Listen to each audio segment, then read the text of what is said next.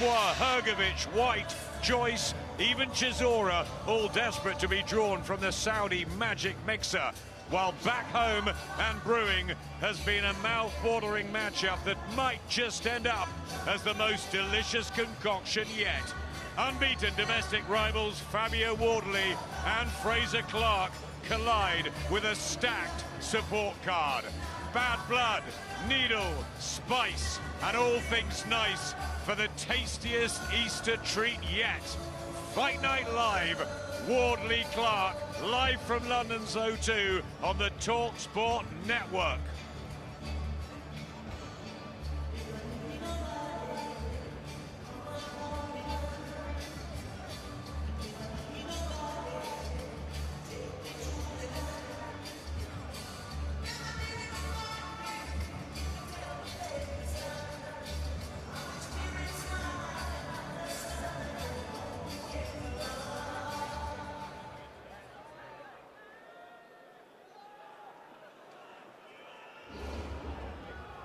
His opponent, fighting out of the red corner, Callum Simpson.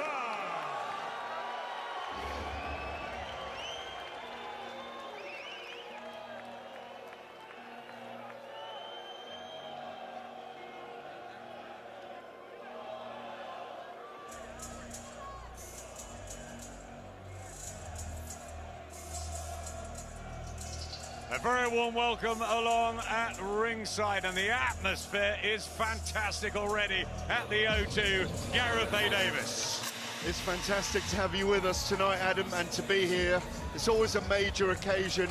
Easter Sunday, it's resurrection night for the religious people today, but it's also a resurrection night for a lot of boxers. One of them being Frazer Clarke, and he can haul himself into the big time tonight as an underdog, an Olympic medalist, but an underdog against a guy who came with no boxing background. They come from different spectrums. Fabio Wardley was a white-collar boxer who has now eviscerated 16 of his 17 opponents in an undefeated fight night. The great thing about tonight is that we are going to find out in several 50-50 fights what we didn't know and what we've been debating all week, Adam. It's a beautiful contrast of styles. Fabio Wardley, a wonderful success story, the British and Commonwealth heavyweight champion. But we remember, Gareth, when Frazer Clarke was a security guard here for AJ against Dillian Whyte back in 2015, December 2015. He was a brilliant amateur at the time, hasn't quite lit the fuse as a pro yet. This has to be his coming out party, but is he good enough? Yeah, I think he is good enough, and he's got to prove it tonight. As I say, in Japan, he was an Olympic bronze medalist. He's been the understudy boxing to Anthony Joshua, sparring in the amateur setup, the brilliant amateur setup in Sheffield with Anthony Joshua and Joe Joyce. This is his moment to shine. He just hasn't really had that sparkling performance yet, but what we have had here, because of purse bid gate a year ago, it's percolated, this fight, so it's got a bit of heat under it, a bit of vim under it.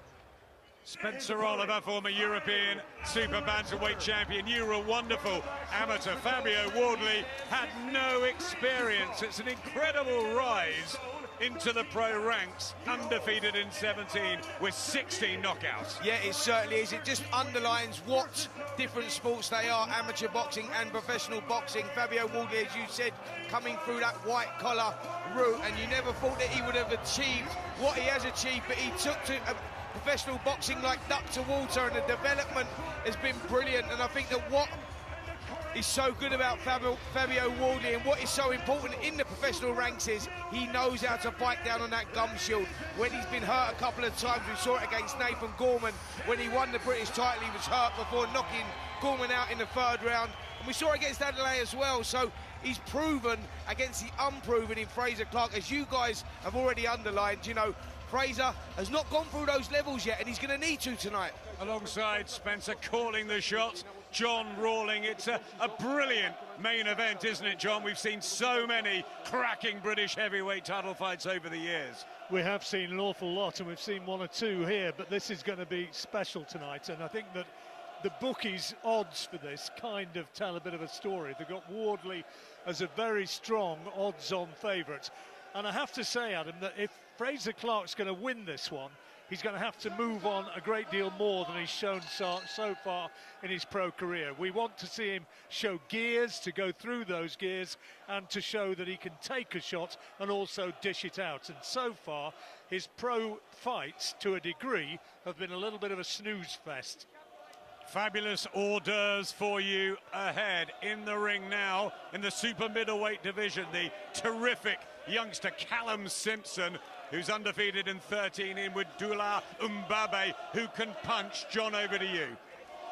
Well, Simpson, big man for a super middleweight, and Mbabe stands over 6 foot, and he's caught him early. Simpson going toe-to-toe with this fella, and that could be a high-risk strategy. Simpson, who, as I say, stands well over 6 feet, from Barnsley, undefeated in 13 fights, managed by Kevin Marie, and they're talking about, if he gets through this, a British title fight against Zach Chelli later this summer. But it's been a real explosive start here, and both, Spencer, landing some big punches. Yet no feeling out process here in the first round. Both guys trading blows there, and Mbabe, he's getting successes as well. He just landed a good right uppercut, so Simpson has to be careful. And Mbabe, 29 KOs out of his 34 victories, so John, he can punch. We talked to Simpson about whether or not he might be overlooking Mbabe, looking towards the Chelli fight, and he said, well, that's the way I am, as he just turns him and hits him with a little right hand into the side of the head.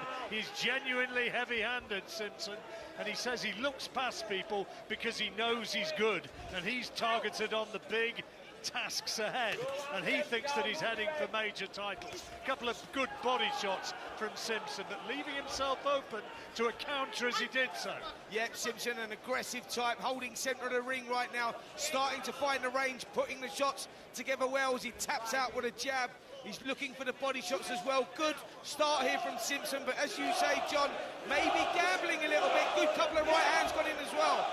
Well, he wants to make a statement here, because I know Zach Chelli's sitting at ringside somewhere tonight. I saw him on the way in, and he'll be keeping a very close watch on what Callum Simpson can produce. And so far, he's looking aggressive. He's landing some big shots. Good fan base, incidentally, as well, in Barnsley. Simpson, very popular in his hometown. Oh, and he catches him with a left hook and the right hand to the head. Knocks his head back, and Mbabe's in some trouble here. With 25 seconds to go in this opening round, there's a call from ringside of stop it, but it's going to go a long way beyond that at this moment, because Mbabe is holding on, clasping his man close and buying himself a few precious seconds. But that's the first big attack of the fight, Spencer, and we're coming now towards the bell to end the first round, and it's been an emphatic opening round win for Callum Simpson.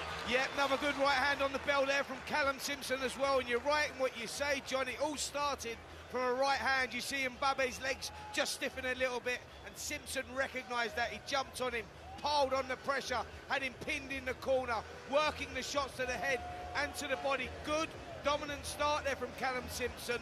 Maybe gambling a little bit with someone with such a big knockout record, but it's worked for him.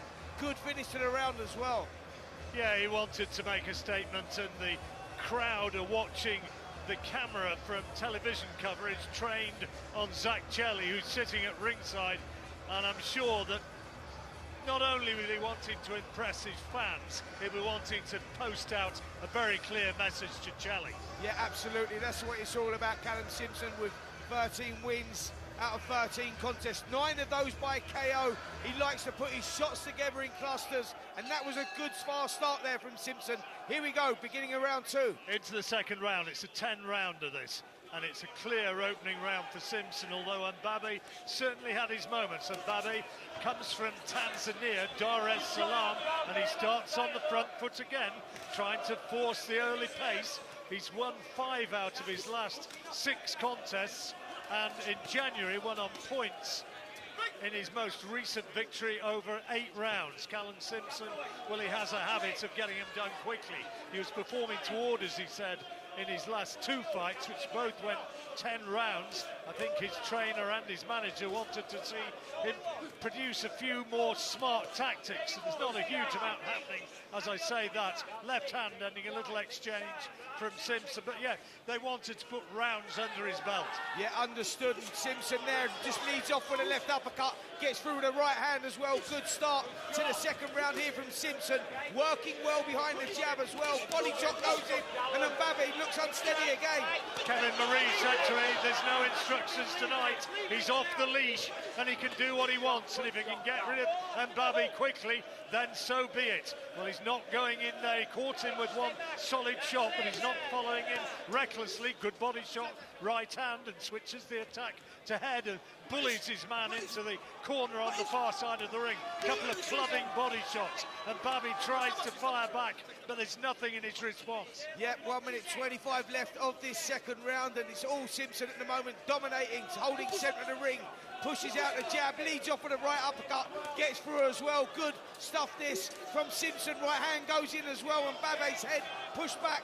Bit of a wild look about some of Mbabe's work, the more classical stuff coming from Simpson, and he lands another chopping right hand, as I said that, and then a couple of stiff jabs, and Mbabe's sucking in the air, breathing deeply, and we're only in the second round, into the final minutes of this second round. Right uppercut again from Simpson, a punch which has served him well, and Mbabe lands a couple of good body shots. Simpson comes back with a left hand to the body of his own, followed by a right into the side of Mbabe's head. Yeah, both guys just holding centre of ring now, and there's a laboured look about Mbabe's work now. The shots seem to be taking a toll on him from Simpson, who lands another big right hand again. Good stuff, followed by the uppercut from Simpson. Last 30 seconds of this opening round. Good left hand from Simpson. Not quite as spectacular as some of the crowd believed. He caught him with a left hand and caught him off balance, which accentuated it slightly, but nevertheless a good scoring shot for Callum Simpson, who's adding to his success in the first by clearly taking the second round. Oh, good volley of punches from Simpson. Lands 3 or 4 to the head of Mbabe, and that's another clear victory. Second round to Simpson. Let's see how Adam and Gareth have got it. Wonderful variety from Callum Simpson. He's a really polished fighter already. I think what he's doing tonight is trying to make a big statement. Zach Chelli here, Ben Whittaker coming up later. Something about Callum Simpson, he's a lovely guy. He's come through the small halls, got a big following from Barnsley. I just like the way he goes about his work. He moves well, he's not got many weaknesses. Lovely body shot work tonight. Reminds me of a big Kell Brook, Gareth.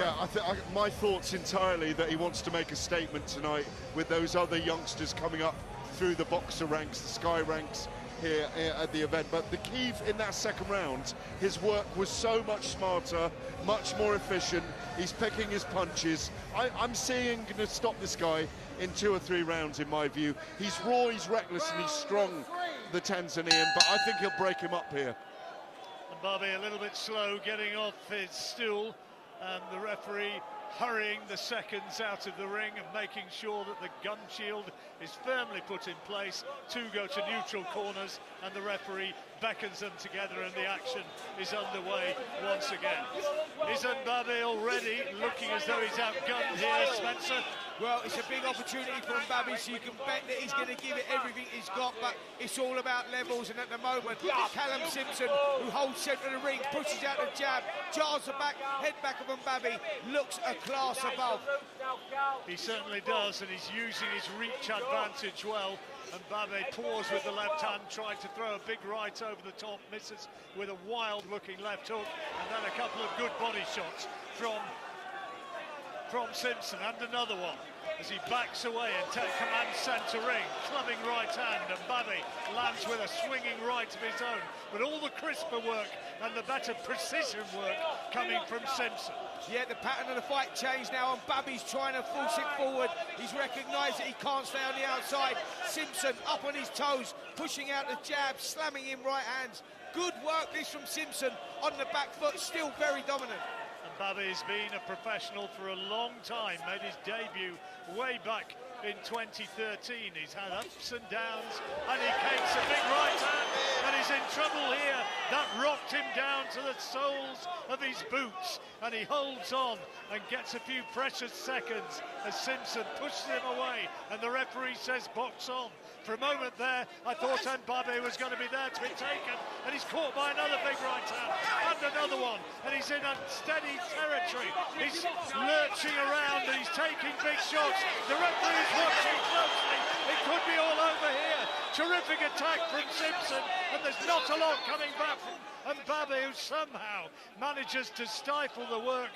I thought the referee at one moment was poised. Yet the referee taking a close look, and Mbabe on stumbling legs right now. He's pinned in the red corner, and he looks desperately tired. The legs just seem to have stiffened a bit. Simpson up on his toes, pushing out the jab, looking for another shot. Combinations going in. Great stuff this from Simpson. He can only be moments away from winning here.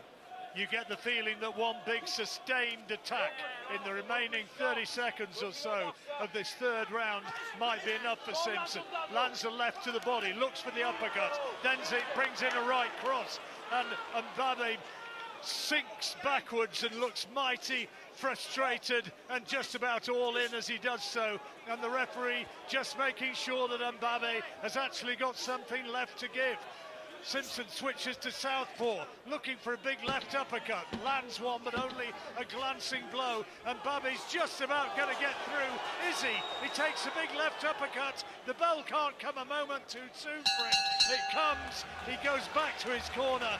He shakes his head disconsolately, and it might be that he says, I've had enough. Meanwhile, we'll go into the red corner and hear what they're saying to Callum Simpson. Guard, shuffle in with the right hook, then put the left hook to the body on that. Just watch it switching off a little bit sometimes after you're making your attacks, you know. Alright? Looking good, mate. Just a little bit short.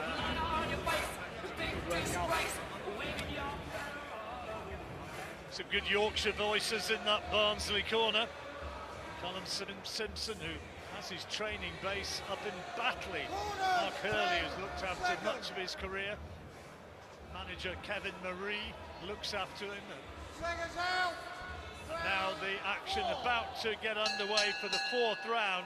And that was a big, big round for Simpson. And Mbabe convincing his corner that he's okay to go on. But how long is he going to be able to match fire with fire? Yeah, there were strong conversations going on in the Mbabe corner. I'm not sure he was going to come out. Then he was going to come out. The corner done a great job pumping him up. And he's rolling the dice right here. You suspect, John, this could be the last roll of the dice. As I say that, Simpson slams in another right hand. But he took it well, to be fair, Mbabe, and came back trying to throw bombs of his own. The taller Simpson, keeping him at range. The old-fashioned straight left, right cross, and he's using that reach advantage well, peppering him with the left jab. And Mbabe not able to find any way through. Throws a clumsy-looking right, taken on the shoulder by Simpson, who thwarts another left hand. Then comes in looking for a left uppercut, can't find the target, and Mbabe throws a right over the top. It takes two more big shots, and then a right hand to the head, two to the body, right hand to the head. He's down, and the count's at 6, at 7, at 8, and he looks at his corner, shakes his head, and he says, no more, I don't want any more of that. And Callum Simpson simply outgunned him. Too good a boxer, too powerful a puncher, and now moves on to a British title challenge. Yeah, and rightly so. He's ready for that. He proved that there. Mbabe was a dangerous opponent with a high knockout ratio on his record, and Simpson went out there. He took control from the opening bell, held centre of the ring, worked behind the jab, putting clusters of punches together. The right hand was especially effective. Uppercuts going in, body shots as well. Great boxing IQ and ring craft there from Callum Simpson. And he said there, I'm ready for the British title, let's go. The Barnsley lad has done well. He's got a big support base up there, and on the basis of what we've seen tonight, you can understand why. He was exciting to watch. Absolutely. Listen, he's got great charisma. He's very infectious when you're around him. He's a very polite, respectable guy, but when he gets in that ring, he switches it on.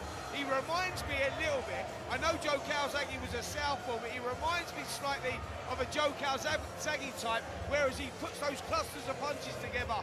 Very lightning fast hand speed, throws is in 6, 8s, 10s, and they're very, very effective. This kid, trust me, is going to be special. He will go on and win titles. That was a brilliant, calculated performance, and he executed it perfectly. He's a charming lad, very articulate, as we'll perhaps hear after the fight if Gareth gets a microphone in front of his face, because he has got a story to tell.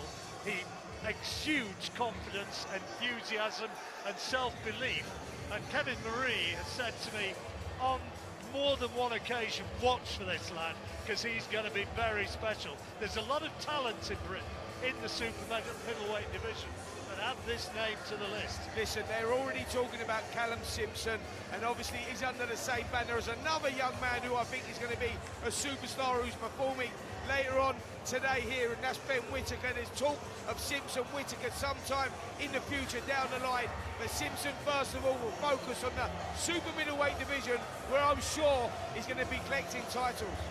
If Ben Whittaker wants to pat this fella on the head with his outstretched glove, good luck to him, because I think Callum Simpson might have other ideas other than be on the receiving end of humiliation. Absolutely, yeah, but listen, it's all about Callum Simpson here right now, and that was a great performance. He got the job done against a dangerous opponent, and now can look forward to moving on to British titles later in the year, like you said, John, in his hometown of Barnsley. And we're coming now with confirmation of a spectacular win.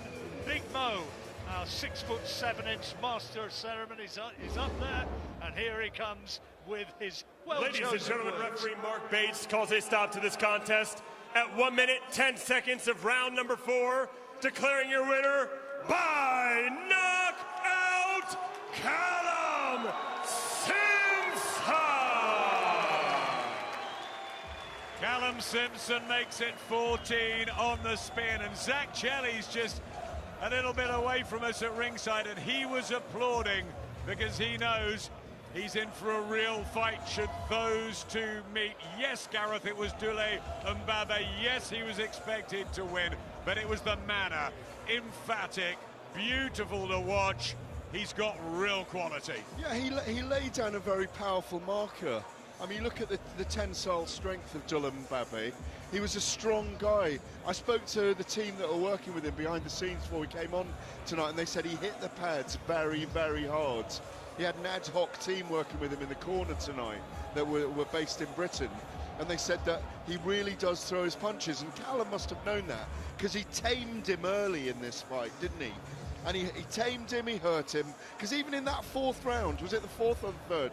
Fourth even in the fourth round, the Tanzanian came with a little bit, he changed levels a little bit, he wanted to survive in there, and he actually apologised to the ref for not being able to get back up. He said, I've had enough. Simpson, Chelly, Simpson, Whittaker, look at the kid's physique, look at his movement. Adam and I were saying off air, he reminds us of Cal Brook as well. I think he's got a massive future. I've liked him from the minute I met him. Yeah, I think he's like a big version of Kell Brook. I love his jab. Body shots are beautiful. He moves well. He's got a good ring IQ, good at mid-range. 10th knockout, Spencer. He's got power as well to add to the armory. He's got fans. He looks good. As you said, he's so respectful outside the ring. He's a lovely bloke. Absolutely. Listen, you know, someone like this he's TV friendly, he's radio friendly. You know, people like this kid. You know, he's very, very infectious. I think he's going to go a long way. Zach Chelly's a great fight for him as well for the British title. Homecoming for him there as well. I'm sure he'll have an unbelievable support. But, yep, I like this young man. I like him a lot. He's been around since 2019, so 5th year as a professional, 27 now. When do they push the button? It's pretty soon, isn't it? Absolutely. Listen, he's ready to go now. Like I say, I think that was a sort of the fight that he needed against a dangerous opponent, and what he showed there is that he can execute the perfect game plan. He kept his composure, you know, he worked everything behind the jab, he held centre of the ring, switched the attacks to the body and the head, and yeah, there was a little bit of everything there, a little bit of enough to say, yep, this kid's ready. John, we've watched a lot of fighters, prospects that come up and deal with journeymen and at different stages. How do you feel looking at Callum there? When will he be ready to be plunged in for British, for European, and then on for world honours? How would you guide him, John? Well, my understanding is that he's going to get that British title fight this summer. They're talking about August in Barnsley for him to be fighting Zach Chelli. I mean, that's a very good fight, and Chelli is no mug, but I think he's going to have enough to cope with him. And then from there on, it's going to be interesting, isn't it? Because they're going to be able to steer him potentially right up to the top of the sport. And I think that Gareth is with our man right. No, he's not. I beg your pardon. Sorry, carry on, Adam. It's all yours.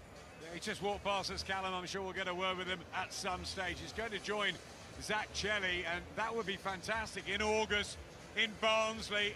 It'd be some atmosphere up in Yorkshire for that one. But of course, he's 12 stone, but he's a big guy. Light heavyweight has got to be the way, Spencer, and it's got to be Ben Whittaker down the road. And Adam, you know, we've been talking about this now for a little while, actually. Like, you look at the frame of Simpson and you see him, and he's very tall, he's very wiry, and he will grow into a light heavyweight. That's only a matter of time. I think what his plan is to make his mark in the super middleweight division. He won't be hanging around there for long. He'll be ready to move up, and the obvious way to go there is with who we say is the next superstar of British boxing, and he's boxing here tonight as well, and that's Ben Whittaker. He's a big lad, you know, Adam, because he's standing up there doing an interview with Sky at the moment. Clearly, physically, very much the bigger man when put against Zach Chelli, and he may even be physically bigger than Johnny Nelson, who was a world cruiserweight champion. Yeah, he's two divisions up, and he's that size. He's a very tall guy, and he's towering over Zach Chelli as they talk alongside. He's also got a very relaxed feel about him. It's like he's very assured. He boxes as though he believes. He's relaxed in the ring as well, isn't he? Absolutely. Listen, the kid oozes confidence, that is for sure. And as does the British champion, Zach Chelli.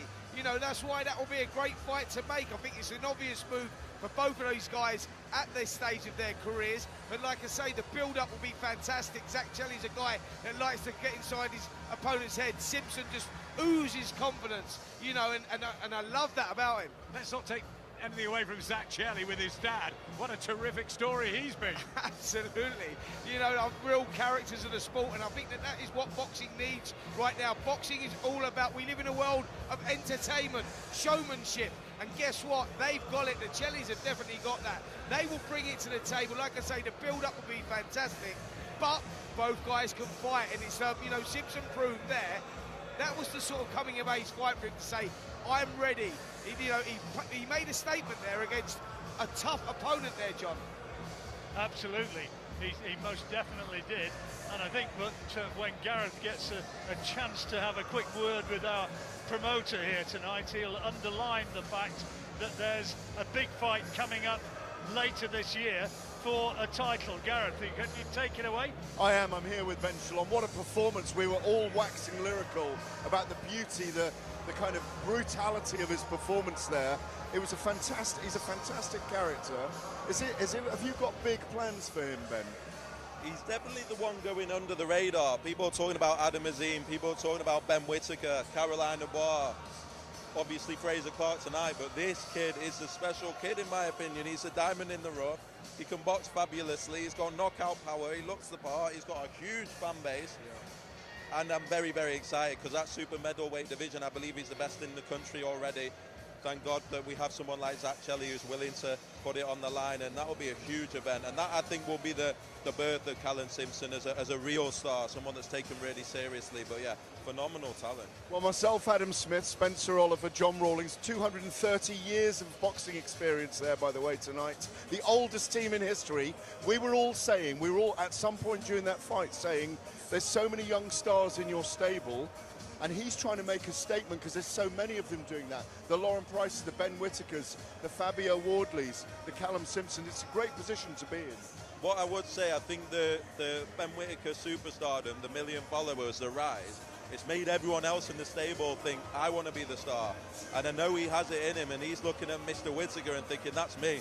I'm better than Ben Whittaker. I can do it in the super middleweight division. So yeah, obviously delighted that we have someone like that in the stable. I think we're all relishing the prospect of Mr. Whittaker. Obviously, he's fighting tonight and he's got to win. Mr. Whittaker, as Zach Chelli and Callum Simpson, as we just watched them face off ringside after they've been in the makeshift studio here. Total gentlemen, the pair of them. We're going to get Callum in with us now on his way out. Callum Simpson at some point against Ben Whittaker. What a fight that's going to be. It's a huge fight. I think this kid's got pay-per-view potential in his own right. As I said, he's got the fan base, he looks the part, but he's developing so well, but he is going under the radar, probably because of Mr. Whittaker. But I promise you, when he headlines at Oakwell, and you see the thousands of fans that will come out of him, we will see the start of a new star from Yorkshire. Well, your team have actually grabbed him on the way out now, the boxer team. I'm going to go over there and chat to him and muscle in. Thanks, Ben. Well, as Gareth goes round and tries to get Callum, we are really, really excited about this super middleweight division that is back alive. Absolutely, you know, this is the super middleweight division is a history steeped with great fighters. We had Eubank, Ben, Collins, Watson, you know, and I think Steve, who's here tonight, isn't he? Absolutely, Steve's here tonight, and I believe Chris Eubank Sr. is here as well. You know, they're promoting a new film that's just come out, but yet super middleweights have historically produced great fighters. And John, I think we may just have discovered another great fighter here. Well, it's not impossible. There's a long way to go, you know, and you don't really be wanting to go too far. But he said beforehand, when I spoke to him in the dressing room, be sure you say some nice things. Well, I've said some nice things. Gareth, it's yours. You have said some. We've all said nice things about you tonight. We thought you were looking for a statement there tonight, Callum. He's a tough guy, a strong, tough guy. I knew about him. You obviously did. Yeah, you know, I've not seen too much about him, but you know, for his record, it looks like a big puncher. And you know, I think out of 40 odd fights, he's been stopped twice against former world champion. And his past few fights, his losses he's had have been against top kids, like people around top 10 in the world, 15 in the world. Took him 10 rounds, a full championship round. So we knew that it weren't going to be easy to get out of there tonight. But like I said, Chelli was sitting ringside, so I want to let him know what he's in for. You're a beautiful person. We know that you're an Adonis physically. You've got all the skills. We were comparing you to some great boxers of the past. Spencer Oliver said you reminds him of Joe Calzaghe. Adam Smith and myself are saying Cal Brook. You're brilliant in the mid-range. You've got great prospects ahead of you. Zach Chelli next. Yeah, like I said, when you talk about my style, I think you've not seen, like, I keep saying people aren't seeing nothing yet, you know. Yeah, I feel like I'm trying to become a complete fighter. My style used to be pushing forward all the time. I want to be able to box on the back foot, counter punch, mid-range, close range. And I feel like the more levels I step up, the more you're going to see that. Go and enjoy your Easter egg. Thank you very much. Thank you. Very, very good win for Callum Simpson, who makes it 14 on the spin. Will Vidal Riley remain unbeaten? He's got a cracking matchup with Mikael Lawal.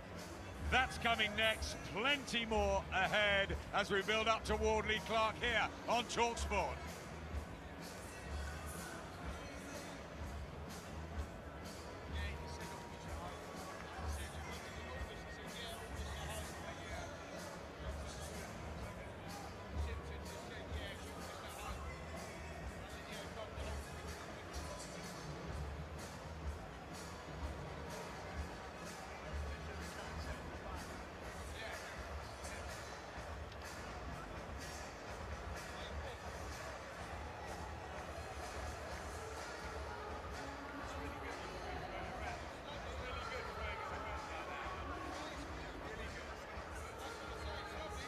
Yeah, okay, thanks.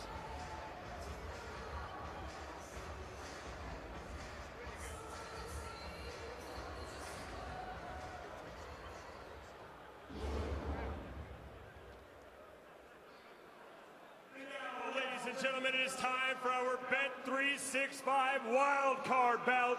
10 3-minute rounds for the English Cruiserweight Championship. Introducing first, the challenger, hiding out of the blue corner. Here is Mikael Lawal.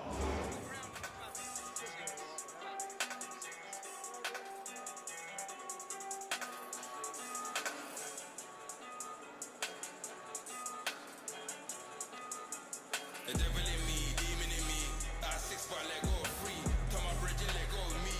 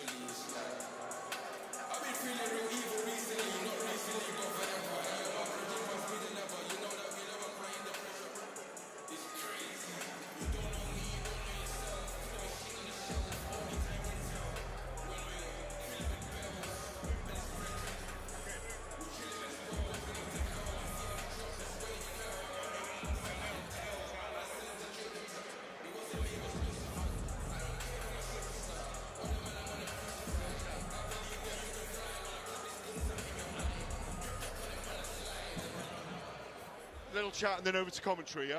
Okay, yeah.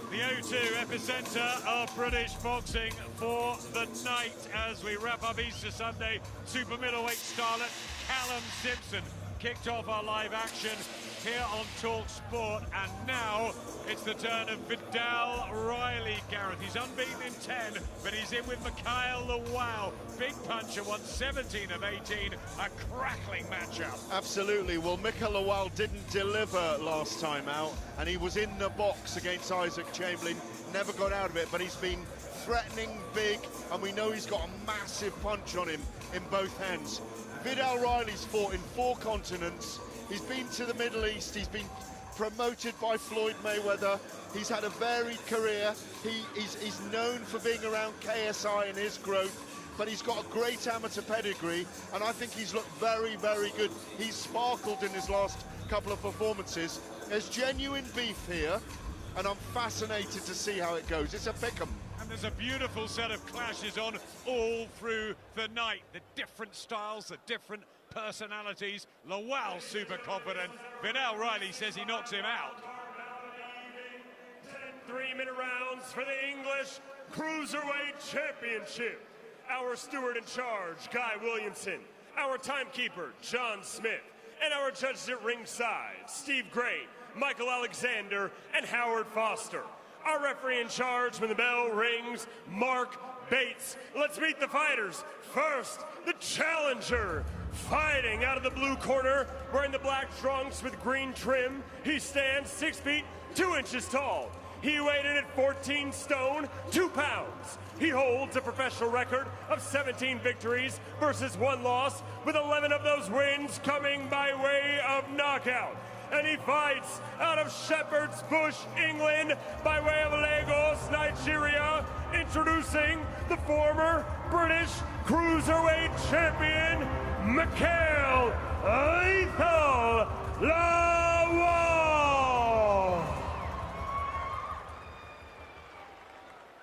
And his opponent, the champion, fighting out of the red corner. Wearing the gold trunks with black trim, he stands 6 feet, 1 inch tall. He weighed in at 14 stone, 2 pounds, 5 ounces. He holds an undefeated professional record of 10 victories versus no defeats, with 6 of those wins coming by way of knockout. And he fights out of Tottenham, England. Ladies and gentlemen, the reigning, defending English Cruiserweight champion, the realest, Vidal Riley.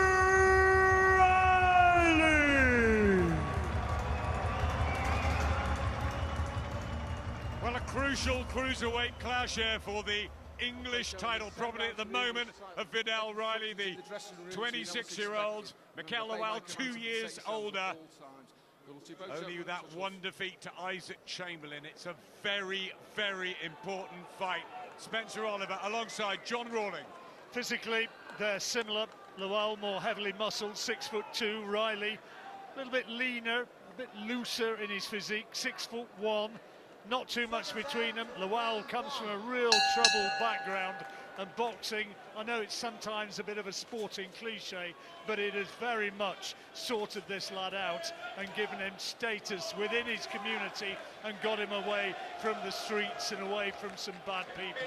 It's going to be interesting to see who takes this one, because it's very much London bragging rights. Shepherd's Bush Lawal against Tottenham Riley. There's a lot of fans here for both men tonight, and who's going to be first to show his power, because they can both punch. Yeah, they're both very heavy-handed. Lawal, as you said there, John, comes from that background where he's bred tough, and that's sort of ingrained into his style. Very stiff jab, stiff backhand as well. And Lawal's come through that West Ham amateur boxing club, so he has that boxing pedigree there, but he's very heavy-handed as well. Both guys are going to have to show each other a lot of respect here at the opening of this contest. Lawal said that after his defeat that you heard about against Isaac Chamberlain, no real big punches thrown yet in this opening round. He said after that defeat, the first thing he did was get home and apologise to his kids, because he said he wanted them to recognise him as a champion, not somebody who was beaten. And I think he's fighting a little bit for some form of personal redemption here tonight. Vidal Riley, who's a rapper as well as a boxer, another of these very likeable guys. And I've heard his music. I imagine you'll have studied that as well, Spencer. He's got a nice voice. Unfortunately, John, I've not quite been there, but I'm sure I'll take your advice on that one, and I will go back and I will listen to it. But yeah, great contest this looks to be. Both guys just sizing each other up here in this first round, and rightly so, just showing each other the respect they deserve, because they are both very, very heavy-handed. One shot in this contest could turn everything on its head. It's a really quiet opening couple of minutes, and nobody really putting their toe to the floor in any sense here, looking to establish dominance in these early stages. Just a little bit of a feeling out process, you sense, for both men. Riley backpedaling, allowing Lawal to plod towards him. Lawal not able to unleash any sort of power shot yet, though, and he's just pawing with the jab rather than... That's better. Steps in and throws a solid right hand to the body, Lawal, and that's more of what he needs. No trouble from Riley in taking it, but that's more the sort of power that Lawal's going to have to show, plant his feet and deliver. Yep, certainly is. 25 seconds left in the opening round. Lawal holding the centre of the ring, stiff jab he throws out, looking for the body shots as well. And Vidal Riley up on his toes, bouncing around the perimeter of the ring, just looking for those openings, just feeling out process. Both guys showed a lot of respect.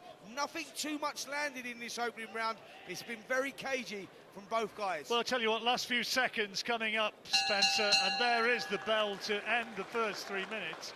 And, you know, you get criticised for saying that is, you know, a close one and you shouldn't be giving drawn rounds, but that strikes me as a little bit of splinters in the bum. Listen, where do you go with that round? Like you say, you go maybe lean towards Mikael Lawal, because he was the aggressor of that one. He landed a good right hand to the body, was probably the most clean shot of the round. Vidal Riley was working well on the outside. There was a nice look on his work on the outside, like nice and fluid, moving around, but we didn't really see too much shots coming from him, so expect this one to heat up. Both guys rightly so, with what's on the line, you know, taking their time and being very cautious. But John, this one will catch fire at some point. Oh, most definitely it will, and we're sitting just a few feet away from the ring, and thank goodness we've got a ring, because Mike Goodall, the guy who puts these things up, had his van nicked from outside the gym in Canning Town. I think it was on Friday night, and it contained half a ring, so he's had to sort of scrabble around doing repair work, finding more ring components and get the thing up there. I mean, for goodness sake, it had his name on the side of it, plus what he did, and it was still stolen. You really do wonder at the mentality of some people. Anyway, second round underway. How did you score that opener? Yeah, first round I'm going to lean just towards Mikael Lawal, because he was the aggressor. He took the centre of the ring, landed a clean body shot, but that was the only real clean shot that was landed in the round. And as I said, John, expect this one to unfold as these rounds go on. As I say that, Vidal Riley just pushing out with a jab, double jab. He's looking for the openings. He's trying to set the traps, feints with the feet, looking for the right hand over the top. Lawal holding his shape in the centre of the ring. Riley just looking slightly the more naturally coordinated, with the better balance and the better footwork.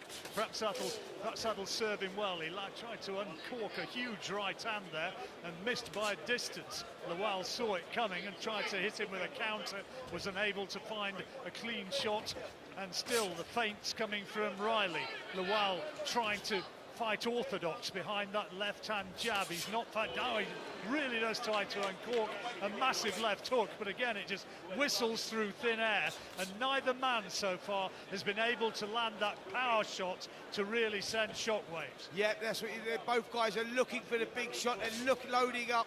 Lawal just missed with that left hook fractionally there. And just moments before that, Vidal Riley missed with a big right hand as well. But Riley using up a lot of energy here, bouncing around on the outside, doing the feints, setting the traps, trying to create an opening. But Lawal reading it very well, stalking forward, carrying that left hand low, and just making Riley work on the outside at the moment. And still very difficult to make an argument one way or the other about who's actually winning this fight. And we'll have another perspective at the end of this round. There's a good right hand from Lawal. Adam Smith and Gareth A. Davis will give us their view of how this one's going. There was a nice little shot in close there from Riley.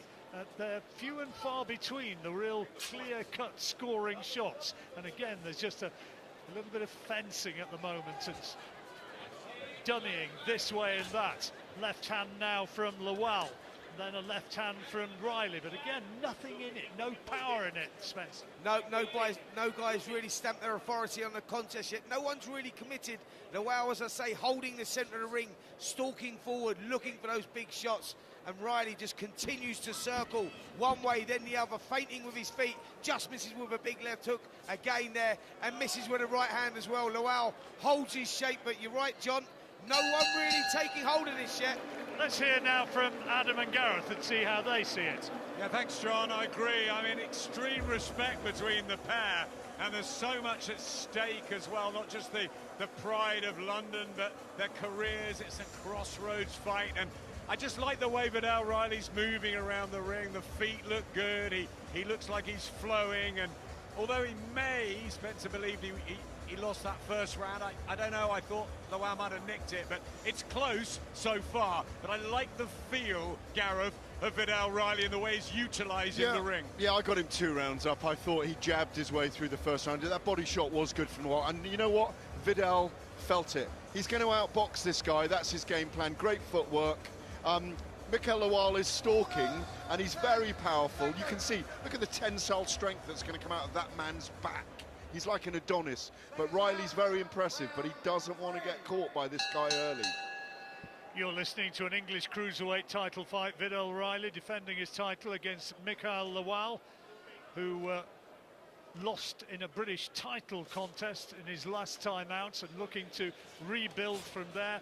And this is on talkSPORT 2, and at 8:30 we're going to be switching over to talkSPORT.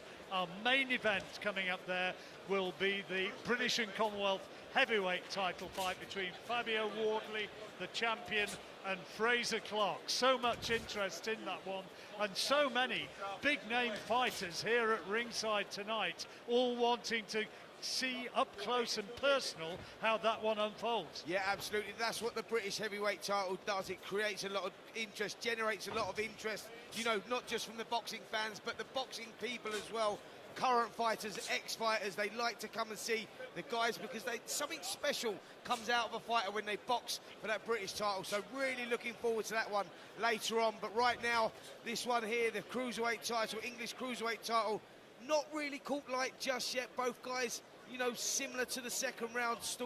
Lawal stalking forward, Riley up on his toes, moving on the outside, but neither guy really willing to commit yet, and they've got to do that at some point, John. Well, neither of them so far has been able to, or either been able to or wanted to commit themselves and get the footwork right to get into range and land combination punches. They're still looking for one-off big shots between the little pitter-pat of jabs, and the bulk of the jabs have been landed by Riley. Maybe just the sterner shots, the more powerful shots, have come from Lawal, but not a lot between them. Just adding to that British title thing that you're talking about there and how it just generates great fights, Spencer. I saw somebody on social media over the last couple of days engaging with Enzo Macronelli saying, British title, what does that count? It's nothing. I mean, that shows how little somebody knows about boxing.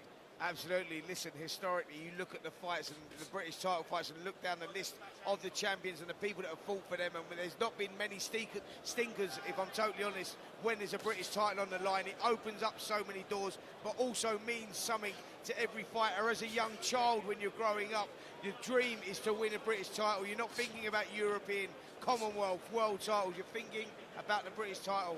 So that's what the British title means for fighters. Yeah, I'm old enough to remember when Henry fought Joe Bugner.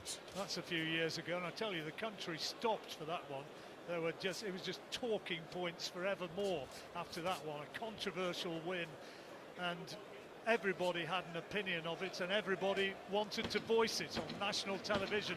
This has been another very, very close, very quiet and close round, this one here, and maybe Riley just doing enough to take that one, because for the life of me, I couldn't really see anything worthwhile in that round, ended by Lawal. Yep, no, it's turning into a bit of a sparring session, this one.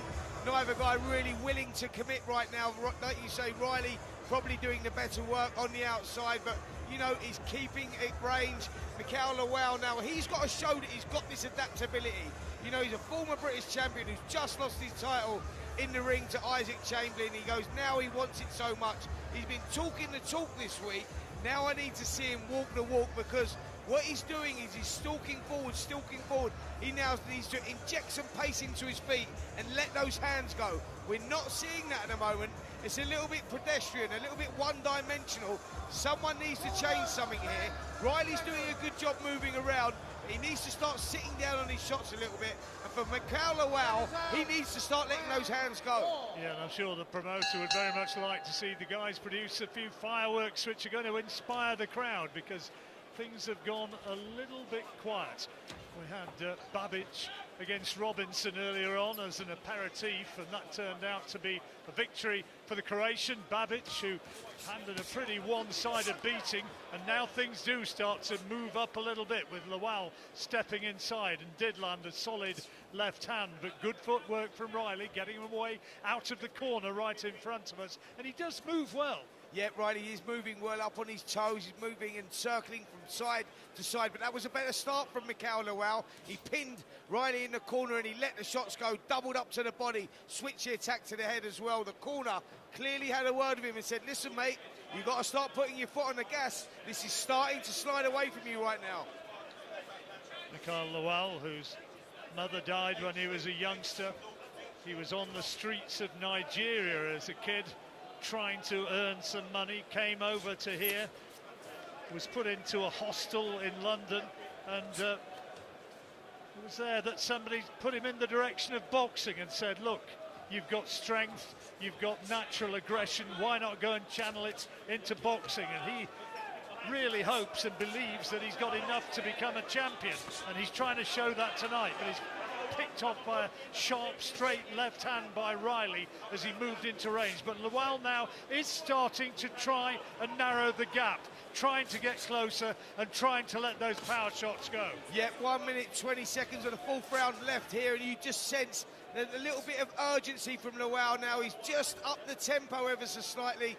Riley switching from one side to the other, feinting with a jab, looking to keep it at range here, but Lawal now stalking forward, looking to close that range some more.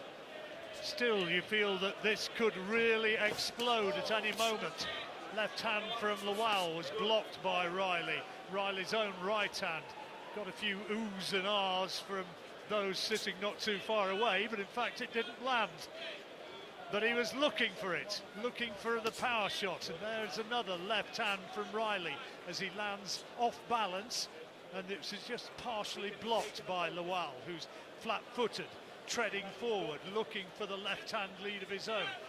Riley backpedaling, circling the ring, and still we look for more powerful shots. Little 1-2 from Riley, but didn't land clean though. No, you can see who had the amateur pedigree though, couldn't you? In Vidal. Riley, he's moving, he's up on his toes, he's got a game plan, he doesn't want to sit, he doesn't want to stand with Mikael Lawal, who clearly is the heavier-handed of the two, physically the stronger of the two, stalking forward, but it's down to Lawal now to change this, because Riley's just nicking these rounds in rounds that are not a lot happening. He's just doing the better work of the two. It's now down to Lawal to turn the screw a little bit here, otherwise the rounds are going to start falling away from him. Let's listen into the Lawal corner and hear how they're trying to hype him up. Basic. Double up on your jab and see what is available. If it's left hook, left hook. If double jab, right hand, right hand. Double jab if it's body, body, but then you need to finish with the left hook. Listen, you can't give any more rounds. You can't give any more rounds. We lost 4 rounds. You need to give pressure. Up and down. Straight up, down, left hook. Double, right hook, left hook. Basic level, up and down. Left hook, down. Mix it your levels and be more active with the left hand. Do you understand? Okay. Tighter. Punch to punch. Punch to punch. Trainer reading it well, Spencer, saying, you know, you're losing rounds, and now we move now into the 5th.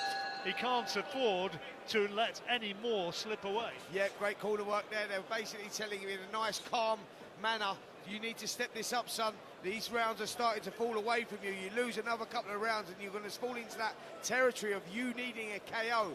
Vidal Riley, if it's not broke, don't fix it. He's doing the right thing, moving around the perimeter of the ring. Yes, maybe not exciting, just misses with a cluster of punches there and swings Mikael Lawal around there. Mikael not happy about that little smile.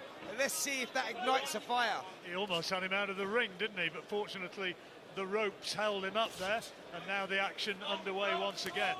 Misses with a right hand, Riley, attempted to throw it over the top. Lawal trying to narrow the gap and create an opening for a big right hand to the body, but again, falls short of the target.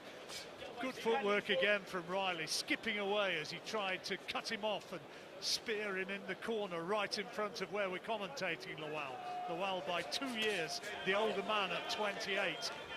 Has more of a bodybuilder's physique, powerful, and with the punch record to suggest that it could all change with one shot. But at the moment, you just can't find it. Did get a right hand in there, but it came from so far back. Riley saw it coming and was comfortably able to parry. Yep, done well there, Riley. Again, just throwing clusters of punches, moving, circling one way and the other. Lawal continues to stalk forward, misses a couple of good shots there, slips and slides, but nothing coming back from Lawal. It's time to turn the screw now. He needs to put this on, otherwise he's going to lose this contest. Round 5, 1 minute 20 to go, and again, Riley doing the good work, but that was better there from Mikael Lawal. A rare left hook that landed. Yeah, single shot though, and from where I was standing, I couldn't see whether it was blocked by the glove or not. Maybe it got through, but it's a single shot, and he needs a lot more of that as we move into the 3rd minute of this 5th round. Up on his toes, Riley keeping away, lands a right hand as he backs away. Lawal getting closer though, and he's still fancying his chances of finding a big shot to pin Riley and show him his punching power.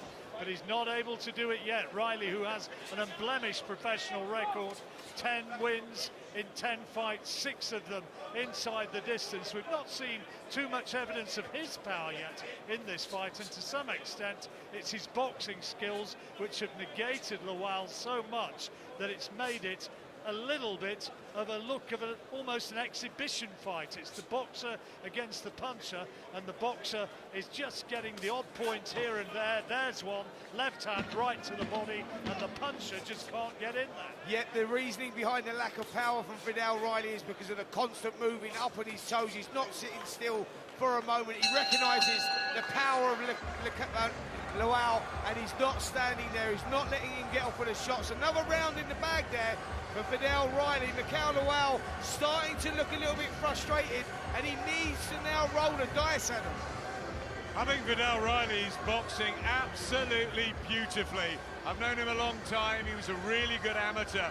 I love his flow and his rhythm and the footwork tonight. But the one thing I think he is tonight is he's shown terrific defense. He's blocking a lot of shots. He's controlling the ring. He's winning these rounds. Mikael Lawal full of effort, full of determination, full of want, but he just is stuck in the mud, and he's not good enough.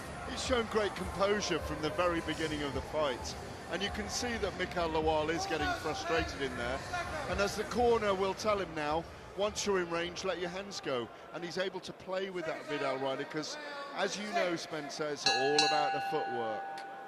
Taking a couple of slaps in the corner there, Lawal. They're trying to really get him going and rev him up and try to get him out there and throw those punches that they know he's got. Absolutely, and that's what it's all about now. And as we start this round, Lawal again just holding his feet. We're halfway through this contest now, and he's just holding his feet in the centre of the ring. But we need to see an injection of pace now. We need to see some urgency from Lawal. He's throwing single shots. Let me see phase 1. Let me see phase 2. Let me see 3 and 4 punches put together. Because if he doesn't do that, he loses this contest. And at the moment, I think he's losing it fairly clearly. That's better, though. He gets in there, lands the right hand.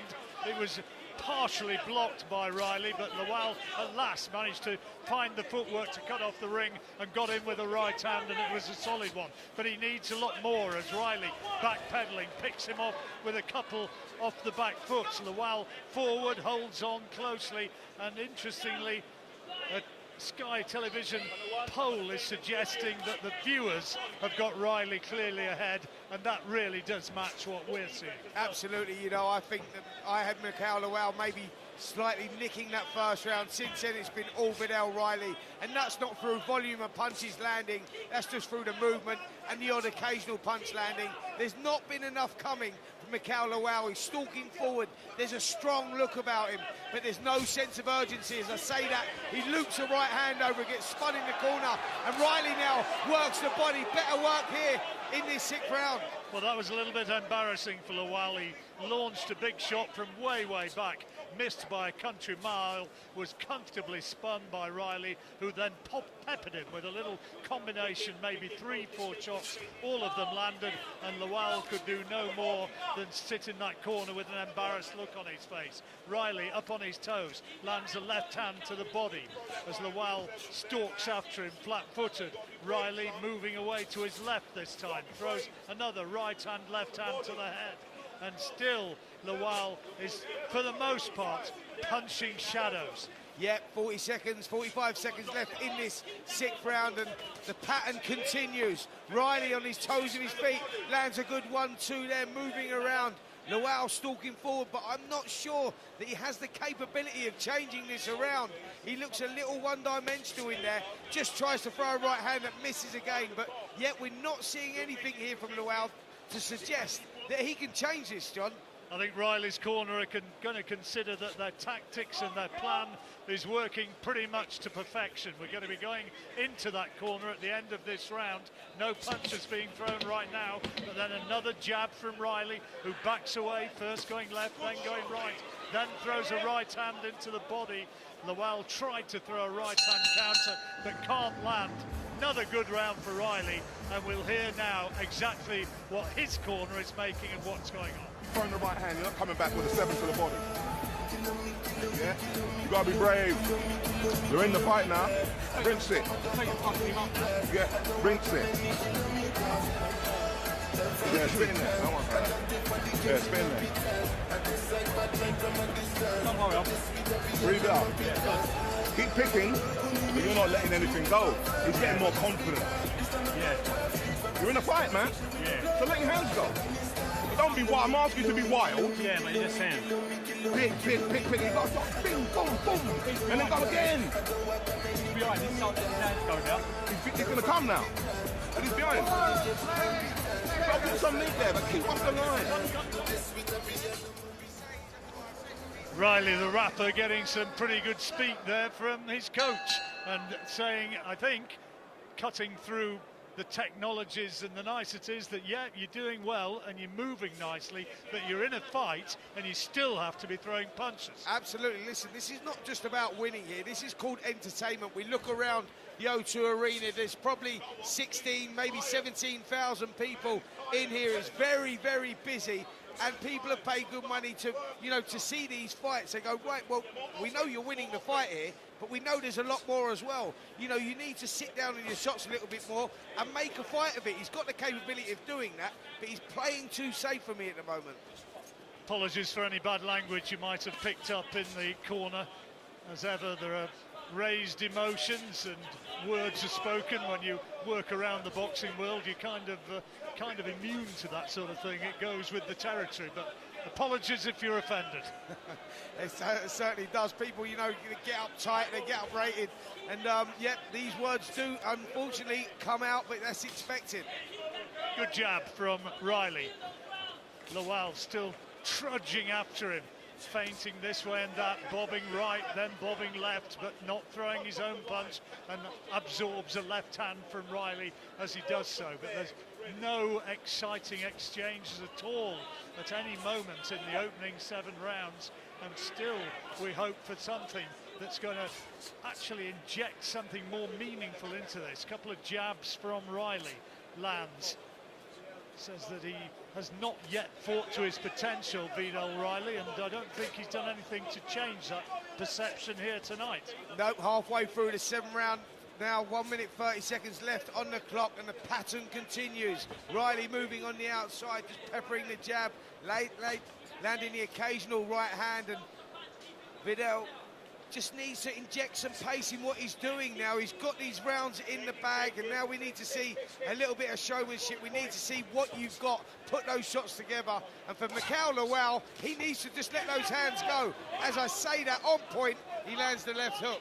Gets a left hand there, but there was a little bit of a look of the inside of the glove and no great power in it. And now Riley back centre ring, trying to work and dominate behind his jab. If you're wondering what's coming up, we've got Ben Whittaker against Leon Willings. Whittaker undefeated so far. Then a fascinating welterweight contest. Florian Marku, the Albanian, against Chris Kongo from Bermondsey.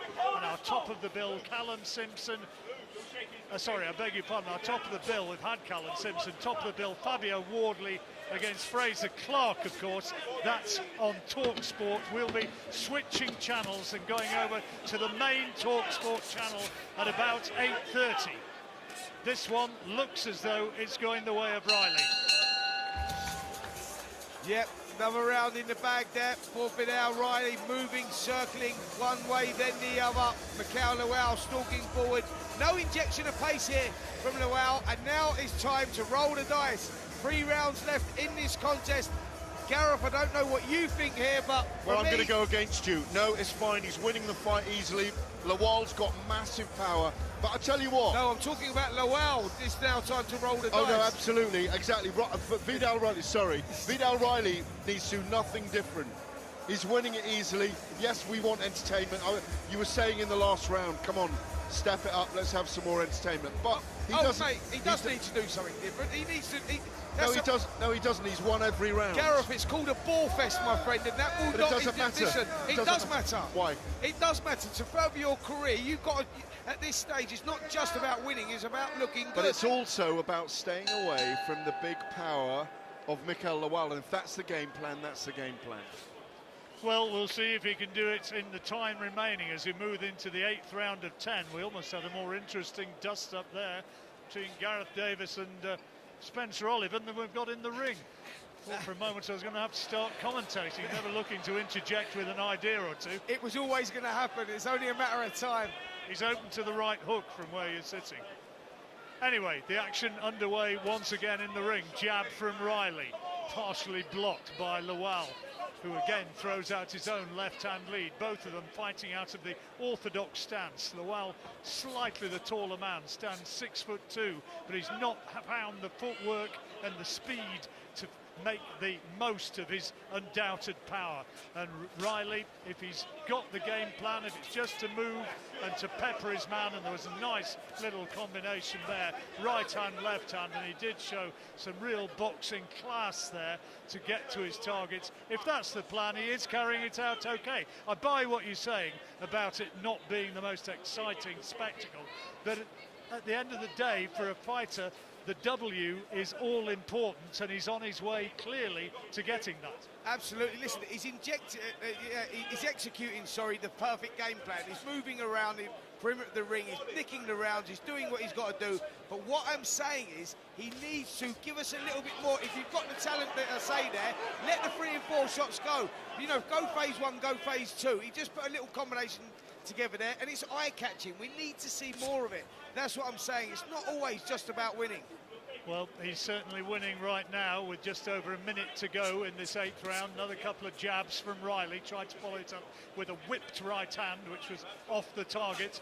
Forward comes Lawal, his jab more cumbersome and predictable, comfortably blocked by Riley, who takes a left hook to the body. And now he turns Lawal and pushes him onto the ropes, and the referee has to split them. An untidy maul ended, and now the action, such that it is, continues once again with another couple of jabs from Riley. Jab from Lawal now finds the target. That's better from Riley. Found a right hand and a left hand, and found a little bit more fluency and more of a combination. Exactly what I'm talking about, you know, the eye-catching stuff, put the shots together. We know that he's got it, we know that he's got the capabilities to do that, and now he's started turning the screw. Right hand to the head, goes in, right hand to the body, goes in as well. Much better work there, doubling up on the left hook as well. This is the best round so far from Vidal Riley. 13 seconds left in this 8th round, and he's starting to turn the screw. Yeah, he's boxed nicely in this round, and Lawal's not been able to do very much about it. He's let his punches go. Riley has listened to what his corner has told him, and he's won that round and won it clearly. Adam, would you agree? Be careful what you say, because Gareth is poised. I'm not going to be careful what I say, but I tell you what, I think Vidal heard the fascinating debate that was being had here on talkSPORT, because he reacted. He's boxed really well tonight, but he has boxed at his own pace. Now, the W's all important, but it is an entertainment business as well. And the last 30, 40 seconds of that round made me think, hello, we've got something here. Vidal can box, he's got that beautiful pedigree, but he can also fight. Letting those combinations go as Lawal is tiring, perfect. Let's see what he does in the last couple, but I think he heard you two and he reacted. But you know, there is a weird history of stinkers at British or English Cruiserweight. Remember British beef here between Lawrence Okoli and Isaac Chamberlain? They punched and hugged all night. Then we got it with Isaac Chamberlain and Mikael Lawal. Hopefully it does ignite for the last 4 rounds. That was a poor fight, Okoli and Chamberlain. It was. This is a really good performance. It's absorbing. By Vidal. It's absorbing. It's absorbing. It's a good performance. You'll be pleased to know that you're not going to have it for another 4 rounds, because it's an English title fight, not a British, and therefore it's only 10. So we've only got 2. I want 2 more. Well, let's see how it goes. Maybe they'll get so much action into it that it'll look as though it's 4 rounds. Well, listen, I'll let you know after this round whether I want another 4 rounds or just the last round. It's all about now Vidal Riley, who's got this in the bag now. He's got the victory in the bag. Now, show us a little bit of what you got, you know, catch the eye, get people talking, not leaving the venue because they're starting to get a little bit bored because he's played it too safe. That's what I'm saying. He's got it in the bag. Now let me see something. He was the 11-4 on favourite to win this one. Bookies don't often get it wrong, and they certainly got this one absolutely spot on. Listening on talkSPORT 2, our main event, Wardley against Clarke, coming up on talkSPORT. Later on this evening, we switch channels with all the boxing action at 8:30, so be sure to redial and get us there, as we're in the 9th of this 10-round of the English Cruiserweight here, and Vidal Riley surely is a long way clear on points against Mikael Lawal, who's pretty stationary on the far side of the ring, maybe just trying to sucker Riley in, trying to open him up for one big pot shot, which could still change things some way. And he tried to throw a big right hand, an overhand right, but he missed from way back. He uncorked a right hand like a fast bowler bowling it in from the boundary. Yeah, John, you read that one perfectly. That's exactly what Mikael Lawal was doing. He sat on the ropes, covered up, and tried to draw Riley in. He's starting to show signs of frustration now. He's stalking forward, but he hasn't got the capability of closing that gap and getting off with those big shots. Riley peppering again with a jab, moving on the outside. He hasn't stopped all night, side to side, hands down low, but keeps on moving. Keeps playing it safe, staying on the outside, but he's winning the rounds, he's putting them in the bank. If you were in that corner, though, for Riley, you surely at this point wouldn't be saying, come on, step inside and try and finish this. You're going to be saying, job well done, just, this is the shape of the fight, and just go on and complete it. Well, listen, we're getting to that stage of the contest when you move into the 10th and final round. That's when you're told, don't get involved, son, stay out of the way. You've got it in the bag, you're done. I was talking about this, you know, after round 5, 6, okay? Let me see a little something now. Let me see a little razzle-dazzle. He will play it safe now. He will keep it. He may show a little something in the 10th and final round, but why would you take the risk when you've got all the rounds in the bag? But right, this time I'm going to apologise in advance for what you might hear in the corner. A couple of right hands and good ones from Riley, but we're going to go into the Lawal corner. He's going to need a knockout, and he's going to need some pretty uncompromising advice. What's wrong, Mikael? What's wrong? Listen to me. It's the last round. Do you understand? There is nothing to lose. Nothing to lose, bro. Come on. Yeah. Do you understand? There is nothing to lose. There is not going to be miracle. Yeah. You need to pull out what you have. Yeah. Do you understand? It's all about you, Mikael. Last round, Mikael. Touch glove. Do you understand? There ain't no coming back from this. There is no way back, Mikael. 3 minutes. I know. Pull out everything you have. It's all about you, Mikael. Come on, confidence. You got this. Stop waiting for boxing. He's not on your level, Mikael. Why do you think the man don't want to engage you? He's running away. Come on, do your job. Yeah. Just step it in. Put your punches together. He's getting some uncompromising advice in there from various voices in the corner, and I couldn't help thinking, as I watched him and watched the body language as he got the verbals, he looks a little bit sorry for himself. yep, he certainly does, and the corner have done a great job there by telling him, listen, mate, this is it. You got to go now. What's wrong with you? Like, you're stalking forward. We need to see something. If you've got anything left right now, Mikael Lawal, leave it in the ring. Let your hands go, because guess what? You're 8, possibly 9 rounds down going into the 10th and final round. You may as well roll the dice.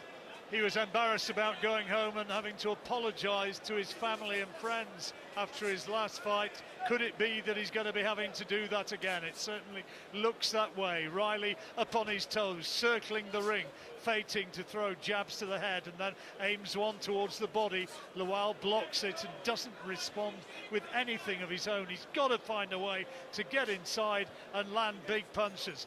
Short of the mark with a straight right hand, an attempted right hook easily blocked by Riley. Riley shows good head movement to slip another left-hand lead. Almost got into range, but then mysteriously, mystifyingly, just doesn't pull the trigger. Yep, he's just moving, circling, pretty much as he has done for the whole 10 rounds now. Riley moving around the outside, and now he sits down. He lets the shot go, slams a right hand into the side. Mikael sits on the ropes. Is he trying to draw him in here? Well, maybe. It's late times if it's going to. Riley lands another big right hand, partially blocked by Lawal, who's got the right hand cocked himself. That's the power punch, but he just hasn't really thrown it with any authority at any stage in the fight. And Riley circling this way and that, anti-clockwise then clockwise, and he just skips away and doesn't let Lawal get anywhere close, and clips him with a couple of left hands. No great power in them, but irritants, frustrating and scoring punches. Yep, winning this round as well now, just inside the last minute, 50 seconds left on the clock, and it's all Vidal. Riley again, moving around, popping the jab, throwing the occasional right hand. Mikael stalking forward and still not letting his hands go. Well, he's got to find it now, because we're into the last 35 seconds of the fight, and Lawal has to find a knockout punch. He tries to throw a big left hand, misses by a long way. Riley ducks under it, lands a couple of body shots, then 2 more, and then curves in a right hook to the head.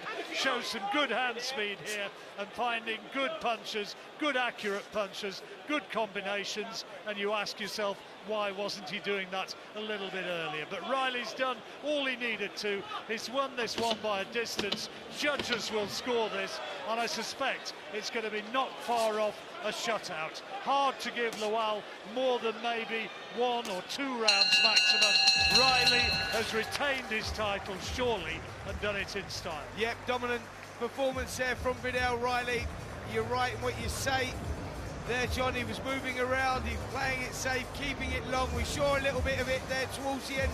Last 30 seconds of the 10th round started letting the shots go. But let's take some positives away from the victory there of Vidal Riley. Look, he showed that he's got bags of talent there. He was moving well. He showed that he's got great stamina, and when he wants to put his shots together, you know, he done it and it looked good.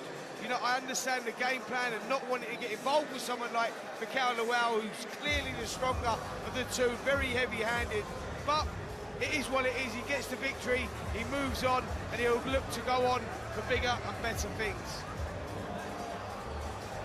Adam, you were watching and enjoying the man you've known for a long time, boxed well, boxed to a pattern, boxed to tactics, put it together, and I don't think there can be any doubt he's won this by distance. Absolutely, almost a shutout. I thought Vidal was really sensible tonight. He executed the right game plan. He did get those combinations rattled off at times as well, just to keep the crowd from falling asleep, because I think it was a purist performance from Vidal. The W's all important. He was a great amateur. He spent a lot of time around Mayweather. He trained KSI, got lost a little bit in the sort of social media world. People don't take him seriously enough. This is a really good fighter, Vidal Riley, and he boxed with real poise, and the footwork, Gareth, tonight was exemplary. No, it really was. Listen, it didn't thrill the crowd here. There was a hubbub throughout the fight. It didn't ignite. I don't disagree with our two commentators on that, but what I do think about Vidal Riley is he's a level above, if not 2 levels above, Mikael Lawal, and he proved that tonight with his footwork and his jab for the first 3 or 4 rounds, and he opened up a bit towards the end. I've got a lot of time for him. I'm really looking forward now to seeing, and I think he's here in the audience, Isaac Chamberlain. That's the big one. I think it's a shutout. Maybe it's 100-90 this fight, but Isaac Chamberlain will test him on a different level altogether. You and I saw Isaac in the week, and he's a great story. Isaac Chamberlain, we're talking about that Coley fight. He didn't get it right that night, but he's come back. He's a survivor. Love to see that one. Let's get the decision from Big Mo, who will make it official, I'm sure. Riley by a stretch. Ladies and gentlemen, after 10 full championship rounds, we go to the judges' scorecards for the official decision. Judge Michael Alexander sees the contest 98-92, while judges Howard Foster and Steve Gray see it 99-91. Declaring your winner by unanimous decision, and still the English Cruiserweight champion, the realist, Vidal Riley. 11 victories in a row for Vidal Riley, who retains his English Cruiserweight title. Will be reflecting and looking forward to the return of the surgeon, the emerging superstar, Ben Whittaker, coming next on talkSPORT.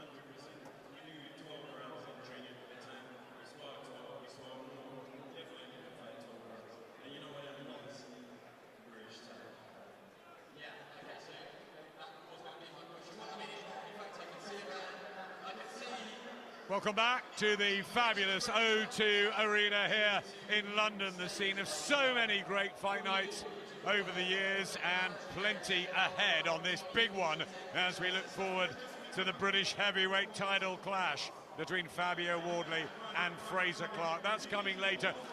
Spencer Oliver alongside me. We just watched Vidal Riley, who's having a little set two with Isaac Chamberlain. Isaac Chamberlain beat Lawal. Vidal Riley did the same sort of thing.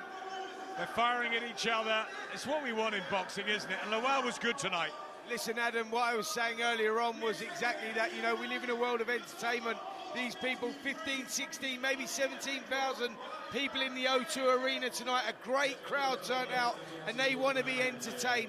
Riley put in a great performance, yes, for the purist. He boxed well, he played it safe, moved on the outside. Mikael Lawal never really had the ability to close the gap, and he couldn't really execute anything good.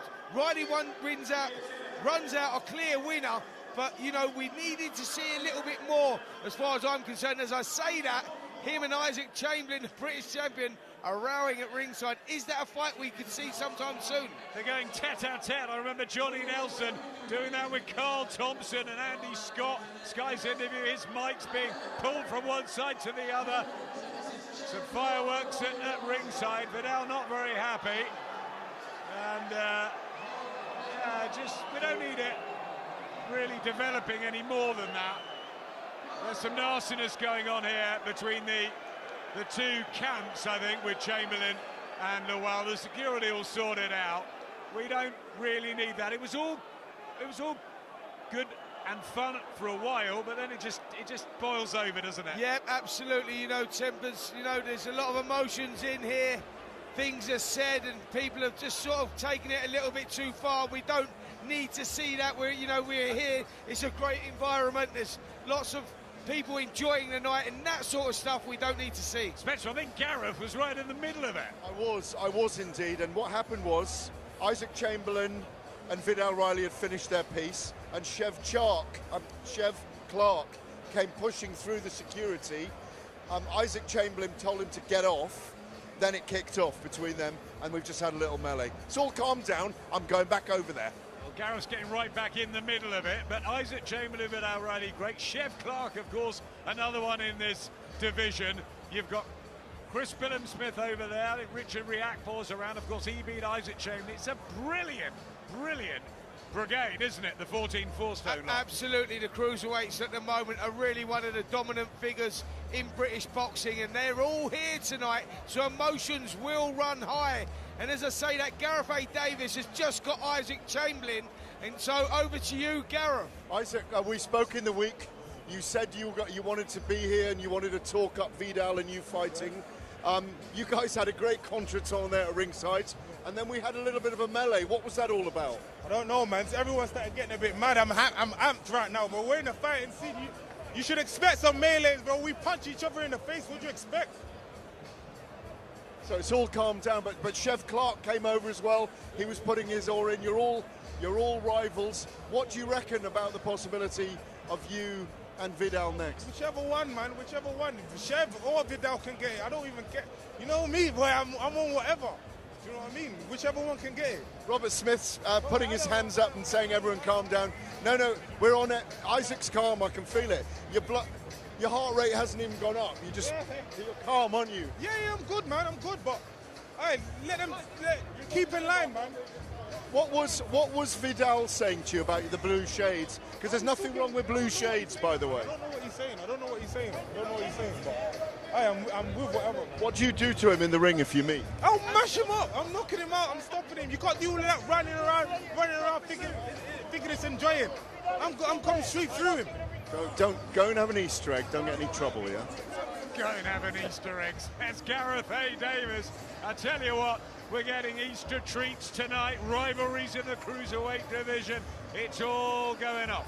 Absolutely. Listen, that's what big time boxing brings. You've got a lot of guys that want to be in the mix here.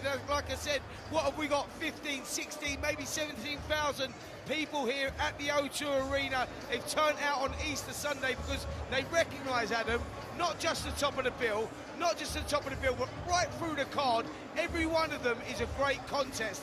and there's a lot on the line. John, we've got Vidal, we've got Isaac, we've got Chev. I think Johnny Nelson was thinking of making a comeback as well. The cruiserweights, hey, you know, they're not the heavyweights, but the division is pretty alive. Well, you can tell that there's a bit of feeling there, can't you? A little bit of rivalry and genuine rivalry. That wasn't made up, not for one moment. I think now we can see that Gareth wants the microphone again. He's with Chef Clarke. Well, I mean, I'm here with Chef Clarke. We're just going to get out of the way for the ring walk. You caused all that trouble? No. Allegedly, allegedly, not me. You went. Well, I was over there. You went steaming in. Why? I didn't get steaming in. But you know, whenever Chef's involved in a situation, it's action packed. You know what I mean? The truth is, you're all lions circling, aren't you? And you're all rivals. You're all competitors. You're all going to meet. We've talked about this in the studio at talkSPORT. You want to fight all these guys, don't you? I don't care who I fight. I want the belts, and that's all that matters. So if you've got the belt, expect me. What happened over there with that melee then? Because it seemed to kick off. Isaac and Vidal were going at it, doing their "we're going to fight next," and then you came, and then it all went crazy. I mean, it's kind of like me being in the cruiserweight division. Whenever I come around, everything just seems to shake up, right? You know what I mean? I literally just jumped over just to see what was going on, to say congratulations to Vidal. And it just seems to, fireworks have started cracking. We love it. Listen, go and enjoy the evening, the rest of the evening. What do you think of Ben Whittaker, by the way, as a boxer? Hey, he's a showman. Yeah, keep your eyes peeled. You know what time it is. He's up next. Great to see you, Chev. I'm going to go for a wander and find some non-boxing stars. Yes, sir. Thank you, Gareth. Chef Clarke, former Olympian, part of the team in Tokyo with Ben Whittaker, and of course with Frazer Clarke. Let's look ahead to the surgeon, Ben Whittaker.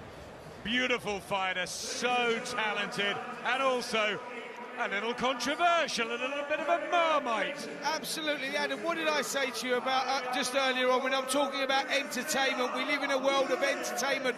Well, guess what? Ben Whittaker, he has that. He is entertainment. You know, I don't know if you saw this little on-off thing that was going on with Andy Clark, Ben Whittaker earlier on when Andy was interviewing him. He said, I thought that was a little bit disrespectful what you was doing to your opponent.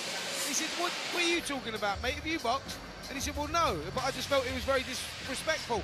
You understood both sides, but what Ben Whittaker was saying, listen, mate, I'm an entertainer, and I don't know I'm going to do it, I just do it. But what he does, he gets inside my opponent's head, he changes his game plan, I've got him rattled, then I knock him out. Because that's what he does. And what I said to that was, listen, what we have to do with Ben Whittaker is, once in a while we get a superstar comes along.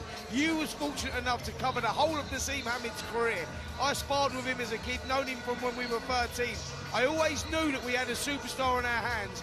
People used to hate it at first, and then once they got to realise that he was that good, they appreciated it. Get on the ride with Ben Whittaker, because this kid is going to the top. He will be a world champion, and he will continue entertaining like he is right now. I couldn't agree with you more. I had the good fortune of seeing him train a few weeks ago. I went to his gym with Joby Clayton, and he is a down-to-earth, dedicated fighter, and he has been since he was a kid. So all the razzmatazz, the entertainment, the show behind that is utter heart, belief, and work ethic. And I think, Gareth A. Davis, you mix talent with work ethic and you get superstars. Yeah, look, he's a natural. It's as simple as that. He's a man with dance in him like no one else, like Willie Pep, like Jorge Paez, like Naseem Hamed, like James Toney, Roy Jones Jr. He's got his own unique way of moving.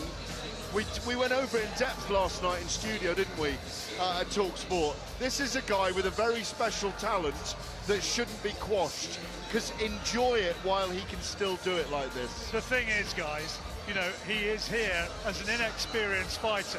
He's barely got out of his L plates at this stage, but everybody is talking about it. I did a two-way on talkSPORT the other night, And yeah, they wanted to talk about the main event, but they also wanted to say, hey, what about this guy Whittaker? What do you make of him? Is he for real?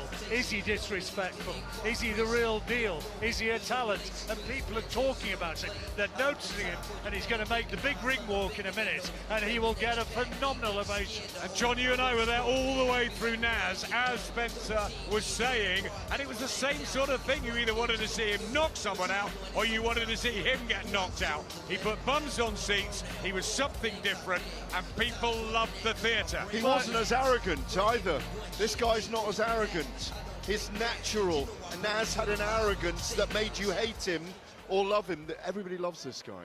Well, we are just about ready for the big ring entrance of Ben Whittaker now. The lights have gone darkened around the arena, and the only bright light is on Big Mo in the ring. And now, ladies and gentlemen, accompanied by members of the British sensation Diversity, choreographed by Ashley Banjo, here is the Drunken Master, Ben Whittaker!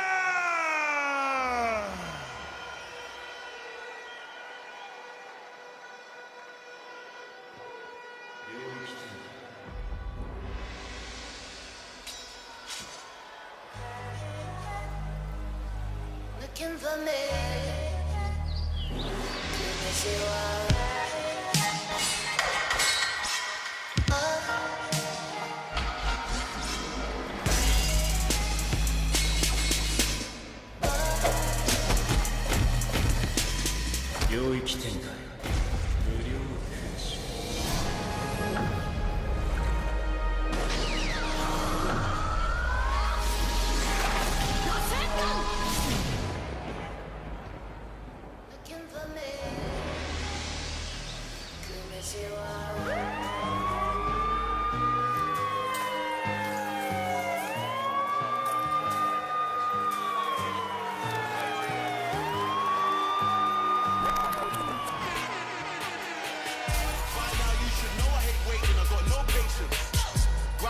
trying to get out the matrix, far from the agent.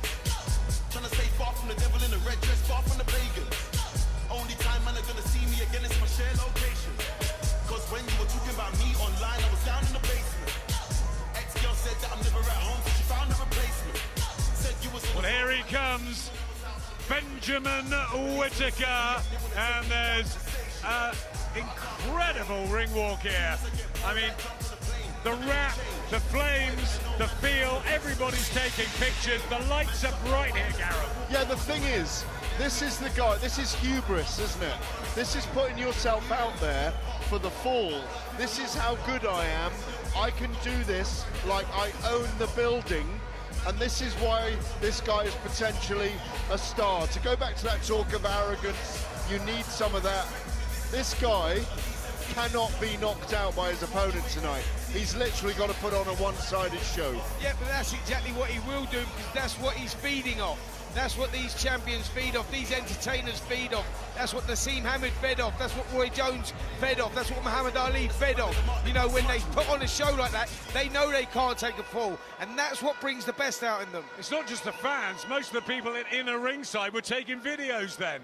Absolutely something Ladies extraordinary. This light heavyweight contest is promoted by Ben Shalom and Boxer and brought to you live worldwide on Sky Sports and NBC's Peacock, and brought to you by our headline partner Bet365 and our official partners Everlast, Integritas Property Group, Fastline Steel Services, Val Nutrition, and Car Finance 24/7. Scheduled for 8 3-minute rounds in the light heavyweight division. Our referee in charge when the bell rings, Sean McAvoy. Let's meet the fighters. First, fighting out of the blue corner. Wearing the blue trunks with white trim, he stands 6 feet tall. He weighed in at 12 stone, 9 pounds, 5 ounces. He holds a near-perfect professional record of 7 victories versus just 1 loss, with 2 of those wins coming by way of knockout. And he fights out of Widnes, Cheshire, England, introducing the current reigning Central Area light heavyweight champion, Leon Willings.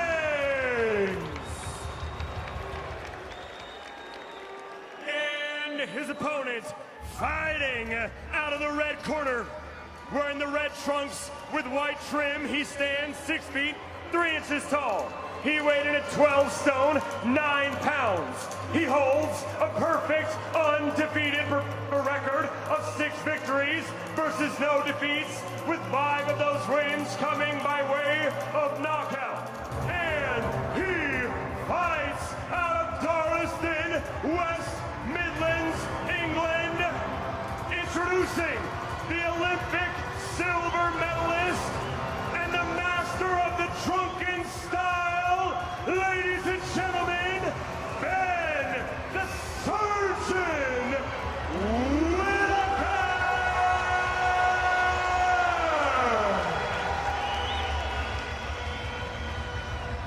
Incredible atmosphere.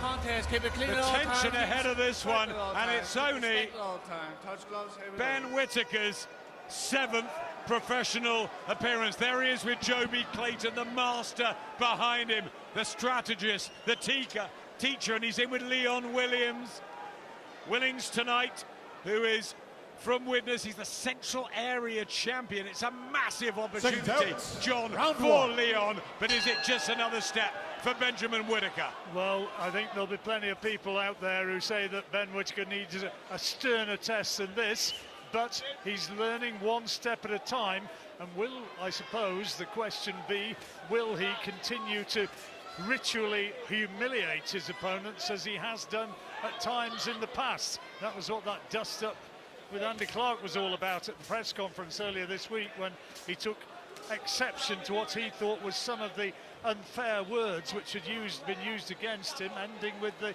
"have you ever been in a ring?" And I think that was an unfair criticism, as I would do, having been very much in Andy's camp in the way I've gone through my career. But you know, I mean, there are a lot of people who've had huge respect who've not been in a boxing ring. Not only commentators, there have been trainers, there have been cornermen, there have been promoters. The list is a very long one. Quiet opening one, though, in the opening minutes of this 8-rounder. Yep, Ben Whittaker just taking centre of the ring here, pushing the jab, looking for the opening. He's pinned Leon Willings in the corner, lands a good right hand there, and already getting up for the shots. Body shot goes in again.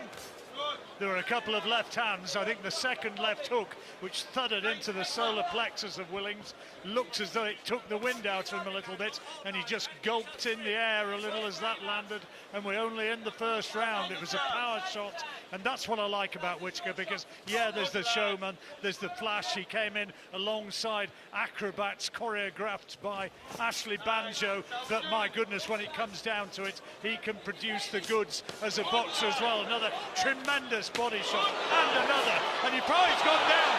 He touched down with that second body shot, and you probably heard the sheer weight of it thud home from Whittaker. That was a great punch. Yep, 2 body shots went in. He slammed the right hand to the side of the head as well. It just took the legs away from Leon Willings, and I think this is a very workman-like performance here from Whittaker, saying, listen, it doesn't just have to be showmanship. I can show you that I can be spiteful as well, and that's exactly what he's doing here in the opening round with 45 seconds to go. Showed him his chin there, stuck his chin out. Very much a Naz trick of years ago, suggesting, come on, if you want to have a go, have a go. Referee has to split them this time, has a little word of admonishment with Whittaker, who's stalking him flat-footed. There's no fancy down moves at the moment. He's looking to tee off another big shot to the body, this time a right hand, and you heard it, thud home, and another great left, and another one, and then a right to the side of the head. This is high quality from Whittaker. 1, 2, 3 to the body.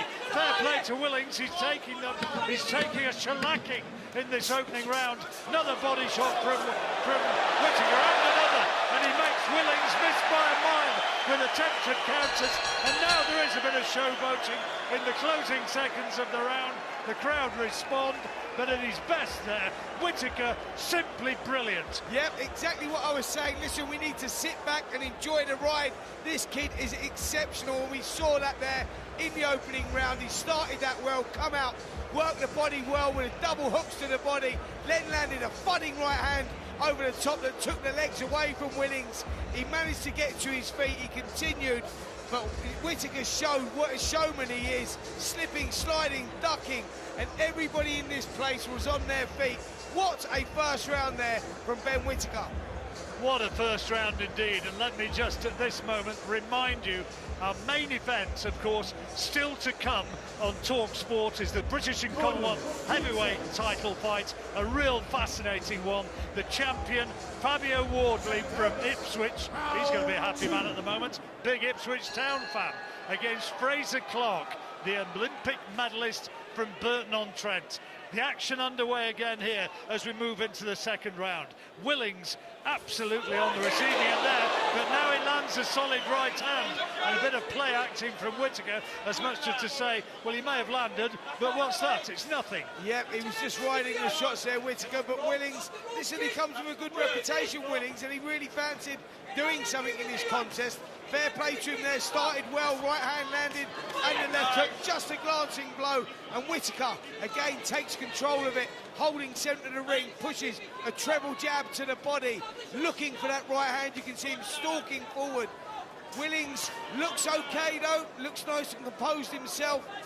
Good start to this second round. It's the left hooks which have done the damage on Willings, and I'm sure that Whittaker is looking for more of the same. But there's an uppercut inside from Willings, taken on the chin by, maybe partially blocked by the glove by Whittaker, but he took it well, then aims at the body and lands two right hands, and then brings a left hook, tried to throw it towards the chin of Willings, couldn't find the target, then gets hit with a great right hand and a left. Willings takes them well, gloves are low. It's a tempting target for Whittaker, who's trying to measure him and trying to find big shots, as inside Willings gets in a little left uppercut. Yep, Willings just pinned on the ropes above us here, lets a little combination of his own go.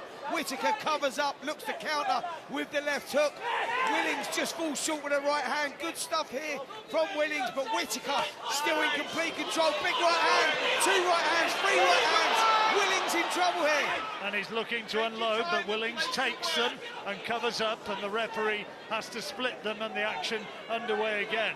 Willings can't respond to the speed of Whittaker when he really unravels those eye-catching, blinding combinations, but he's still there, and he's shown that he has got a little bit of danger of his own. He's landed a couple of good uppercuts. There's a chopping right from Whittaker, and another right hand which landed around the back of the shoulder. Wasn't a scoring shot. There's a good work from Willings, who explodes forward behind a left jab, and this is what Whittaker needs. He needs to think, he needs to be tested. It's all very well looking like the fancy Dan, looking flash, but he needs to be able to respond technically when somebody puts it on him, and at times Willings has shown that he's willing and able to do precisely that. Yep, totally agree. Leon Willings come with a good reputation, and he's proving a worthy central area champion here, and he's giving something for Ben Whittaker to think about just now. You know, he's not winning the rounds, but he's held himself well here in this second round. Well, Whittaker taking the opening round by a long way. That would be a 10-8 round. That's another round to Whittaker that Willings is making him think. Here's Adam and Gareth. That's a great effort from Leon Willings in the second round, because I thought the first round, the opener, was one of the most one-sided I've seen at this level for a long, long time. Ben Whittaker looks menacing, he looks spiteful, he looks sharp, he looks fast, he looks in a hurry, and I think that he doesn't want to mess around tonight. I like the fact that Willings came back, Gareth, in that second round, but I don't hold much chance for him. I think Whittaker gets his done within the next two. Well, it's a very willing Willings, wasn't he, if I can put it that way, in that second round. He wants to put it all on the line. He's outclassed in one way. We know what this guy Whittaker, the surgeon, is exactly that. Carries a scalpel with him. He was brilliant as an amateur. He wasn't even happy to win a silver medal at the Olympics. It's nice to see him get hit, isn't it? That's what we all kind of get out of our seats every time he gets hit.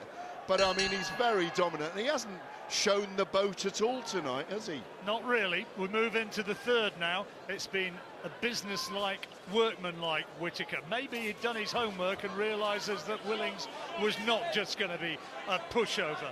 He'd stopped Jake Batten, and he also had a points win against him last year. And he's the central area champion, and they don't give away those little baubles. There's a right hand to the body.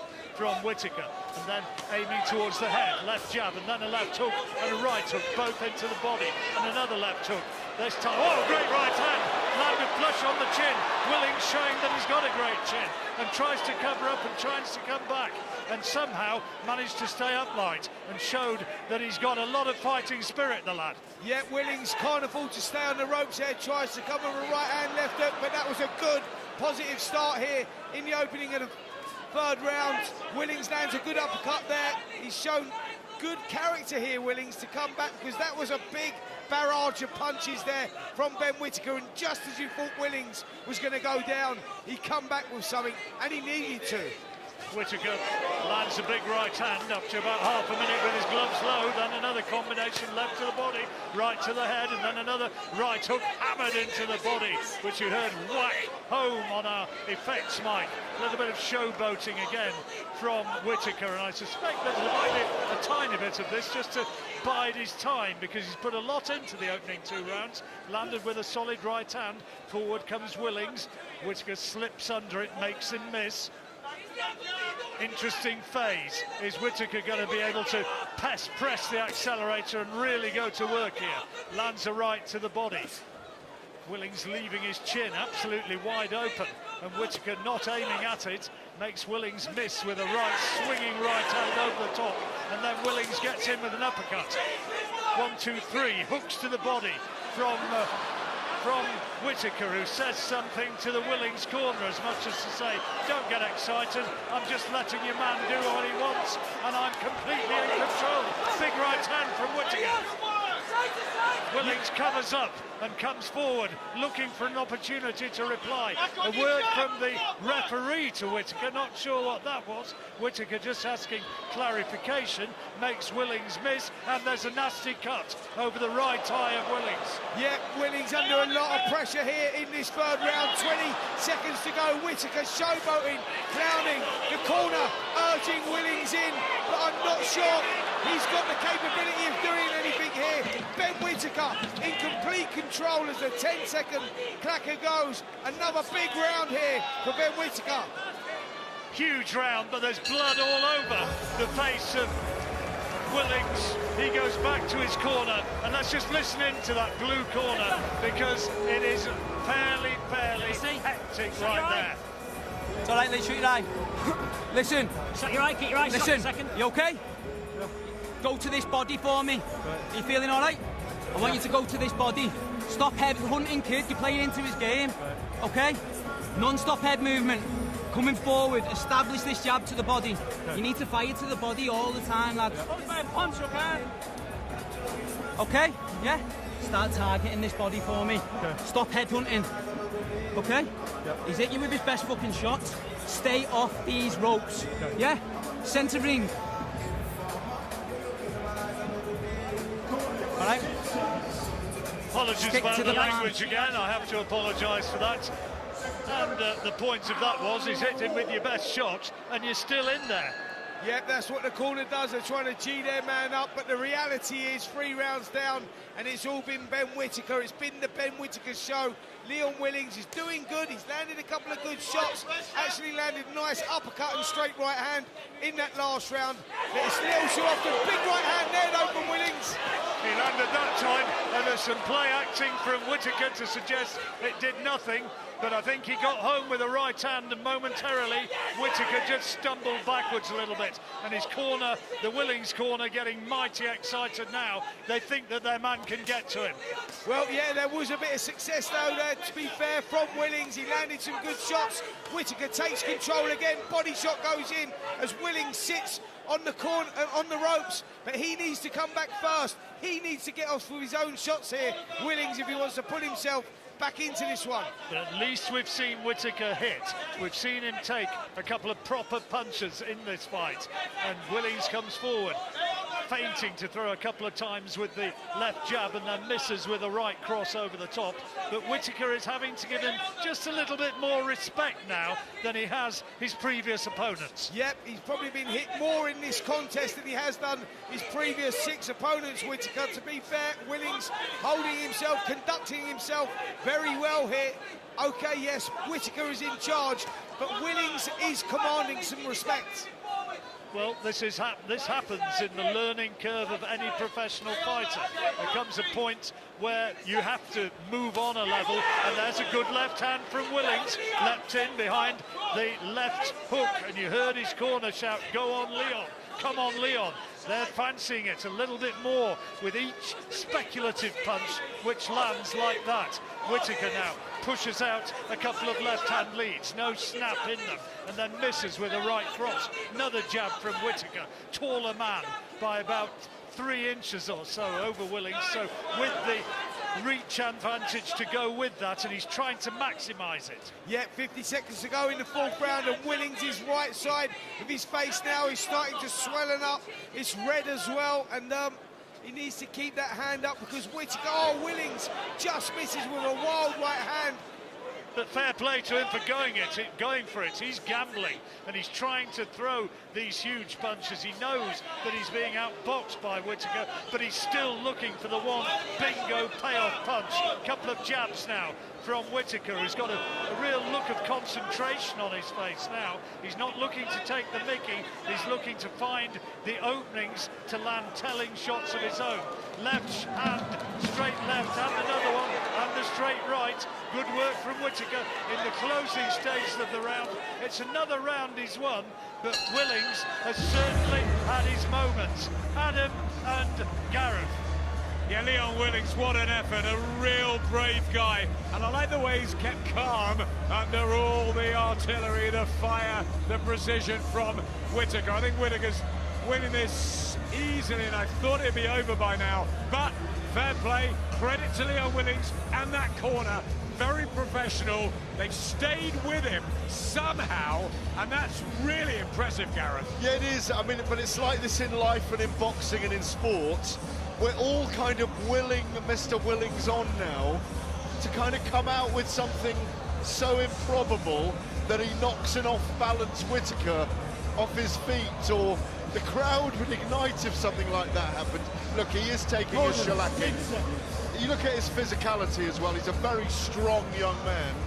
I spoke to him in the week, and they worked on trying to go through Whittaker's body as much as possible. Listen, he might get stopped. There are different levels, but there's something fascinating about this contest right now. Into the 5th, into the second half of the fight. It's an 8-rounder, and Ben Whittaker is being extended here. He's being made to think, and the first 2 punches of the round come from Willings. A jab to the head and then a jab to the body. Whittaker tries to throw a left jab to the body himself. Is short of the target.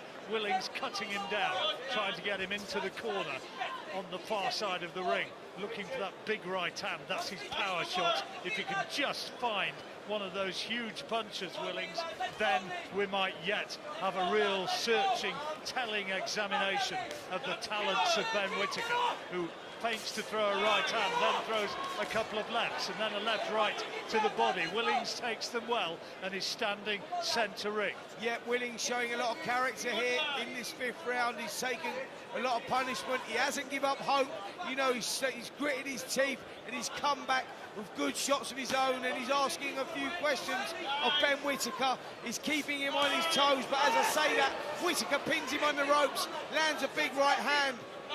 Just a question, maybe, having had him in such trouble in the opening round, whether Whittaker should have built on that more than he has done, but he's well ahead in the fight. That's the fact of the matter, and those who expect to see exciting knockouts every moment of every fight, well, that ain't how boxing works. No, absolutely not, and you know, and that's nothing to do with Ben Whittaker, who's been absolutely sensational tonight, but you have to give credit to Leon Willings as well, who just slipped in a lovely little sneaky right uppercut on the ropes, but he hasn't given up hope.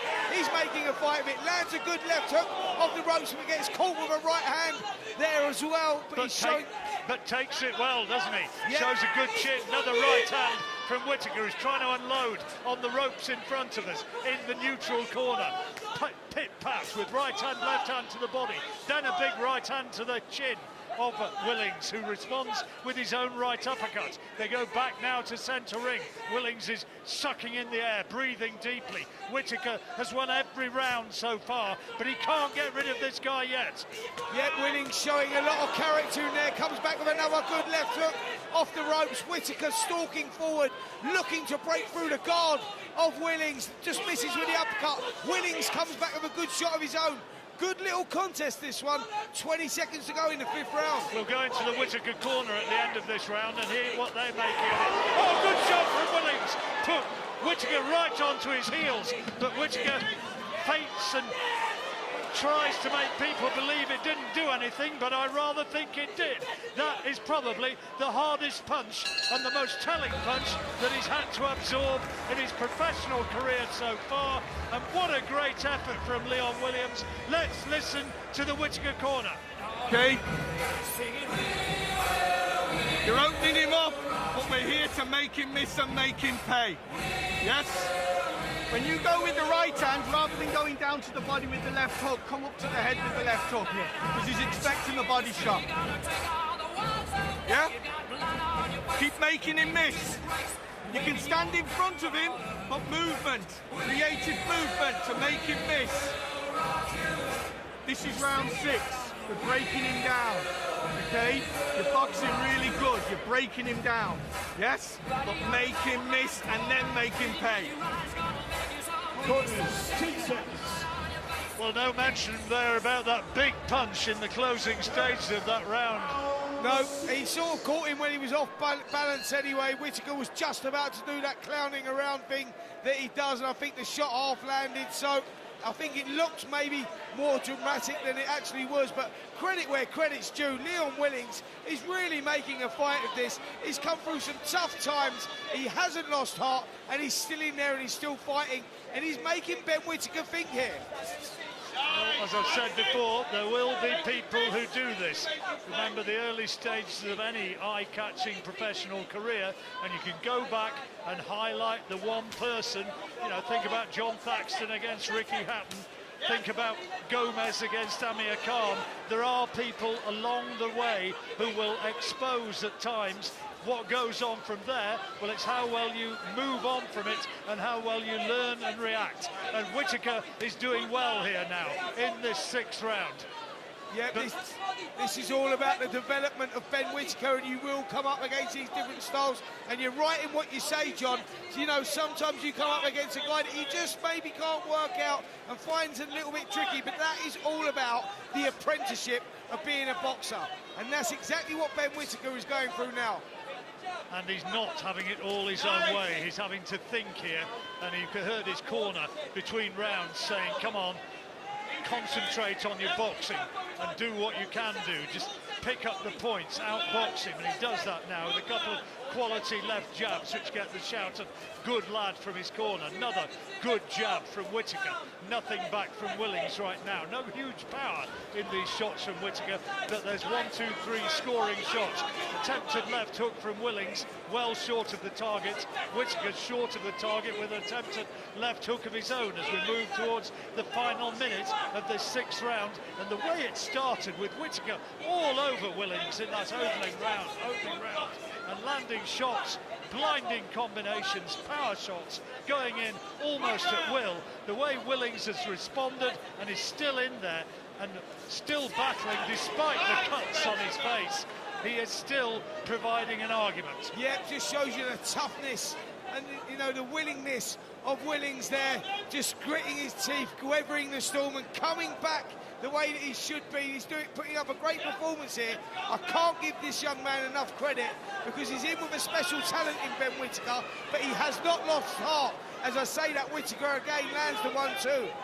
There's one which looked as though it was a little bit around the back of the head, but the referee didn't see anything wrong with it. A couple of jabs from Whittaker, who's boxed very much more quietly in this round. Left to the body, then right to the head, and then does open up. A couple of right-hand power shots, then a left to the head, and another right hand around the guard. And Willings looks a little bit nonplussed by those scoring shots, and he finished the round right on top there, Ben Whittaker. I thought so. I thought he was brilliant.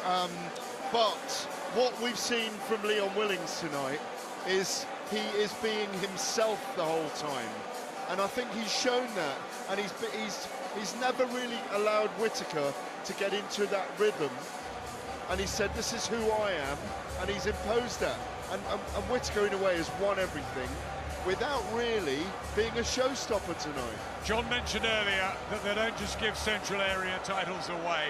This is a decent, hard-working, honest young fighter who, after the first round, I think it's an absolute miracle that he's got this far. But he's going to go home with his pride intact. He's going to have a new army of fans back in witness that Ben Whittaker is a different level. Williams, what a cracking effort.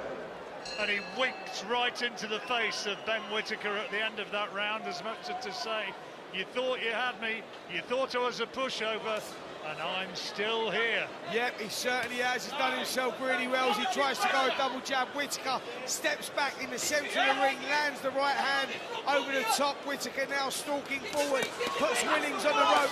Willings leans back, right hand goes in again for Whittaker. He seems to be trying to turn the screw here, Whittaker.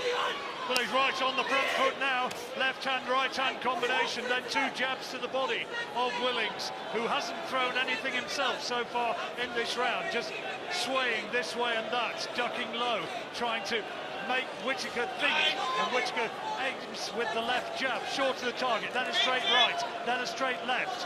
All landed, but no great power. Couple of shots to the body from Whittaker, and a big left hand to the head. Willings sways with it, rides the punch and takes it, and then a couple of big shots to the head from Whittaker, but Willings is showing tremendous resolve and a great chin in there. Yep, showing great resilience in there, Willings. He's just sitting on the ropes, leaning back from the shots, but it's all Ben Whittaker now, as Whittaker piles in the right hands again. He might be looking to end it in this round. Looks as though he's trying to build on this. Whittaker with a sustained attack, misses with a right hand thrown from well back, and said something towards the Willings corner as he missed. I think they were trying to bellow encouragement to their man, who comes back with a little attack to the body, and he says something to Whittaker in there. I wonder what that was in the heat of battle. Well, I tell you what, he's as game as they come, Willings, as he dabs away at the cut over his right eye. The blood seems to be starting to flow in there as well, but he hasn't lost hope. He stands holding the centre of the ring, Willings, hands down by his waist, taking a chance against someone like Ben Whittaker. If you're listening to this and you happen to be in witness and you see this lad wandering around in the next few days, the next week or two, give him full respect. This is one brave guy who's given an exceptional talent a searching examination. And Whittaker on the front foot now, flagging a little bit maybe in the 7th round, just trying to pace himself and fighting in spurts rather than all-out aggression. There's cheers and chants, but it's not all for Whittaker. Yeah, well, I think they're appreciating exactly what Willings can do, and he just landed a good right hand of his own. Whittaker's giving a big effort here, but Willings comes back, swings with a left hook, misses, throws himself on the floor. But what an effort here from Willings. Yeah, great effort indeed, and he really went looking for Whittaker at that stage. Whittaker now, again, he's just taking time out and lands a couple of shots towards the head. Willings takes them well, makes him miss with 2 more. And I tell you what, that was a really good round, and I think it's only fair, and there could well be a bit of language here, so brace yourself. We'll go to the blue corner and hear from the Willings corner. Beating on the front foot, counter punching on the front foot. Don't just walk forward in a line for me. Stagger your feet. Your box fucking brilliant, all right? You've took his best shots, yeah? Yeah. Fucking brilliant. Keep this head moving, okay? Put it on him now, okay? Put it on him. Don't let him drive you back with them jabs to the body, okay? You're the power. Let's go. Okay? Come on. Well, I wasn't wrong, was I? There was always going to be a little bit of florid language. He's got 1 round to pull off what would be a massive, massive upset. Whittaker's a mile in front on the cards, has to be, but what a great effort from Willings. Yep, our card really doesn't tell the story of this contest. Everything in favour of Ben Whittaker, but tonight belongs to Leon Willings as well, because he's put up a Really good performance here. He showed us that he belongs in that ring. He showed us that he belongs to be the Central Area champion, because he's got a little something himself here, Willings. Well, he's a powerful lad, and his corner want to see him go with Whittaker in this final round. Whittaker, I think, is really showing signs of flagging with the pace that he's set, particularly early in the contest. And so I don't anticipate that he's going to be going for some sort of huge sustained attack in this final round, because he knows he's already won it. And it's Willings who's on the front foot, going after Whittaker. Whittaker tries to throw a couple of jabs short of the target. Willings, gloves low, inviting Whittaker in. Whittaker aims a flicking left hand towards the chin and then to the body. Willings, nothing back from him so far, but he will make an attack. You can absolutely guarantee that at some stage in this final couple of minutes. Yeah, absolutely. And do you know what, John? I'm expecting a grandstand finish from Ben Whittaker as well, because that is what he's all about. He will have that clock in his head. We're now 1 minute 40 seconds left of the round. Expect Ben Whittaker to turn it on here in this last half of the round. He will try. Right hand from Willings was only just short. Fast right hand as well. Whittaker throws a fast right hand. Willings manages to slip it. Whittaker throws out the left jab. Willings again with his gloves low, inviting Whittaker in. Whittaker throws a right hand and the left hand, and a big right hand, but Willings takes it well again on that far side in his own corner, and he's still looking for the opportunity to throw something big himself. Whittaker, front foot, misses with a right hand and a left hand, couple of lefts to the body, then lands a solid right hand. Yeah, good shots coming in here from Ben Whittaker, but Willings stalking forward, looking for a grandstand finish of his own. He's done himself proud here. He's gone out on his shield, Willings. He's never given up hope, and he's still not giving up hope. 40 seconds left in this 8th and final round. Well, this is going to be a little bit of a learning fight, I think, for Ben Whittaker. He's been made to think here, and here comes Willings. Left hand to the body, and then a right hand to the head, which was partially slipped by Whittaker, who's stock still in the corner on the far side, trying to fight off the ropes, and says something to somebody in the crowd, and takes a right hand to the head as punishment for that, and then a left to the body from Willings. Back comes Whittaker with one of his own, and it's Willings who's forcing the pace in the closing seconds of the fight. Whittaker looks to the crowd again as Willings dives in behind a left hook and another one, and there goes the bell to end the fight. Whittaker's won it, no question about that, no question at all. But I am going to remember tonight, and remember with huge respect, the effort that young Leon Willings has produced, Spencer. Absolutely, as will the 15, 16, 17,000, maybe even more than that now. Looks quite packed in here in the O2, and I've got to say, they will remember and appreciate the effort there from Leon Willings. Yes, Ben Whittaker is a special talent. Yes, he showed us that he's a special talent, but Leon Willings comes out with credit there, because Gareth, that was a great contest. It was. He just showed who he is. He's a very strong, powerful, determined young fighter who really enjoyed that. I mean, you know what I mean by enjoyed it? He learnt a lot from that tonight. And what we also will question now, people will start to raise this, what about the power of Ben Whittaker? Is the power there that he needs to have? Do you know what? I think I could have done with a bit more showboating there tonight. I thought it was a really, really good, entertaining fight for this packed crowd. Ben Whittaker almost stopped it in the first, sizzled for a couple of rounds, and then the story was all about Leon Willings and how he took his licks, survived, kept going, and the respect between the pair, fantastic to see. A Central Area champion and a proud one, beaten by a potential star who might have learned one or two things tonight. Definitely learned one or two things. It's a brilliant, brilliant night for him. They'll be very, very proud of him. Well, we're going to get confirmation of the results any moment now, and it can only go one way, but it's not really about the points, it's about the talking points that come as a result of this. After 8 full rounds, we go to referee Sean McAvoy for the official decision. He sees the contest 78 to 73, declaring your winner and still undefeated, Ben the Surgeon Whittaker.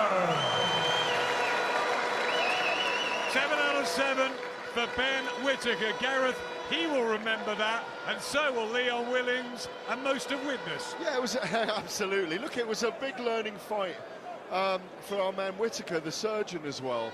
He's a very, very unusual character in the ring. There's no one like him in the whole boxing firmament right now.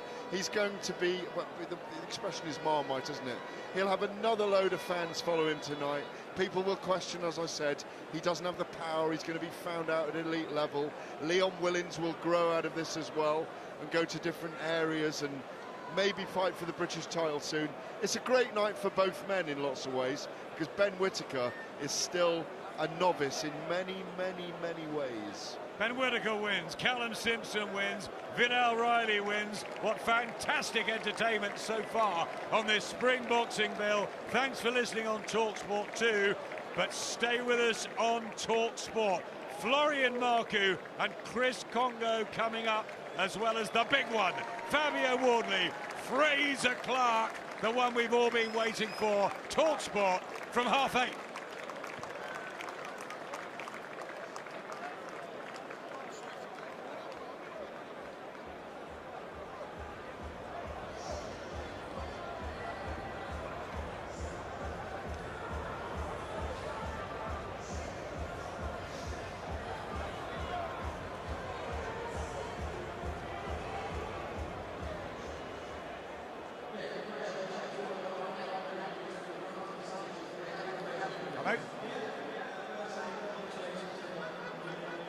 Hello.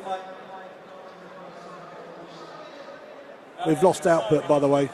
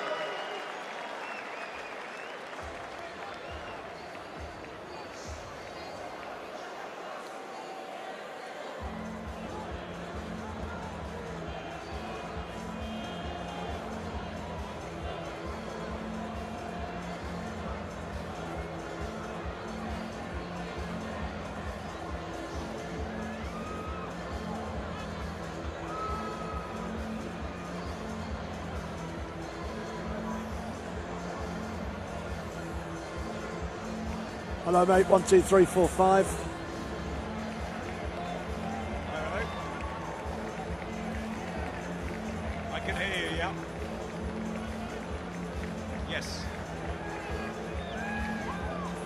You got us okay?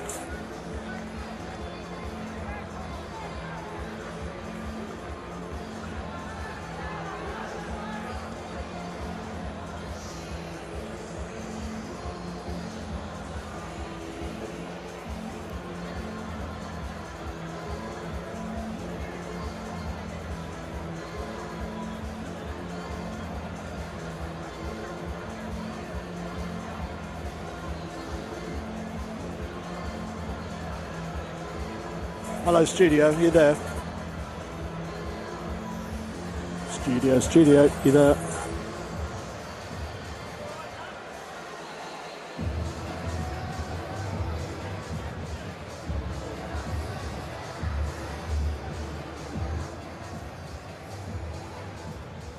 Have you got us okay?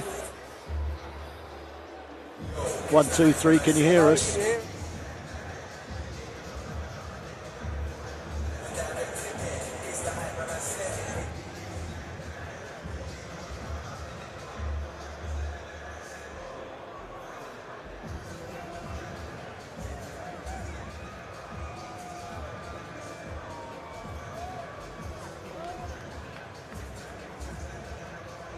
the blue ribbon division, which has been thrilling fight fans since the 1890s, with wild unpredictability and thunderous knockouts, enters the next domestic chapter. It's the big British boys meeting at London's spectacular O2 tonight. Fabio Wardley, Frazer Clarke has everything. 25 fights, 25 wins, 23 KOs between them. Engaging personalities, contrasting styles, and a genuine 50-50 pick'em, which has the boxing strayed on tenterhooks. So, time to light the touch paper here on Fight Night Live. It's Wardley Clarke on talkSPORT.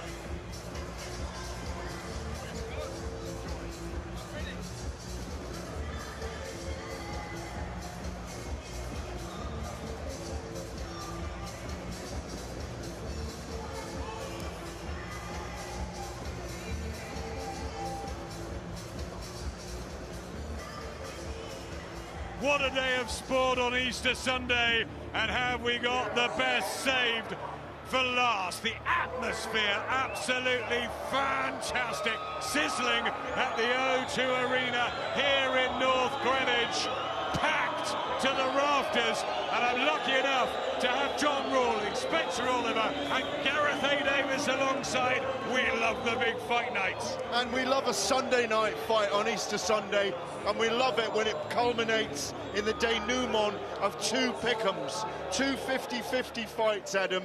Chris Kongo and Florian Marku. Yeah, it's for a title, but it's not. It's the championship of each other after a pushing, shoving match at a press conference. Now they meet Marku, the relentless character, the relentless pressure fighter, against Chris Kongo, trained by Ben Davison and Lee Wiley and Barry Smith, who will try to outbox him. And then in the main event, Wardley, Fabio Wardley, the man from the amateurs, 17 knockouts, 16 knockouts in 17 fights, against the guy who should beat him because he comes from an elite amateur background in Frazer Clarke. The torch paper's been lit under them as well. There's rivalry there going back a few years. So we're just on for two great fights. Nobody knows who's going to win these last two fights right now. It's a tasty treat. I hope you've enjoyed plenty of chocolate today, your Easter lamb. But this, it's a simmering hors d'oeuvre, Spencer, isn't it, between these two? Florian Marku, the character, with half of Albania here in the O2. He's so well supported. And Chris Kongo, the slickster, who may just have the boxing style to upset him. Absolutely, that's been simmering nicely all week with these two. Actually, it's something that goes back 2-3 years now. Their roads were always going to collide at some point. Florian Marku, a very flamboyant character, very outspoken, very charismatic. He brings a lot to the table. Chris Kongo, probably the more proven of the two, you know, lost last time out to Echo Esserman in a very close contest, but now teamed up with Ben Davison, surrounded by champions like Anthony Joshua, and he really fancies this one tonight as he makes his ring walk. The fire behind him, here comes Chris Kongo, and it's a big, big night from the man from Bermondsey. 16 fights, he's won 14, but he's been out for a year since coming off that defeat to Echo Esserman, and he has so much style and confidence when he's boxing beautifully. Not a lot at the press conference this week. He kept quiet, he looked the part, but he wants his boxing to do the talking. No, he's called Too Slick for a reason. He is very much that. He's a very cool customer. We've had him in the studio at talkSPORT several times. Florian Marku's supporters are booing him right now because the Albanians are here in force tonight. Listen, this could be about the boxer against the puncher, as simple as that. Fighting out of the red corner, just walked past us. We've got Chris Billam-Smith over the other side, Lawrence Akoni around. All the fighters want to be here. Big Mo in full voice. As one of the cult characters of boxing in recent times is about to make his run walk and his entrance. You've got to love him. Florian Marku, the aggressor, the pocket rocket, now based in Sheffield with Dalton and his dad Grant Smith. Yeah, red flags with those double eagles, black double eagles everywhere around the arena. He is a massive star in Albania, as you say. He went there, of course, and filled out a stadium. There aren't huge sports stars in Albania. The thing is about Florian, enjoying the moment, look, really milking it. The cloak, which has the Albanian eagle on it as well. The great thing is, you don't need a title to be popular. You don't need a title to sell tickets. What you need is personality, and he can fight as well. And Gareth, he's fist pumping all the fans on his way in, and he's singing it, he's milking the occasion, and big hugs for all his close fans, and maybe even people he doesn't know. And the great thing about this fight is that Marku will make Kongo fight. This isn't going to be what we saw earlier with Mikael, Lawal and Vidal Riley, where Riley kept him behind his jab and kept him behind his movement. Florian Marku is representing his country right now. All these people here are with him. Look at him patting his chest. He's going to be patriotic, nationalistic, and he's going to go out there and deliver. He's on the edge of the ring apron, in between the ropes, the black and red, the Albanian support, but he's also loved here in Britain, and he loves England, and he wants to give back too. He's won 13 of 14, one draw early in his career, intending to remain unbeaten, but a mighty test in front of him against Chris Kongo tonight. Yeah, but he's also got a great team and a great trainer in Dalton Smith. Ladies and gentlemen, this chief support bout of the evening is promoted by Ben Shalom and Boxer. Brought to you live worldwide on Sky Sports and NBC's Peacock.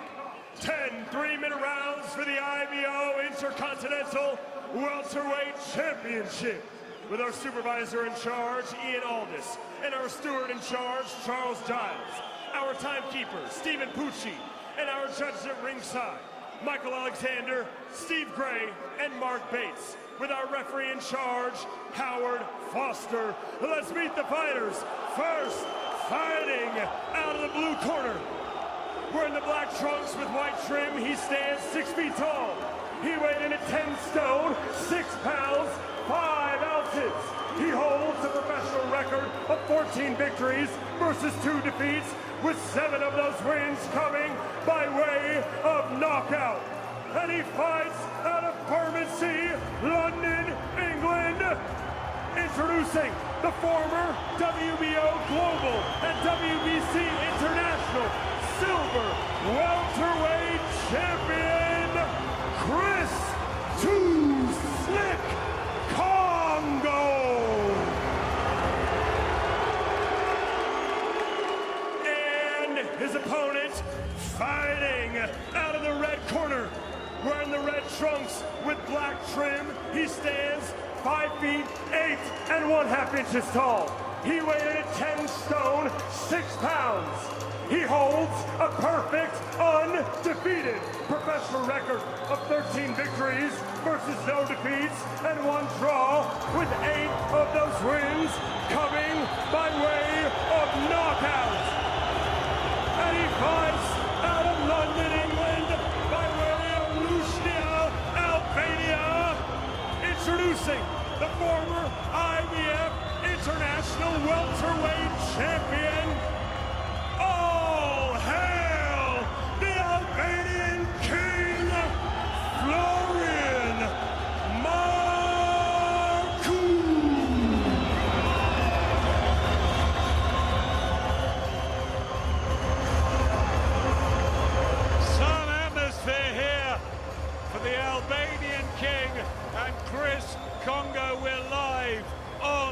talkSPORT. Remember, you can watch us on the talkSPORT Boxing YouTube channel as well. Every punch coming your way. It's Marku against Kongo. They look totally focused and ready for the biggest fight of their lives.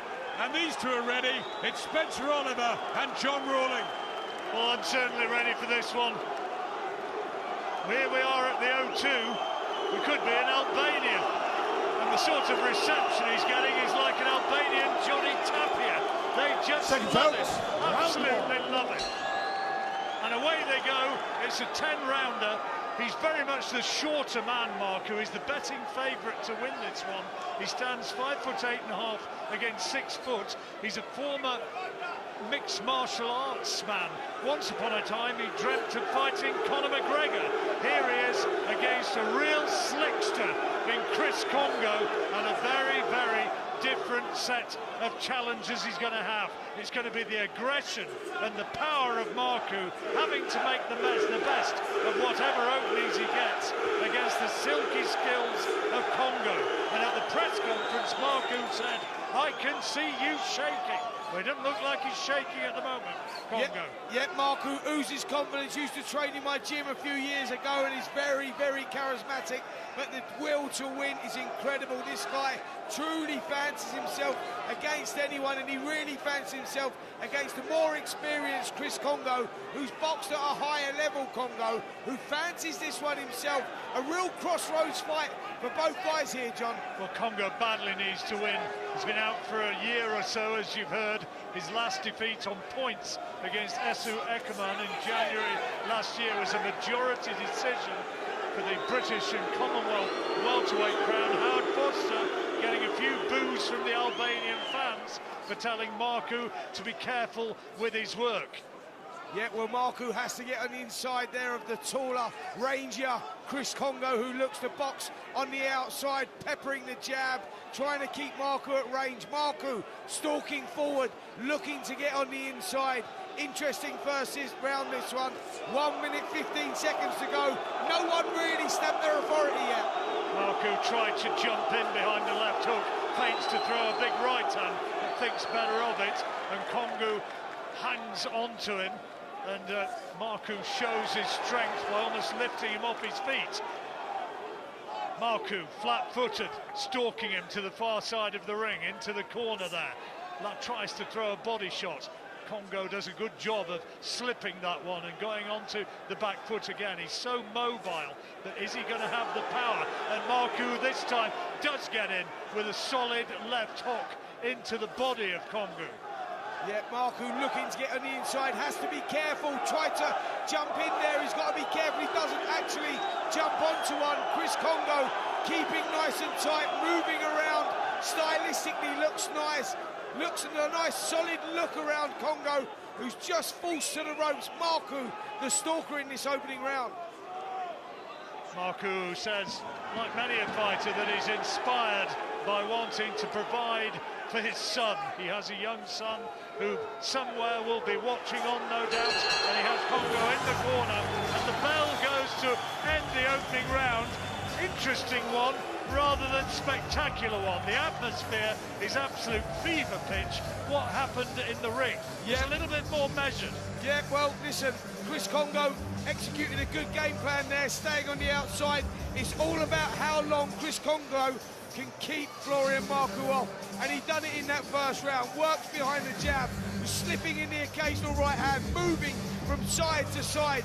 Marku was the one that looked like he was struggling to get him to work out what Kongo was doing. He was lunging in with his shots, making little fundamental mistakes. Now, if Marku wants to close that gap, he needs to move his feet first before letting his hands go. He made the mistake there of throwing his hands to try and close the gap. So you round one, Chris Kongo. I was going to say, you give the opening one to Chris Kongo. You're listening to Fight Night Live on talkSPORT in partnership with William Hill. Get epic value with William Hill, 18+, begambleaware.org. And Kongo into his rhythm straight away at the beginning of the second round, jabbing to head and to body, using his reach advantage to good effect.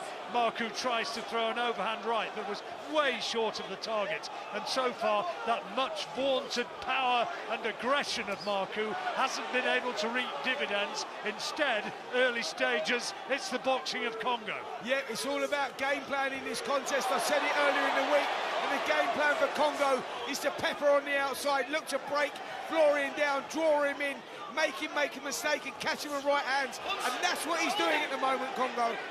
Kongo boxing nicely. Referee Howard Foster separates the two of them. The action underway again. Forward comes Marku with the chants of the crowd urging him on, but he can't get to his target, can't get to his opponent, as Kongo up on his toes, circling the ring, and then ties Marku up. Marku now 31 years old, originally from Albania, now living in Finchley in London. And a good body shot this time from Marku, finds the target at last, but Kongo takes it well, tried to throw an overhand right. Marku was wise to it though and covered up, and Kongo's attempted shot from range didn't find the target. Marku now is trying to walk him down onto the ropes, can't do so, and still he's finding Kongo a frustrating and elusive target, but a left jab does get through and rocks back Kongo's head, but that's a single shot. Yep, not enough coming from Marku at the moment. He's struggling to get inside the work of Chris Kongo, who's switching from orthodox to southpaw. He's come with a game plan here. He's working well, Kongo. I need to look closely at Kongo's face. I think there might be a little bit of blood in there. Now, where's that come from? If there's a cut so early in the fight, then that is worrying. It may be, it may not, but I see something around the right eye, somewhere around the nick of the eye, and I think he's cut, Spencer. Yeah, he seems to have picked up a cut on the eyebrow there, Chris Kongo. So now he has to keep his game together, because Florian Marku will gain energy from that, and I think he has. He's trying to up it here, Marku. He's got close, and he's starting to get up his shots. This is starting to catch fire now. He's starting to unload Marku. He knows he's found the target. Oh, great right hand. Lovely counter from Kongo. Saw Marku coming in, looking for a left hand, looking to target the injured eye, but then a right hand comes in from Marku and does find the target. What a dramatic second round this is. Opening round was to Kongo, second round is to Marku, and on top of that, Kongo is cut. So that Kongo corner is going to have to work overtime, and there's a sneering smile from Marku. Adam, how do you read it? Beautiful nod from Florian Marku at the end of the second round to Chris Kongo, as if to say, hello, we're in a fight here. Cut to the eye of Kongo, boxed really well. I thought first round and first minute of the second, Marku came back strongly. He wants to get inside. It's all about what Spencer said earlier. These first 4 or 5 rounds, if Kongo walks away with them, it gets harder and harder for Marku. But I think that he's just getting to Kongo a little earlier than I thought he would, Marku. Well, I agree with that, but what I would say about Marku, he's got slower hand speed, he's a shorter man, he hasn't got the reach, but he's got more tenacity. But Kongo, that cut, he will now target round after round. I tell you what, we've seen Chris Kongo in the past, and he's showed a lot of character, and he's going to need it here at the beginning of round 3. And Marku gave him a real contemptuous grin as he went back to the corner at the end of that last round. And now Marku will try to establish a dominance as they move into the third on an hour card, and surely on the card of the 3 judges. It has to be all square at this point.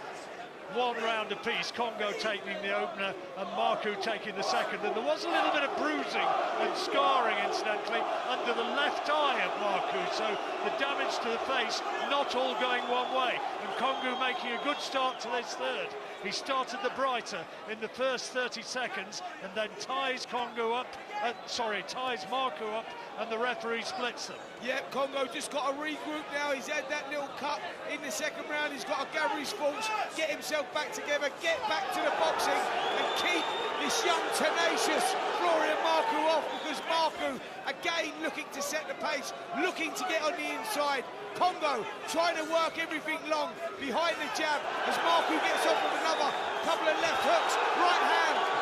Marku targeting the head, trying to add to the damage that's been done to the eye of Chris Kongo, and the referee speaks to Kongo and says, come on, keep your work clean, and the crowd respond. The Kongo fans don't like it, the Albanian fans don't like it either, because they see that Kongo is getting to their man unfairly. Fascinating fight at this stage, midway through the third. Yeah, great contest here, and there's a solid look about Florian Marku as again he tries to close the gap, but it's very, very intense what Marku's doing here. He's piling on a lot of pressure. He certainly is. There's nothing very educated about it, but he just keeps on coming, and now has Kongo in an arm lock, and the referee splits them. Kongo with blood seeping from that damaged right eye, and Marku sees that, and he'll be trying to land a damaging left hook before this round is out. A minute to go in the third. Kongo backpedaling. He's landed a couple of good shots from range, using that reach advantage. But Marku trying to walk him down, trying to get into range to land the big hook. And the Albanian fans are ready to explode into admiration if he's able to do so. He aims the left hook, but Kongo this time slips underneath it, and it doesn't land cleanly. Right hand over the top. Kongo ties him up again.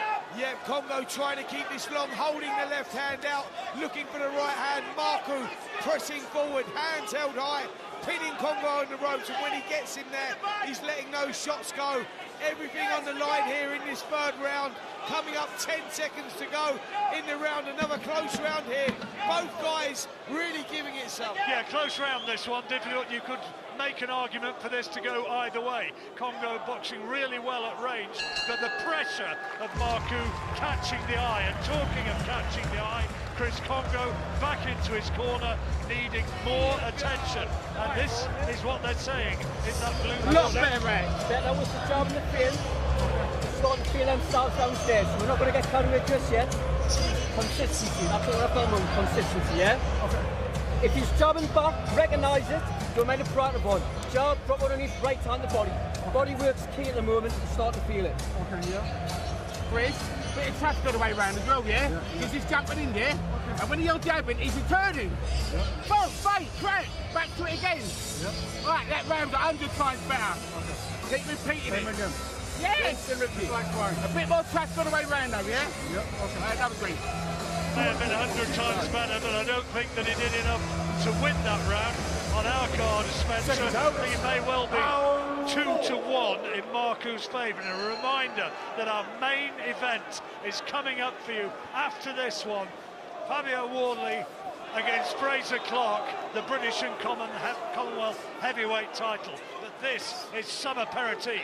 Yeah, it certainly is, and Marku starts fast again, comes forward, hands held high, looking for the left hook, throws the shot, falls short. Kongo moving around the perimeter of the ring, working the jab, right hand goes in to the body as well. Intense stuff here in the beginning of the fourth round. The intensity was always guaranteed with Marku. His fights are never dull. He just keeps on coming, keeps on believing, and thinks that he will wear his man down. And he gets in with a slashing left hand there to that damaged eye, and that may well have added to the cut over the right eye. Landed right on the target, Marku, but now Kongo back onto his toes, jabbing well, fighting out of the orthodox stance, and ties Marku up as he comes in close, and the referee pushes the Albanian back. Yeah, Kongo keeping his shape here, trying to work everything behind the jab, but at the moment the strength of Marku, who's pushing forward, hands high, left hook, Kongo slips under it, turns off the ropes nicely, but I was saying the strength of Marku at the moment, maybe just edging this one. As I say that, Marku throws right hand, left hook, right hand, Kongo ties him up. No love lost between them, and words exchanged right the way through the week, and one which stuck in my mind was Marku saying to Kongo, you're going to beat me, you're going to have to knock me out. He's so determined that tonight is going to be his night. Kongo this time scoring well from range, but here comes Marku again, right into his face, almost has his head on his chest, lands a couple of hooks in close, and the referee has to push Kongo away.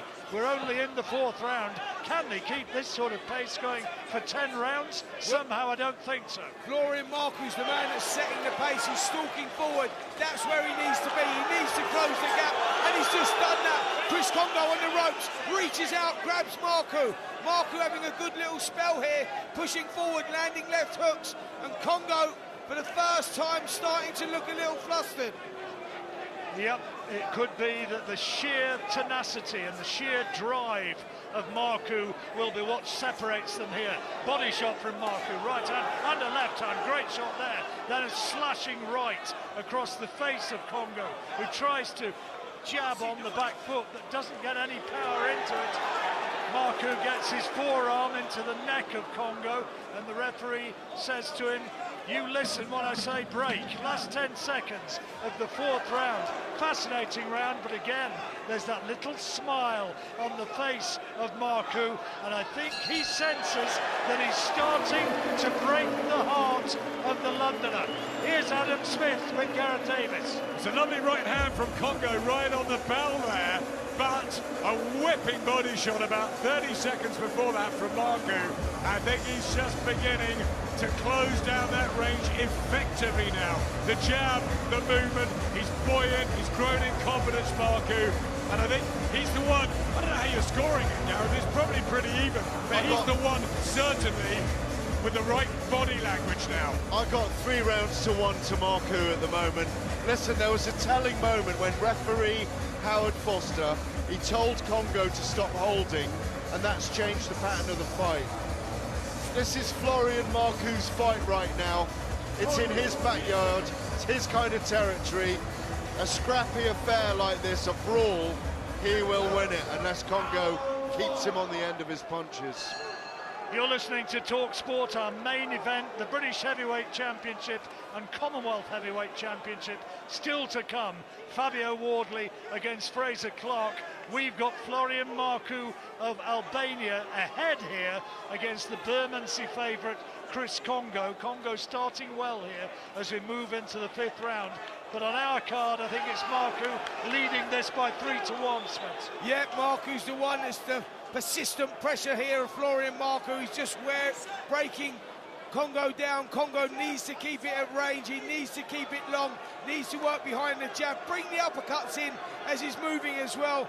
At the moment, Florian Marku's doing a great job of pressure, and that's winning the rounds. It was always going to be a question mark whether or not Kongo had the sheer snap and punch power to keep the insistent Marku at bay. And maybe, as we're nearing the halfway stage of this contest, it's looking as though that's not going to be the case. Marku holding on behind the head of Kongo, throwing a couple of little clubbing right hands, and the referee just telling both of them, don't spoil this, there's a lot on the line, but keep it clean, let's keep a fight, and let's try and keep, at least attempt to keep inside the rules. Yeah, listen, there's no love lost between these two. It was always going to be intense, and it was always going to be a bit of a messy affair, because Marku knows he has to make it that fight. The better boxer is Chris Kongo. Marku's the brawler, and he's going his way at the moment. The chants you heard behind Spencer Oliver there were Marku, for Florian Marku, the Albanian favourite. And what a crowd we've got here tonight. When I arrived, they were queuing outside the door, some 400 yards, trying to get late tickets. This was very much the sporting ticket here in London today. They loved the fact that this fight was coming up and the heavyweight fight, and they were talking during the week about 10, 12,000, but I'll tell you what, there might be more than 15,000 in here tonight. There is a huge crowd in the O2. Yeah, absolutely. I'm looking around and there's not many empty seats in here at all. I'm probably going to go 16, 17, maybe even 17.5, 18,000 people in here. We've got a full house, and why? Because we've got a stacked card. Every fight on this card has been great so far, and this one is living up to all expectations. Florian Marku, Chris Kongo, both going at it here.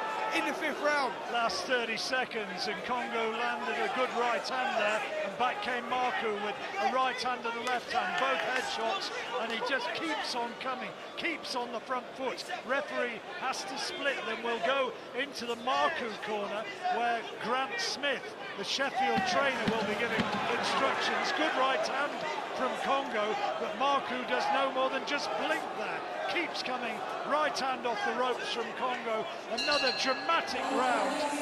Marku goes back to his corner, where he's greeted by the familiar Sheffield voice of Grant Smith. Listen, when are you winning this fight? When are you winning this fight? By going first. When does he hit you? When you put your hands up and walk forward. When you relax. Knows when you stay orthodox. Drink this. Drink it. Listen. How is it round? You won every one. Yeah? Yes. You can't switch up. You can't switch up. What round is that? You can't be lazy. 5. We're halfway there. You got 5 left. Drink it. Listen, Florian. Florian, listen to me. Do not shut this before. No. He's hoping you tired out loud. No. Listen. You don't neglect that jab. Stand up. Relax and just throw it. Listen. He's been busy. Round 6. Halfway stage, how did he score that last round, Spencer? Well, it's another round for Florian Marku. I think the pressure, the persistent pressure, he's just stealing these rounds. The scorecard, maybe not telling the story of the contest here, could be closer than my card says, but Florian Marku just has his nose in front so far, maybe by a round, 2 rounds, but it's all to play for in the second half of this contest. It's going to come down to, John, who wants it most. Kongo starting more brightly in this 6th round. We're moving into the second half here. Who's going to do the fitter man? Who's going to have the engine to go the full 10 rounds? Good attack from Kongo. Left hand, right hand. Back comes Marku off the ropes, but Kongo really good first 30 seconds of the round, dominating every exchange there. Marku being told that he's got to be first. He's got to keep throwing his punches and don't come out of the southpaw stance, which is his natural way of fighting. But so far in the first minute, Kongo is the man who's dictating terms. Yeah, great work there from Chris Kongo. Put Marku on the back foot, landing some good shots. Marku trying to take that play away now. He's trying to force the pace again, but there's a good solid look about Kongo here in this 6th round. Yeah, he's dug in, he's gritted his teeth, he's still on his toes, he's boxing nicely, and maybe Marku, having forced the pace right the way from the first bell, maybe he's feeling the toils from his own endeavours. Maybe he's starting to tire a little bit as we move into the second half. Time will tell whether that's the case, because Kongo, one thing we know about him is he's always supremely well conditioned. Absolutely. Listen, Kongo's been there before. His last fight, a fight that he lost against Eko Esserman in a very close contest. He had to grit his teeth, he had to show character, so we know he's got that. As we go down the stretch, we know he can turn the screw, we know he can do that, and he's showing that here in the 6th round. Florian Marku now has to keep this together. He can't just stalk forward with his hands high, or he'll let these rounds slip away from him. Much better 6th round here from Chris Kongo. Feels funny when we're sitting here in the O2 arena to say that the man who's got the passionate support of the crowd is the Albanian, but that's the case. But Kongo is having a good round here in the 6th, and he's winning it by a street. Good right hand thrown off the ropes, and then he ties Kongo up, and the referee splits them. Kongo timing his attacks so well, using good footwork here in the 6th, and Marku, for the moment, looking a little bit flat-footed and a little bit pedestrian, and the injury to the face of Kongo has not worsened at this round. Marku with a big finish to the round, but not enough to win it, not by a long way, and Kongo will take that round. Absolutely. Listen, Kongo looked like he got a second win there. He slipped into a rhythm. Marku walking forward, stalking forward, not really showing us too much, and for me, too slick. Chris Kongo done enough to win that round. Well, I call the television screen, the Sky viewers, after the last round had Kongo winning, and I agree. I know that you've given a lot of the rounds to Marku. I think Chris Kongo's winning this fight. I think for punches scored, I think he's more accurate. I think Marku, with all that pressure, all that aggression, I don't know how many shots he's actually landing with. It's all bluster and all flow, and it's great. It's terrific to watch. But for me, Kongo's edging this. Yeah, Kongo's come into the fight in the last 2 rounds in a really big way. I've got them even right now. It's only a 10-rounder, remember. Right now, Kongo's got the ascendancy. Florian Marku looks tired in his body to me, but tired of ideas as well. I'd agree with that, Gareth. I gave Marku 3 on the spin, 2 through to 3 and 4, then 5 and 6 may have gone to Kongo, and Kongo certainly coming on strong now, and it may be that he's right back in this fight, and he's starting this round well also. 7th round now, and he's boxing really well from range, using his jab to great effect, and Marku is looking dog-tired. Yeah, Marku seems to be feeling the pace here, and there's a good look around Chris Kongo and his work at the moment. He looks very composed, but he looks sharp, he looks switched on. He's got a second wind here in this 7th round. Kongo's been here many times before. Marku now has to find something. Well, he's going to have to show real determination here. He trades on that, trades on aggression, but he needs to find the skill, and he needs to find the determination and the footwork to get into range, and right now he's not doing that. 2 good body shots from Kongo. Marku misses with a wild left hook, and then Kongo tags him off the ropes. 1, 2, 3 good straight shots, left hand and 2 right hands before the referee splits them, and nothing really from Marku so far in this 7th. Yeah, there's a laboured look around Marku's work now. No thought process into what he's doing as he stalks forward in the centre of the ring. Throws a jab. Kongo moving around the outside. Jab lands, right hand lands.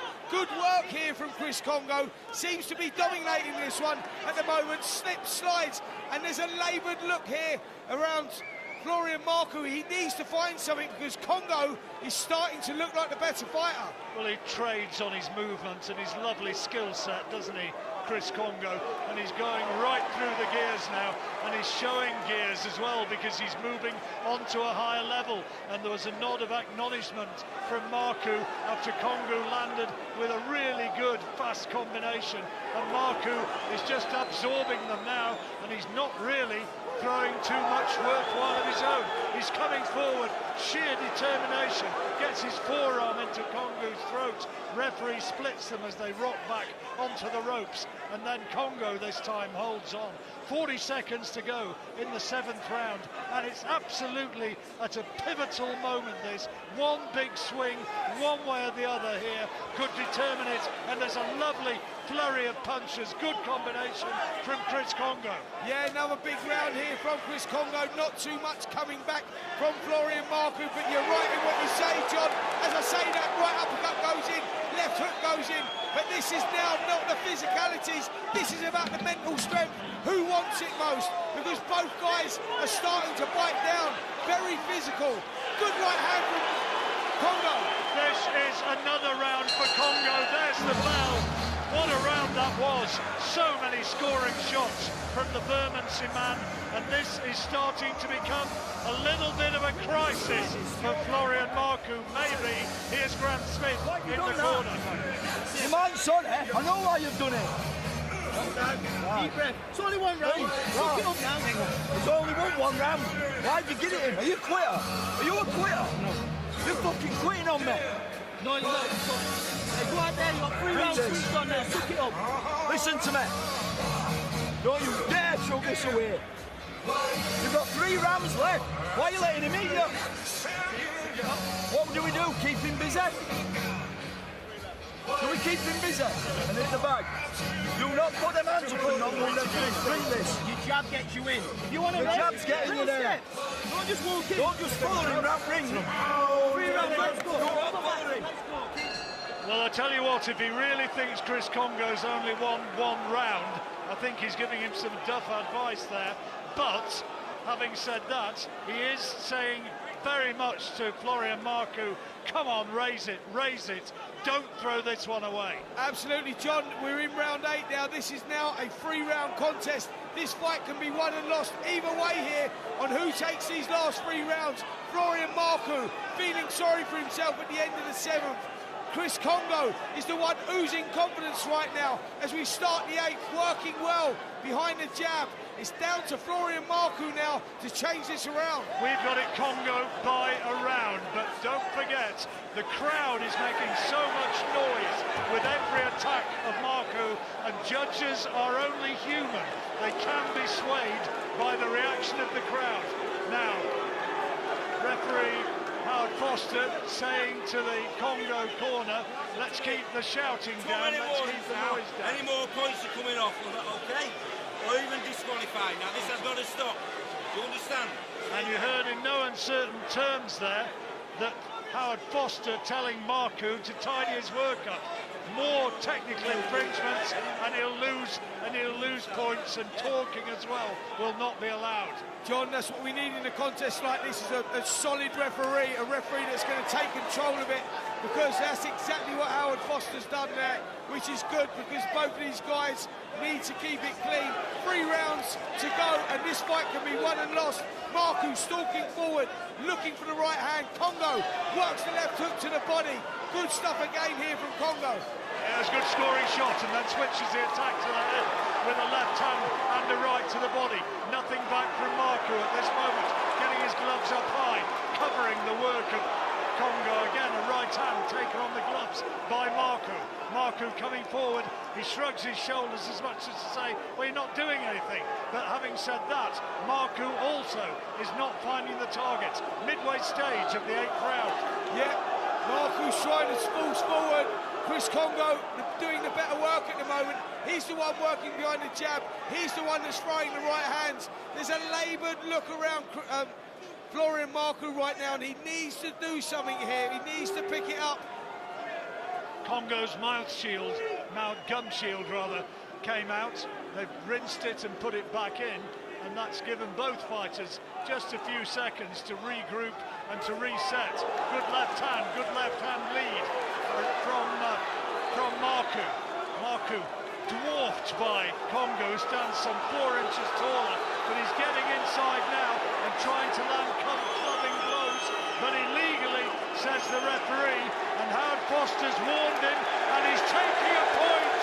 That could be a big moment in the fight.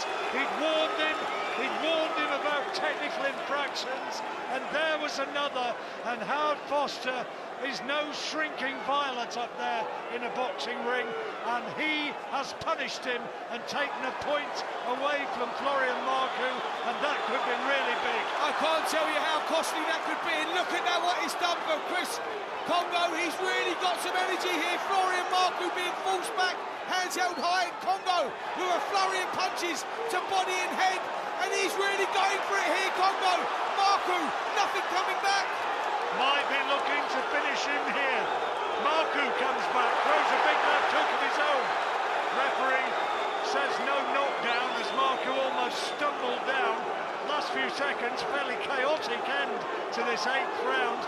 Kongo's dominated most of it, but Marku, maybe a little bit of kidology, came back and threw a huge left hand, big attack, almost swung himself off his feet, and we're now into the last 10 seconds of round 8. And Kongo has had the better of this round for me, and there's been that point deduction as well for Florian Marku, so that could be the round which determines the outcome of the fight. Adam and Gareth. I think it's a brilliant performance by Chris Kongo, I really do. I love Florian Marku, John. I absolutely adore him, what he brings to the ring, the character, the entertainment. You've got to remember his background, an MMA fighter. He came to boxing late, and tonight for me, he's been outclassed and outboxed. And for all his efforts, and yes, he might have won some of the early rounds, but for me, Kongo's in a big lead, despite that point off him anyway. I think this is Chris Kongo's fight to lose. I think he's been fantastic. 6 minutes to go, 2 rounds. I've got Kongo 3 points up now. The 2 big Fs for Marku right now. Fatigued and frustrated, and he's being outclassed as well. He'll come out wild and furious. We'll have mayhem for 6 minutes. It wouldn't even surprise me if Kongo knocked him down. We'll see. if you're listening in with us, don't go anywhere. The next 6 minutes could be tremendous. And our main event, Fabio Wardley against Frazer Clarke, is still to come. What a night of boxing we've had here at the O2 Arena in front of this huge crowd this evening. Left hand from Marku, first scoring shot of the round. The Albanian fans trying to inspire their man, implore him to keep going forward. A couple of jabs from Kongo to the head, doubled up nicely there. Feints to throw to the body. Marku keeping his hands up. Misses with a wild-looking left hand. Kongo just watches it go through thin air. Right hand from Marku, then a left hand lead. He's gone back to orthodox at this point. Florian Marku can fight out of the southpaw stance as well, but it's Kongo who seemingly is controlling the pace at this stage. He's at arm's reach and then comes in and ties Marku up. Marku leaping in behind the left hook, and Kongo ties him up once more. And referee Howard Foster, who's done a good job here tonight, he splits them. Yeah, he's had to get hold of this contest here, Howard Foster, and you're right in what he says. He has done a very good job as Chris Kongo, moves around the perimeter of the ring, throws a 1-2, lands a good right hand. There's an air of desperation now starting to come from Florian Marku, who recognises he could be behind and he needs these last 2 rounds. He has to do something. Maybe start thinking about rolling the dice here, Florian Marku, because this could be slipping away from him. We always, though, have the caveat that that's the way we're seeing it, and it's not necessarily the way the judges see it. So whatever happens, if it goes the full 10 rounds, an anxious wait for both men, and both, I'm sure, will feel at moments of this fight they've been the dominant force. Certainly earlier on, Marku was very much on the ascendant, but Kongo has come back so well in the second half. We're now in the 9th round. Kongo does well, gets the applause of his corner as he lands a couple of scoring shots from range to the body and then ties Marku up. Marku drags him onto the punch, drags him onto a couple of right hands. Howard Foster lets him get away with it. A little bit surprisingly, to my way of looking at it, looked a fairly premeditated move. But the last few seconds now of the 9th round. Yeah, another good round here for Chris Kongo. He's been moving non-stop, working behind the jab, catching Marku as he comes in. Marku now complains to the referee. Frustration setting in. He needs to do something here, Marku. For me, another good round for Chris Kongo. He recognises he may be 3 minutes away from victory here. And Marku, he's going to have to do something in this last round on my scorecard anyway. I've got Kongo starting to pull away. He's got to have a really good finish. We'll go now into the Marku corner and hear from his trainer, Grant Smith. How much easier with that? We're winning. Yes! Is that your best round? Arm down, suck it up. Last round, guys. Do not walk forward. Do not follow him round. Relax. Listen. Keep him busy and relax. Win this round, you won the fight. And that's how you win it, how you've just done it. Listen, he's going to have to come. So relax. Yeah, just stand there. 3 minutes, do not stand there. Listen, please listen to me. No, I want what you've just done. Okay. Relax. Keep him busy. And that jab. Listen, keep him busy and relax. Well, they still think that Florian Marku is winning this one. We don't agree. The 2 fighters touch gloves, and a final little word from Howard Foster. Got a lot of South Yorkshire voices, a Doncaster voice there from Howard, telling him to keep it clean. Yeah, well, it's been a great contest, this one so far. Action early on was Florian Marku, and late on has been Chris Kongo. The point deduction could play a big part in this as well. Kongo starts his 10th round well. Marku misses with a left hook, but Kongo keeping it at range. And a reminder that point deduction came in the 8th round against Florian Marku, and we suggested then, was that the defining moment? Kongo working well in reverse there, picked him off with a couple of shots and then spiralled away out of range as Marku tried to come forward into his chest, looking still for that big left hand. That's potentially the damaging punch, but he's not at this stage, looking as though he's got the technique or the skill to chisel his way in to find the opening. Yeah, Marku taking too long to get up with his shots, and Chris Kongo peppering away with a jab, letting the uppercuts and hooks go as well. Good work here from Kongo again, keeping it long. That's where he's best. Big uppercut there from Kongo. Jars the head back. And Marku felt the weight of that one, took it well, but that was a really significant punch from Kongo. Silenced the Albanian masses who are cheering on their man, cheering him on as an Albanian champion, and cheering him on as a national hero that has their support been enough. Chris Kongo still boxing well in this final round, up on his toes, trying to stay away from harm. Lands a left hand through the guard of Marku. Marku inside, lands a left hand to the body. Uppercut though, off the rope coming from Kongo. Some quality work from both men. Yeah, Chris Kongo getting success with the uppercut in this last round as Marku tries to roll that dice one last time. 50 seconds left in the 10th and final round. Has Kongo done enough? For me, he has, if he stays on his feet. Marku came in with the use of the forearm. The referee was wise to it and stopped him doing it, trying to push back on the neck of Kongo as we move now into the last 30. Is there going to be one final twist of the dice? Great work off the ropes by Kongo. Right hand down the left hand, and then he falls through the ropes, and the referee pushes Marku back and gives Kongo time to regroup. Kongo threw some really quality shots off the ropes. Two more jabs from Kongo. Marku comes forward, trying all the time to be the aggressor. Lands a big right hand. Kongo shakes his head as much as to say that was nothing. Both of them celebrate as though they won it. Marku is lifted and locked by his cornerman. Kongo is up on the ropes and he celebrates as though he's the winner. And, well, what a fight. It's only one thing absolutely certain. Boxing was a winner. That was a real stirring contest. Yeah, real fight of two halves, that one. As we expected, Florian Chris Kongo would start well, keep it at range.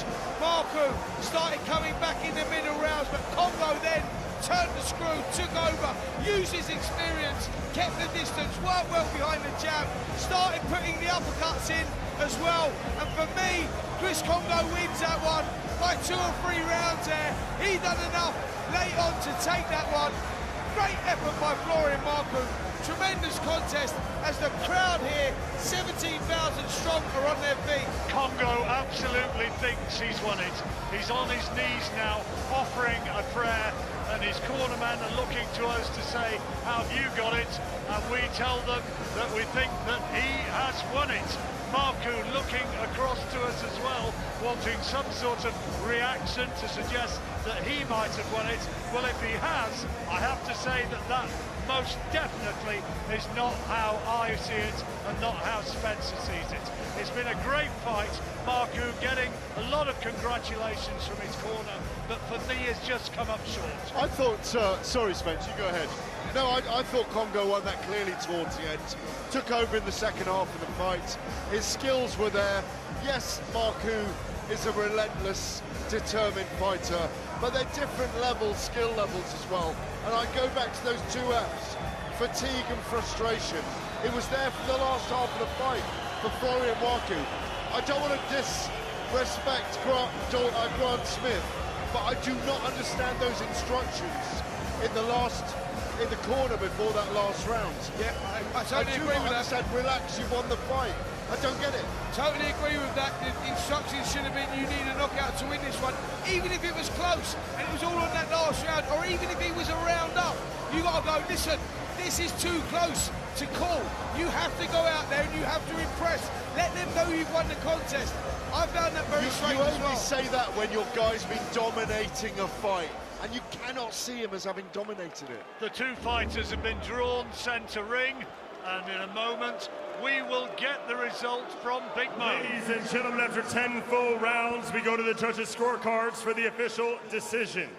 Judge Michael Alexander sees it 96-94, while Judge Mark Bates sees it 96-93, and Judge Steve Gray sees it 98-92. declaring your winner by unanimous decision, and now the IBO Intercontinental Welterweight Champion, Chris Too Slick Kongo. Some bemused looks in the Marku corner. They can't believe it. Meanwhile, delirious celebrations in the London corner. The best performance of Chris Kongo's career. He gets a really meaningful win, and fair play. He took on the physical challenge of Marku and he dealt with it. He outboxed him and ultimately, Adam, won it, and won it clearly. I think he did by 2, by 3 and by 6 on Steve Gray's card. The Marku camp bemused by that, but not how we saw it. I thought Kongo was absolutely fantastic tonight. Don't forget, we don't just own boxing on talkSPORT, we also own football as well. Next week, talkSPORT brings you 10, yes 10, exclusive Premier League games in just 3 days. talkSPORT, the place to keep right across the Premier League running. And what an afternoon of football we had today, and boxing tonight. Florian Marku leaves the ring, Chris Kongo celebrates, but the main event still to come. Fabio Wardley, Frazer Clarke, someone's O's got to go, and it's next on talkSPORT Live.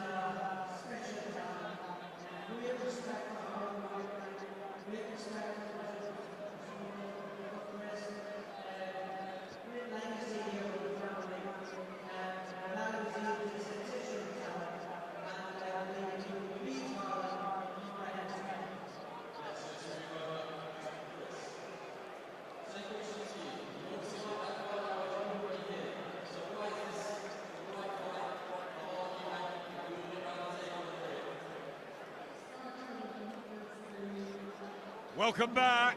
talkSPORT live here from the O2 in London.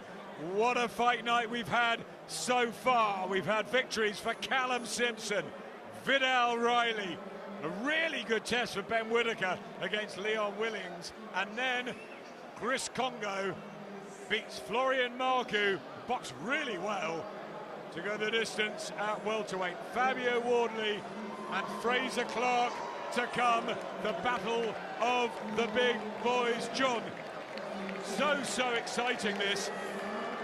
The heavyweight history books, Lennox Lewis, Gary Mason, we were talking about that earlier, AJ and Dillian White here. We've seen some of the clips on the big screens go out. Remember Danny Williams and Mark Potter when Williams won it, what with a dislocated shoulder and one arm. Incredible memories for the British heavyweight title. Well, it would be very, very wrong to not give credit to the British title, because every boxer who comes into the sport see it as their first big challenge to get to that level. They want to be there, they want to have a chance for it, and it brings some really stirring matches. You mentioned a lot of names there, and there's every reason to suspect that this could be another really good high-class contest.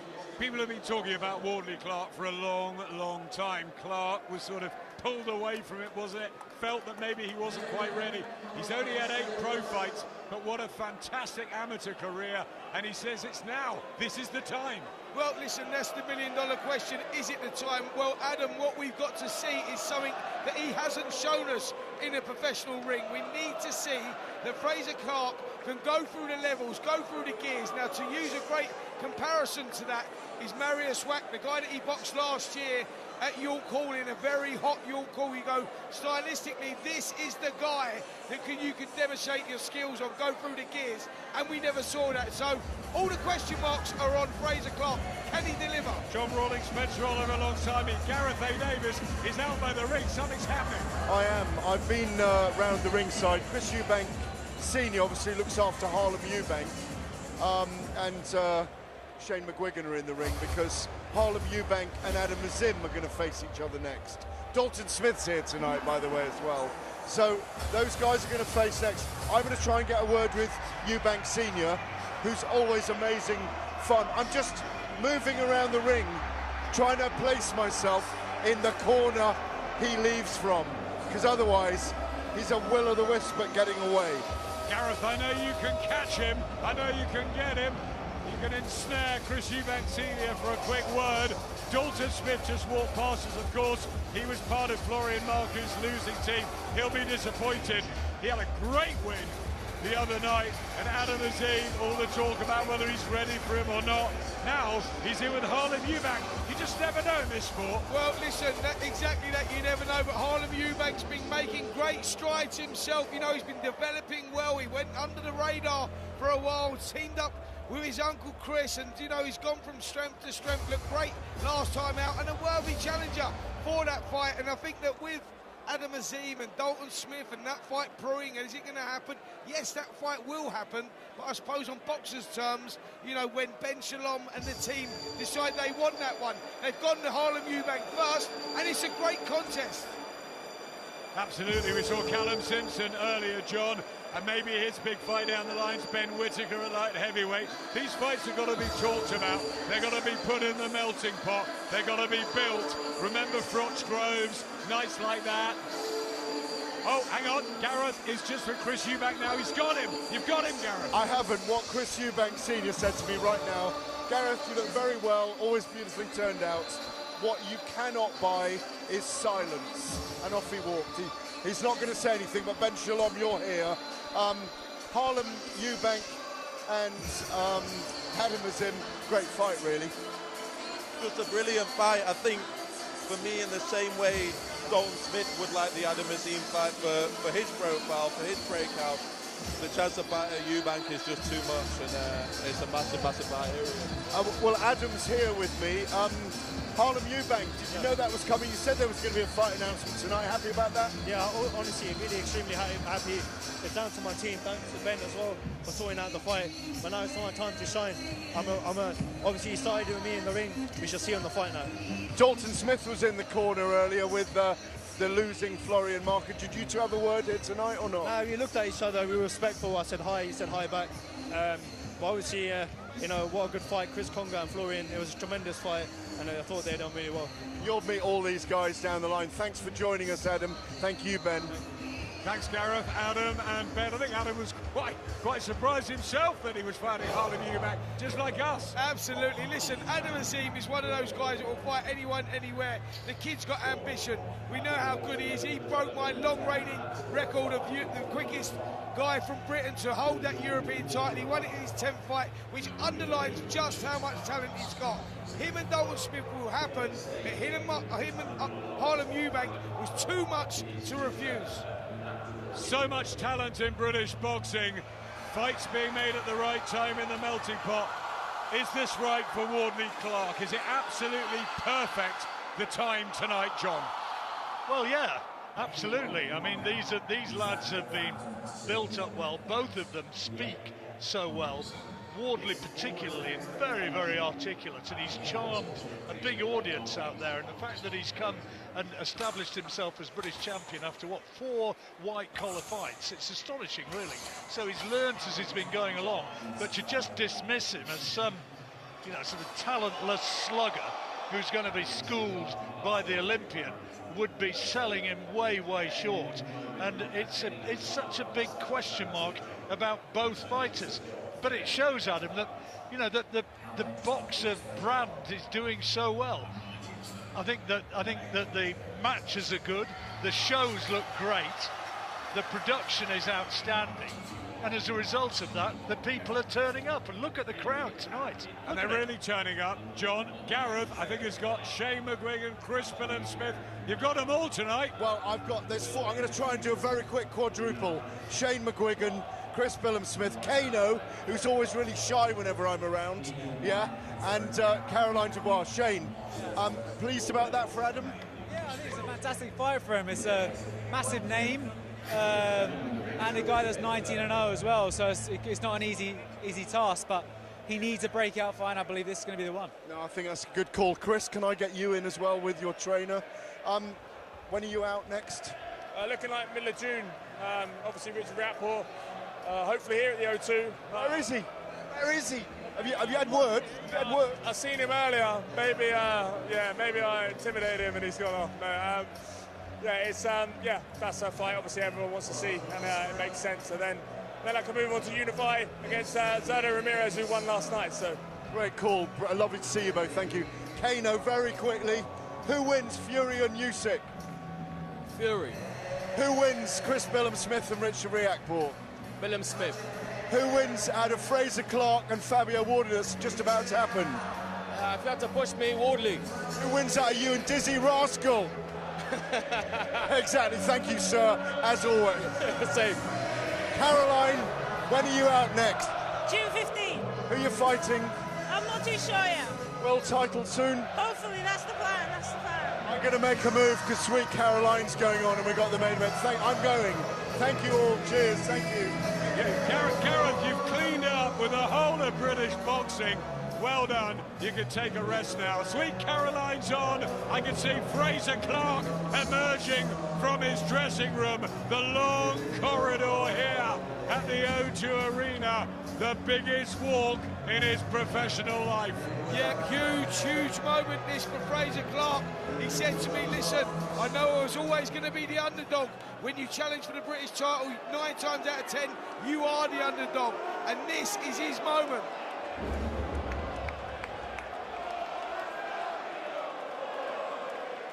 Ladies and gentlemen, the wait is over. This is your main event of the evening. London, are you ready for the heavyweight This bout is scheduled for 12 3-minute rounds, and it is for the WBA Continental, WBO European, British, and Commonwealth Heavyweight Championships. Introducing first, the challenger, fighting out of the blue corner. Here is Frazer Clarke. Big Mo with the big introductions here at an absolutely packed O2, which is a fever pitch. Gennady Golovkin, Kell Brook, remember that atmosphere. That night was special. Anthony Joshua, Dillian White. What a build-up and what an event. There's been something in the air about this one. It's a British heavyweight title fight, but it's special, Gareth. No, there's been something in the air tonight about the boxer beating the brawler as well, and the boxer beating the puncher. This is a great moment right now for Frazer Clarke. Let me tell you, I don't think he got the acclaim that he should have got when he got a bronze medal at the Tokyo Olympics. He's had an extraordinary life. Someone tried to stab him to death. He's been a security guard. He was there at the Westminster bombings, visiting Parliament that day many years ago when the bombs went off. He's a very resilient character. He's a gentle giant, but tonight, he needs to be a good man being bad. Very bad indeed.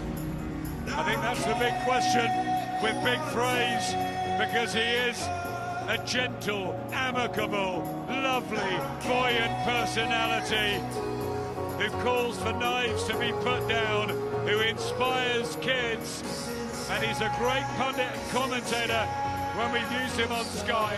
Frazer Clarke's entrance, fight number 9, his arms aloft as he soaks in this atmosphere, and in he enters for battle. He doesn't look overly nervous. He's really enjoying it.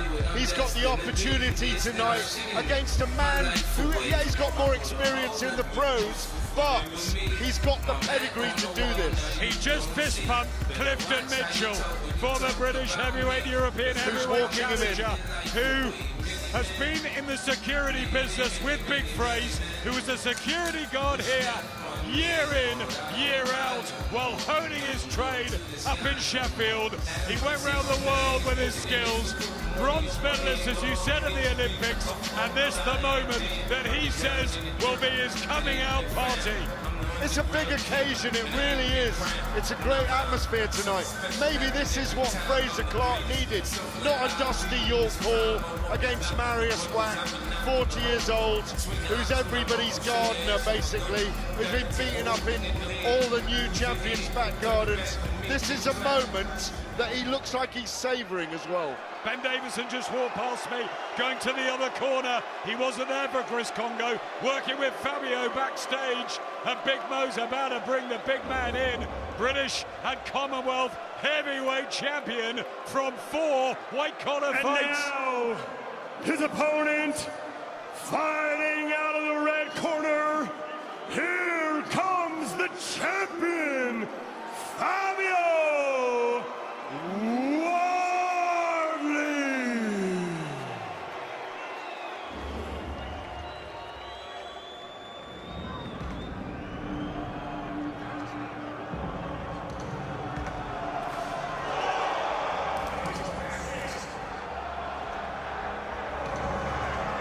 "17 wins, 16 by knockout, and they're being shown on the big screens here all around the O2. It's one of those stories in boxing you just can't really script, Gareth. No, there haven't been many boxers from Ipswich either. Remember David Starry was out of there. I remember seeing him fight the Corn Exchange against Mark Baker when it kicked off. I don't think it'll kick off here tonight. Nice guy, wasn't he, absolutely, but he's from Ipswich. We haven't got many boxers from there. He's in with Dylan the Villain. Dylan the Villain White, the body snatcher. He's milking his moment as well. Ipswich Town Football Club in the realms. It's great.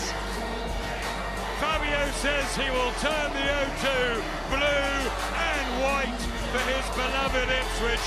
And remember, Frazer Clarke wore the Norwich shirt at Portman Road. So it's been a football story too. Dillian White holding the flag behind him as Fabio Wardley makes his 18th professional ring walk. A tale that you just cannot work out. A brilliant, brilliant story.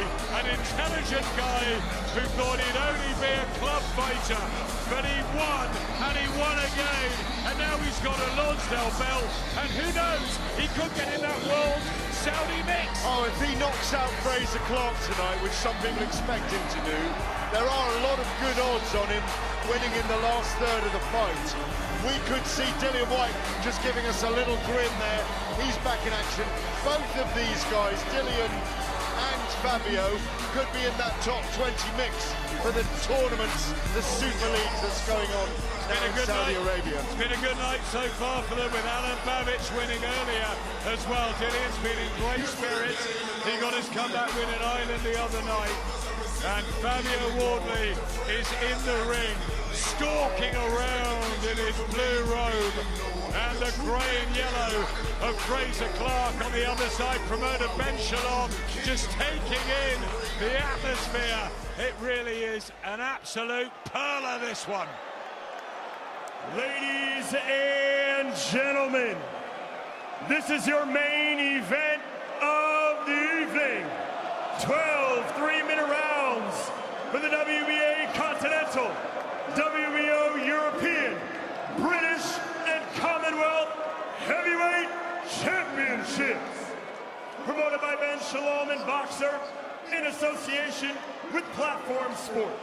Brought to you live worldwide on Sky Sports and NBC's Peacock. Presented by our headline partner, Bet365.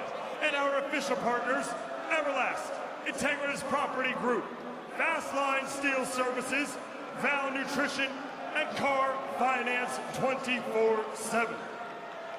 Our supervisor, Thomas Putz and Debbie Down. Our steward in charge, Charles Giles. Our timekeeper, Stephen Pucci. And our judges at ringside, Michael Alexander, Howard Foster, and Mark Bates. And our referee in charge when the bell rings, Steve Gray. So, London, I need you all to get up out of your seats, raise your drinks high, and get wild. Let's meet the fighters. First, the challenger, fighting out of the blue corner, wearing the gray trunks with yellow trim. He stands 6 feet 6 inches tall. He weighed in at 19 stone. He holds a perfect, undefeated record of 8 victories versus no defeats. 6 of those wins coming by way of knockout. And he fights out of Burton-on-Trent, England. Introducing the Commonwealth gold medalist and Olympic bronze medalist, ladies and gentlemen, Big Frazer Clarke. And his opponent, the champion, fighting out of the red corner, wearing the blue trunks with white trim. He stands 6 feet 5 inches tall. He weighed in at 17 stone, 5 pounds. He holds a perfect, undefeated record of 17 wins, no defeats, with 16 of those wins coming by way of knockout. And he fights out of Ipswich, England. Ladies and gentlemen, he is the former English heavyweight champion and the current reigning, defending WBO European, British, and Commonwealth heavyweight champion. Ipswich, stand for your champion, Fabio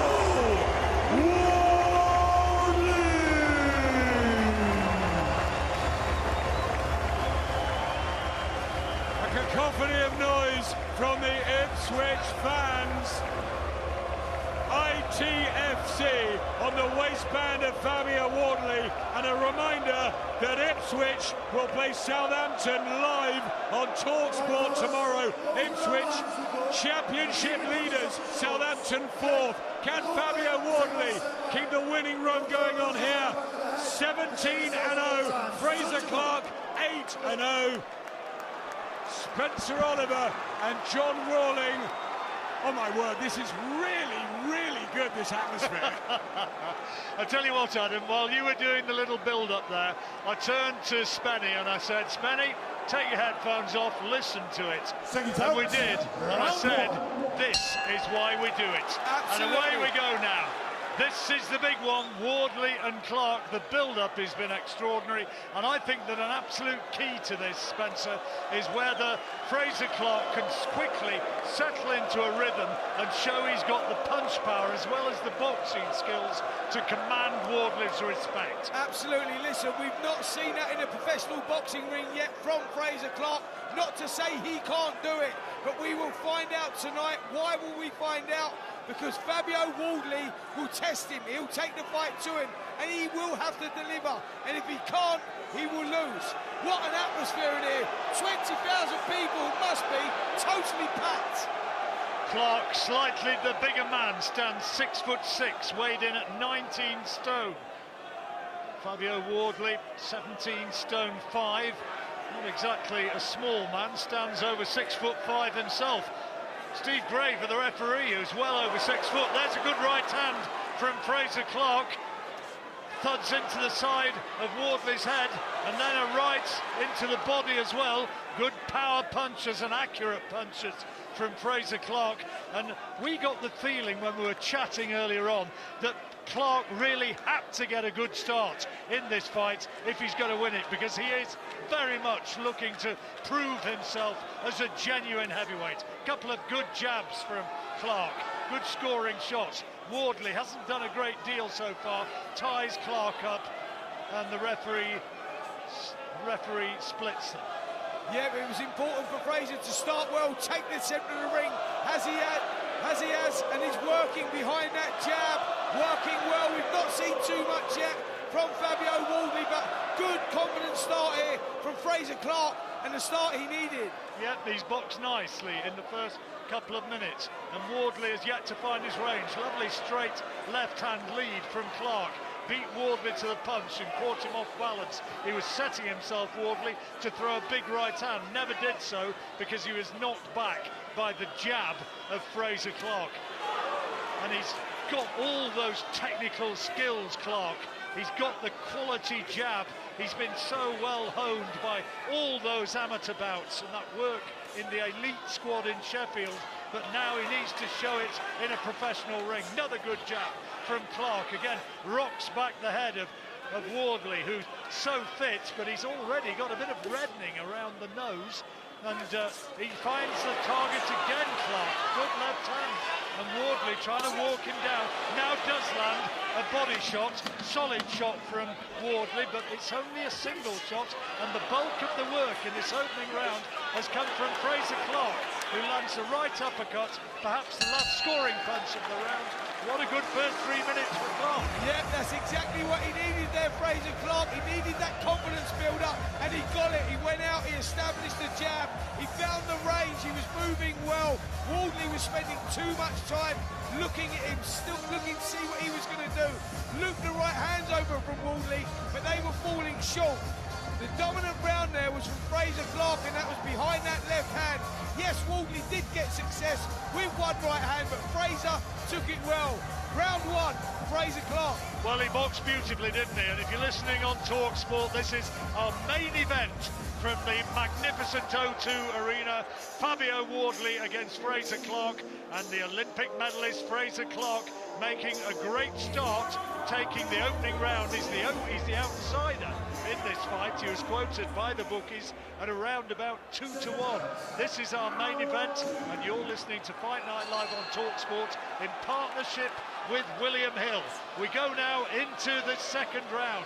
Is Clarke going to be able to continue his excellent work from the first? Because he looked as though he was nicely settling into a jab.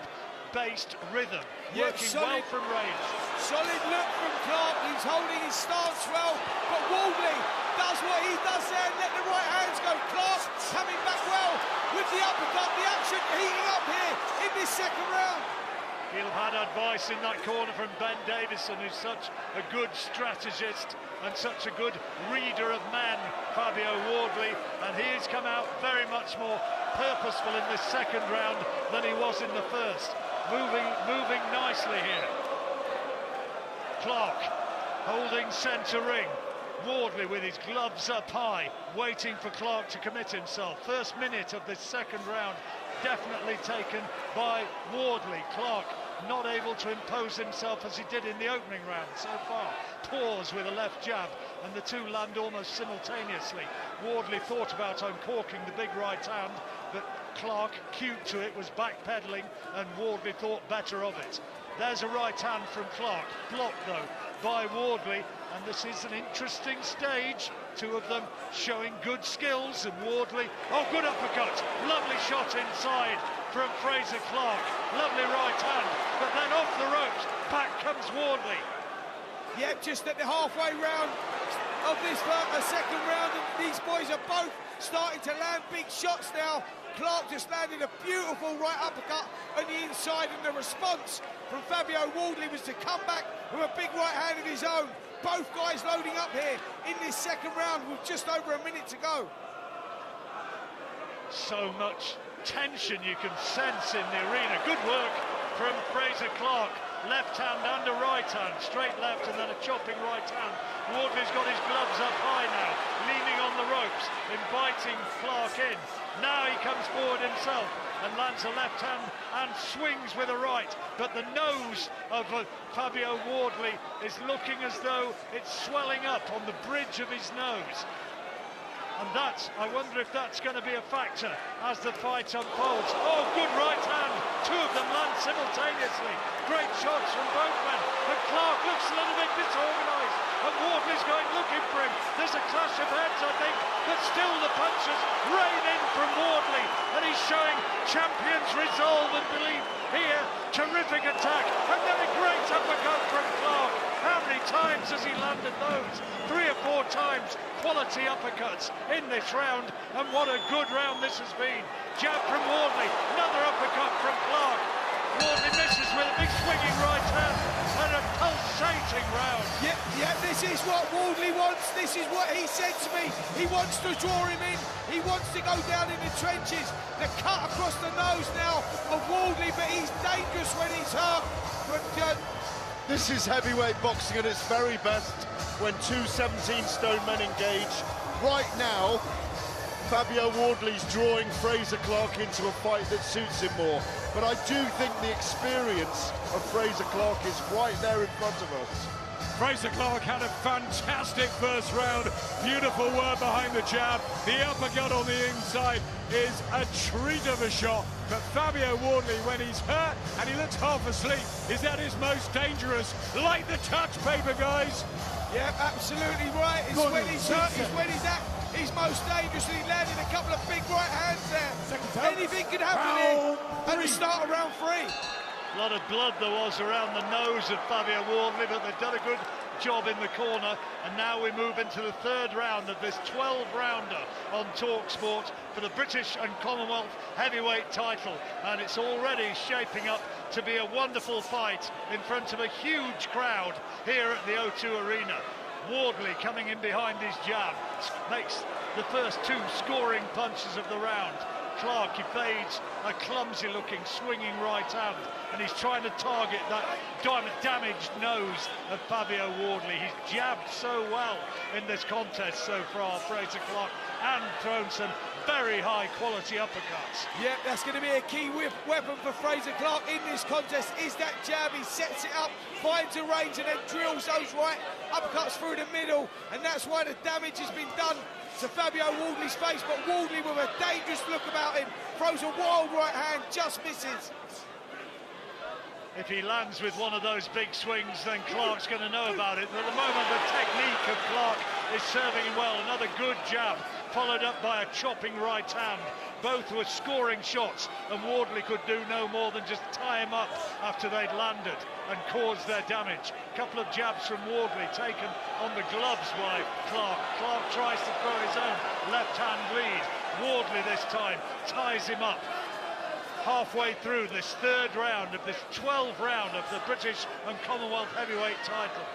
Yeah, real edge-of-your-seat stuff here, the action. No one really taken the authority in this contest so far. Action swinging one way and another. Both guys simultaneously land right hands. Frazer Clarke again with a right hand. He's coming off better here in the third.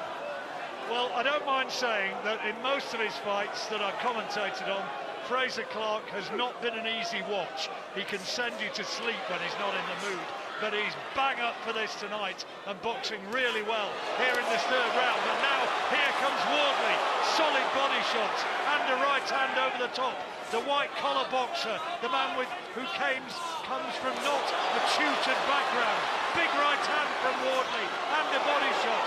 Clarke takes it though and comes back off the ropes looking for an uppercut.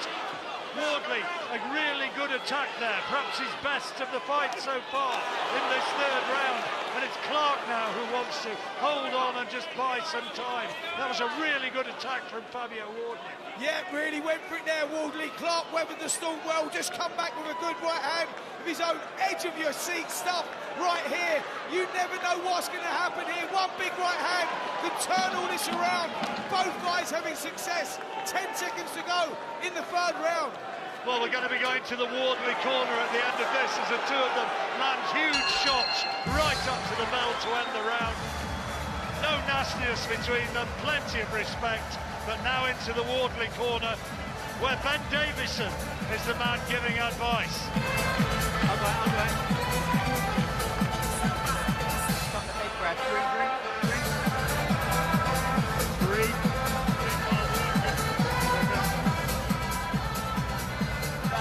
Meanwhile, work going on to the damaged nose of Fabio Wardley. And mix up jab, expecting a return, counter. When you're just not, you're at lead hands in the space, but you're not active with it, change the tempo, be jabbing for it, ready to meet, yeah? When you're hurting, slow to fast, be decisive. You shouldn't be getting hit the jab like that when you drill what you drilled, yeah? Seconds out, round 4. Fascinating fight. I gave that last round to Wardley. Agreed? Yep, totally agree with that one, yep.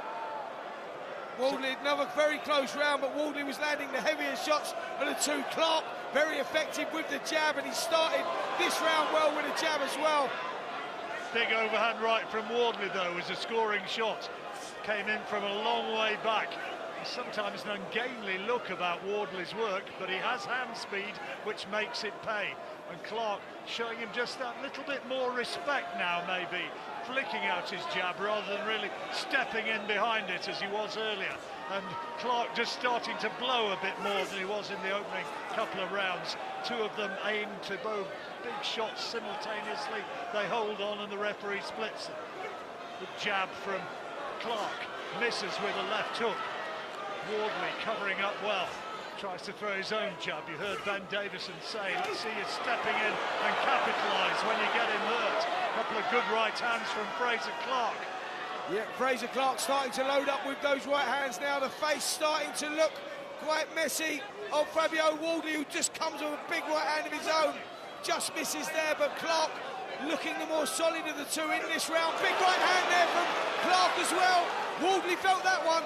That was a quality punch from Clarke. He let Wardley commit himself and then caught him with a beautiful straight right-hand counter, which thudded into the head of Wardley, who feints to throw a right hand, thinks better of it, then lands a left jab. But all the time, the composure is with Clarke, who's shown his superior boxing skills, have had the measure of Wardley thus far. All those years ago, back in the 1990s, Lennox Lewis, a young Lennox Lewis, did the same with Gary Mason. Yeah, but listen, I tell you what, Frazer Clarke is just starting to grow in confidence here. He's now holding the centre of the ring and he's working well behind the jab. Good solid jab there from Clarke, just forced Wardley back onto his heels. Wardley trying to take the control again and lands a big right hand. Frazer felt that one. That's good work from Wardley, but Clarke takes it well, comes back with a quality uppercut, which gets oohs and ahs from the huge crowd, banked all around this massive arena. Two of them land simultaneously, right from Wardley, left from Clarke. And now they're sent to ring again.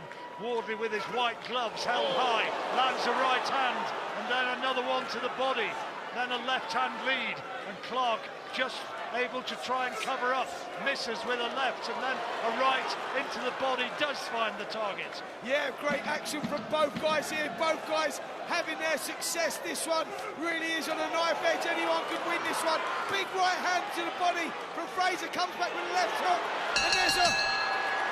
It's everything we hoped it would be. Let's hear from Adam and Gareth. Absolutely everything, John. When you put two unbeaten fighters in there, there's pride, there's needle, they're both in tip-top condition, and they're delivering thorough entertainment for this crowd. It's absolutely superb, and you don't really know how it's going to end up. However, I think Frazer Clarke is fighting the professional fight of his life. I think he looks great. I think his experience, his quality is shining through. Wardley's having his moments, but it's the coolness of Frazer Clarke. No, Frazer Clarke's showing his class, and he's got an amazing chin, by the way, as has Fabio Wardley, the younger, less experienced now, I'd say, fighter, because he looks ragged at times. Frazer Clarke, for me, is winning this fight, but any man out of those two could go at any time. It's an amazing contest. Still early stages, 4 rounds gone, and it is on a knife edge. It's turning out to be just what we hoped it would be. You're listening to our main event on talkSPORT. Fabio Wardley against Frazer Clarke at the O2 Arena, British and Commonwealth heavyweight title, and at this stage it really is very close indeed. Yeah, I've got this 2 rounds apiece at the moment. Wardley's having his success. He looks the heavier handed of the two. There's a nice solid look around Frazer. He seems to have a game plan, and that's to work behind the jab, keep it tight and exploit anything he can. He's doing a good job here, Frazer, but as you said, John Rawling, this is on a knife edge, could go any way. And as you said, that Wardley landed a solid right hand, and Clarke just looking for the moment a wee bit more tentative and letting Wardley come, but then Clarke pings the left jab and finds the target and rocks back Wardley's head, who has his gloves high now, perhaps not surprisingly. Key stages, another big right hand from Wardley, but it was partially blocked by Clarke. Uppercut from Wardley did get through, left hand was taken on the gloves, and now Wardley again looking to prize an opening against the bigger man, the 19-stone Frazer Clarke. 6'6", good jab from Wardley, beats Clarke to the punch. Yeah, good start to the 5th round here from Wardley. He's the one that's getting success. He's landed a couple of good right hands. Big right hand there, though, from Frazer Clarke. Fabio Wardley nods in appreciation, takes that shot well. Yeah, he knew that was a quality shot.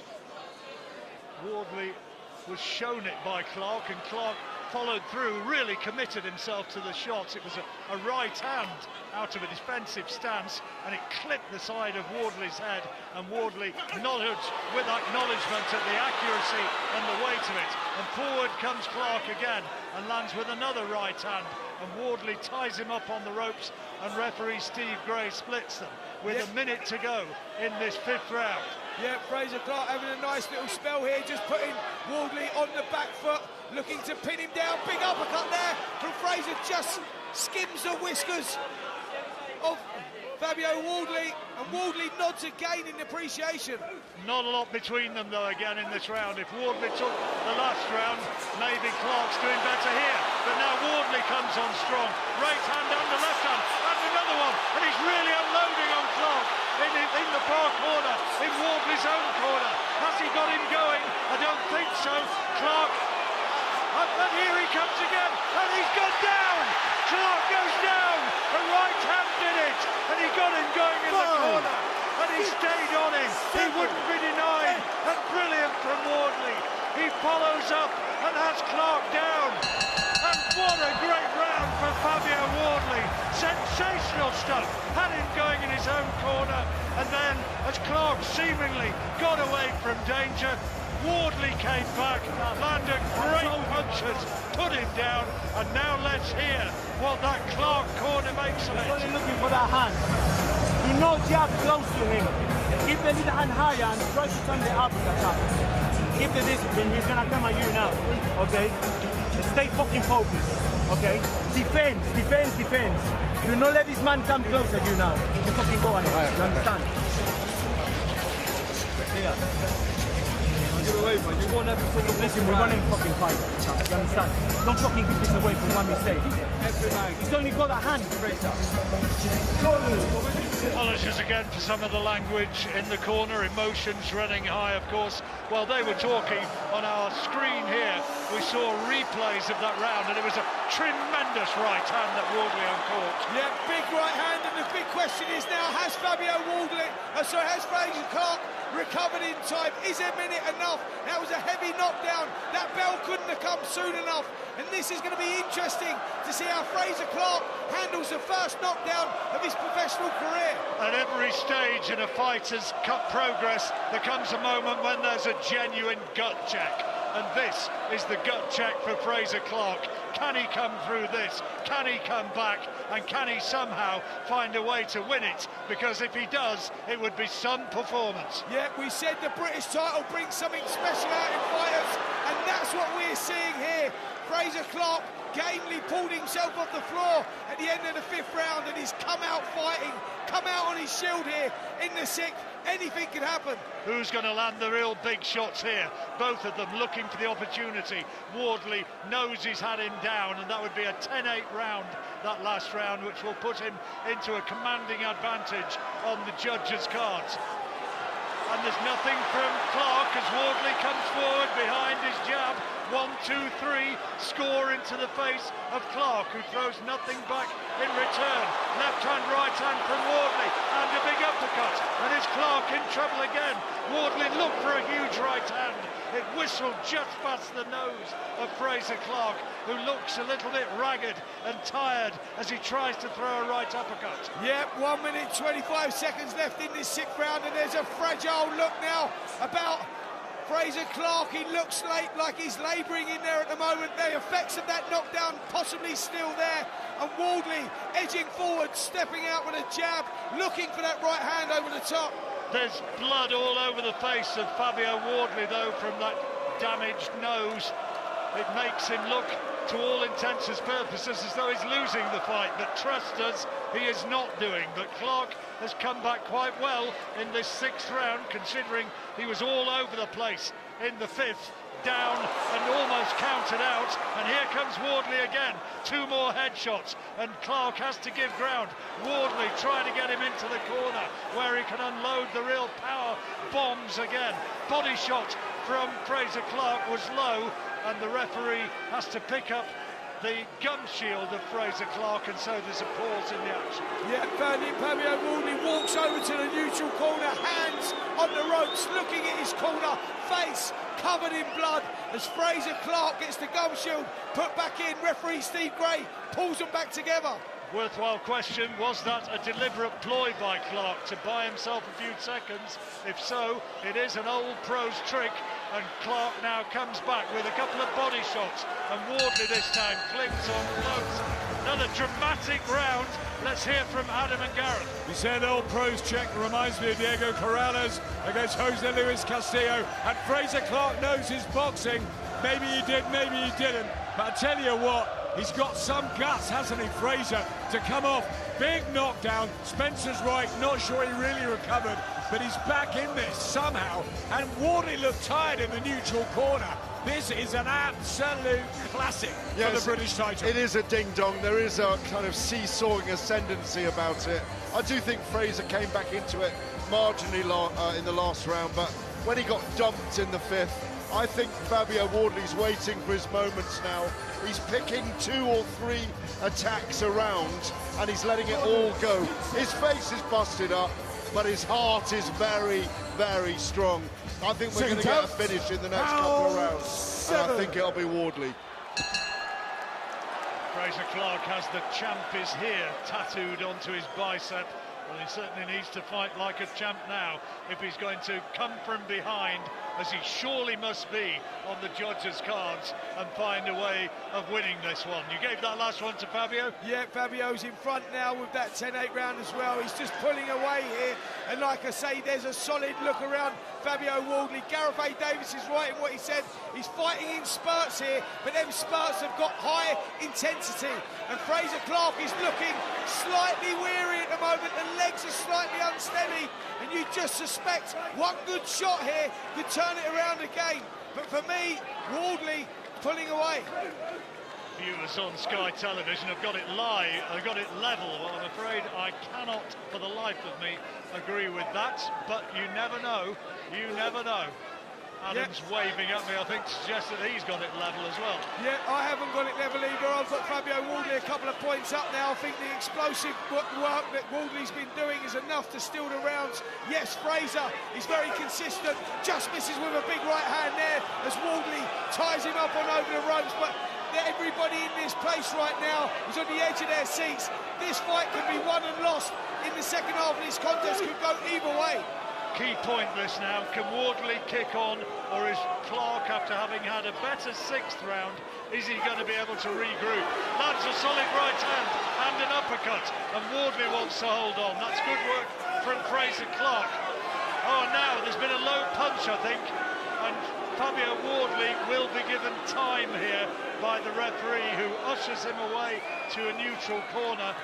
And if he said it's a low blow, the referee can give him up to 5 minutes here. Oh, he's taken a point. He's taken a point off Frazer Clarke, presumably saying that in his opinion that was a deliberate ploy, a deliberate foul, and that's another point Fabio Wardley's way. Big moment. Yeah, massive moment there with a fight that could be very, very close. Subjective scoring in a couple of the rounds could have gone either way. That may play a huge part if we go down the stretch and to the final bell. Who's going to be showing the greater desire, the greater fitness? Good right hand from Clarke.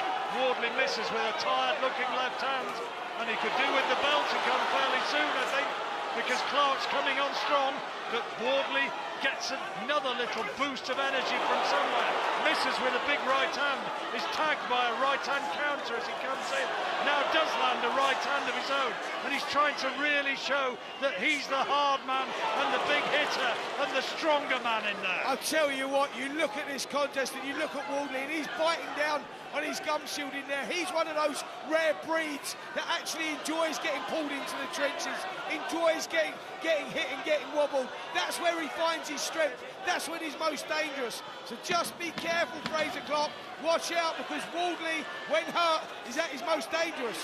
Something George Foreman always said about Joe Frazier. It's what people said about Rocky Marciano, that even when he was hurt, he still didn't show it, and he still kept back, throwing punches and punches and punches, and Wardley does that. That was an interesting round. Who won it? Yeah, it was a very interesting round. Frazer Clarke won that round. I think there was a solid look around Frazer. He looks like he's just got the point being taken away. But the point being taken away, sorry, it's a level round, because Frazer won the round, but the point being taken away, I'll give it a level round for that. I think he dominated the round, but with the point deduction, you have to give it a 9-9. Absolutely fascinating, and you know, if you came in here and were just starting off the programme, we've been on air, talkSPORT 2 and on talkSPORT, since 6 o'clock this evening, talking about this fight, how it might go, and really, it all goes from here. Sent out, round 8. We watched again that low blow, and there's a look of disgust on the face of Fabio Wardley as we now go into the 8th round. A little bit of loose binding on the glove of Fabio Wardley, and the referee urges them to come forward and get going once again. Who's going to want it the more? That's going to be a big thing. That's exactly what's going on. You can see both guys sizing up, looking for the right hand. Fabio pours out with a jab. He takes it. The big right hand goes in. You can see them both looking. Frazer tries to come back. Body shot there from Wardley. And Frazer felt that one. He's brought his arms down. And there's a big... Wardley's got him going. He landed an enormous right hand to began that attack. And then he had a big body shot, which took all the steam out of Clarke, who now holds on and takes a few seconds out of the maelstrom in there. Good left hand from Clarke, and again they hold on, and not surprisingly, both men, I'm sure, feeling the pace here. Yeah, this is a real tough contest now. Forget the physicalities now, we're getting into the mental side of things. This is the mental strength. Who wants it most? Both guys loading up. 8th round, halfway through this 8th round, and it's anyone's fight. Frazer comes back with a big right hand, and now there's a tired look over Fabio Wardley. Frazer sensing that. Clarke, oh, great right hand, straight right hand from Clarke. Rocked Wardley back on the ropes, but he comes back, and now he's back centre ring. Took the punch well, maybe accentuated by the fact he was leaning back on the ropes. Jab from Wardley, short of the mark. And Clarke has his gloves up high now. Another big right hand, and Wardley momentarily looked a little bit dazed by that one, not surprisingly, but he takes it and stays upright. Two of them land big shots simultaneously. Clarke maybe had the greater accuracy.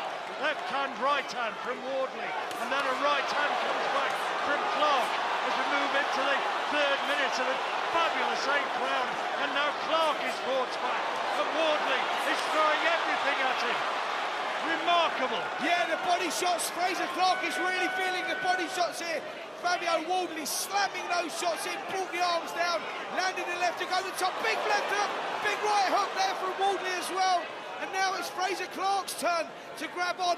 What an unbelievable contest we've got here in the 8th round. It's going this way and that. Left jab from Clarke this time, and Wardley waiting for him to commit himself, lands a jab of his own, and then misses with a right hand as Clarke just slips inside it, pulls Wardley down, and the referee has to split them. The action underway again, just 10 seconds remaining in another very dramatic round here.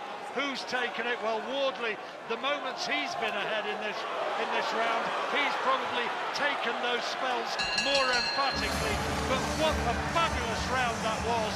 And we go now to Adam Smith. I gave that one to Wardley. How about you? I gave it to Wardley too. It's a special seesaw fight in what is a phenomenal atmosphere here. The boys are delivering. You just cannot take your eyes off it.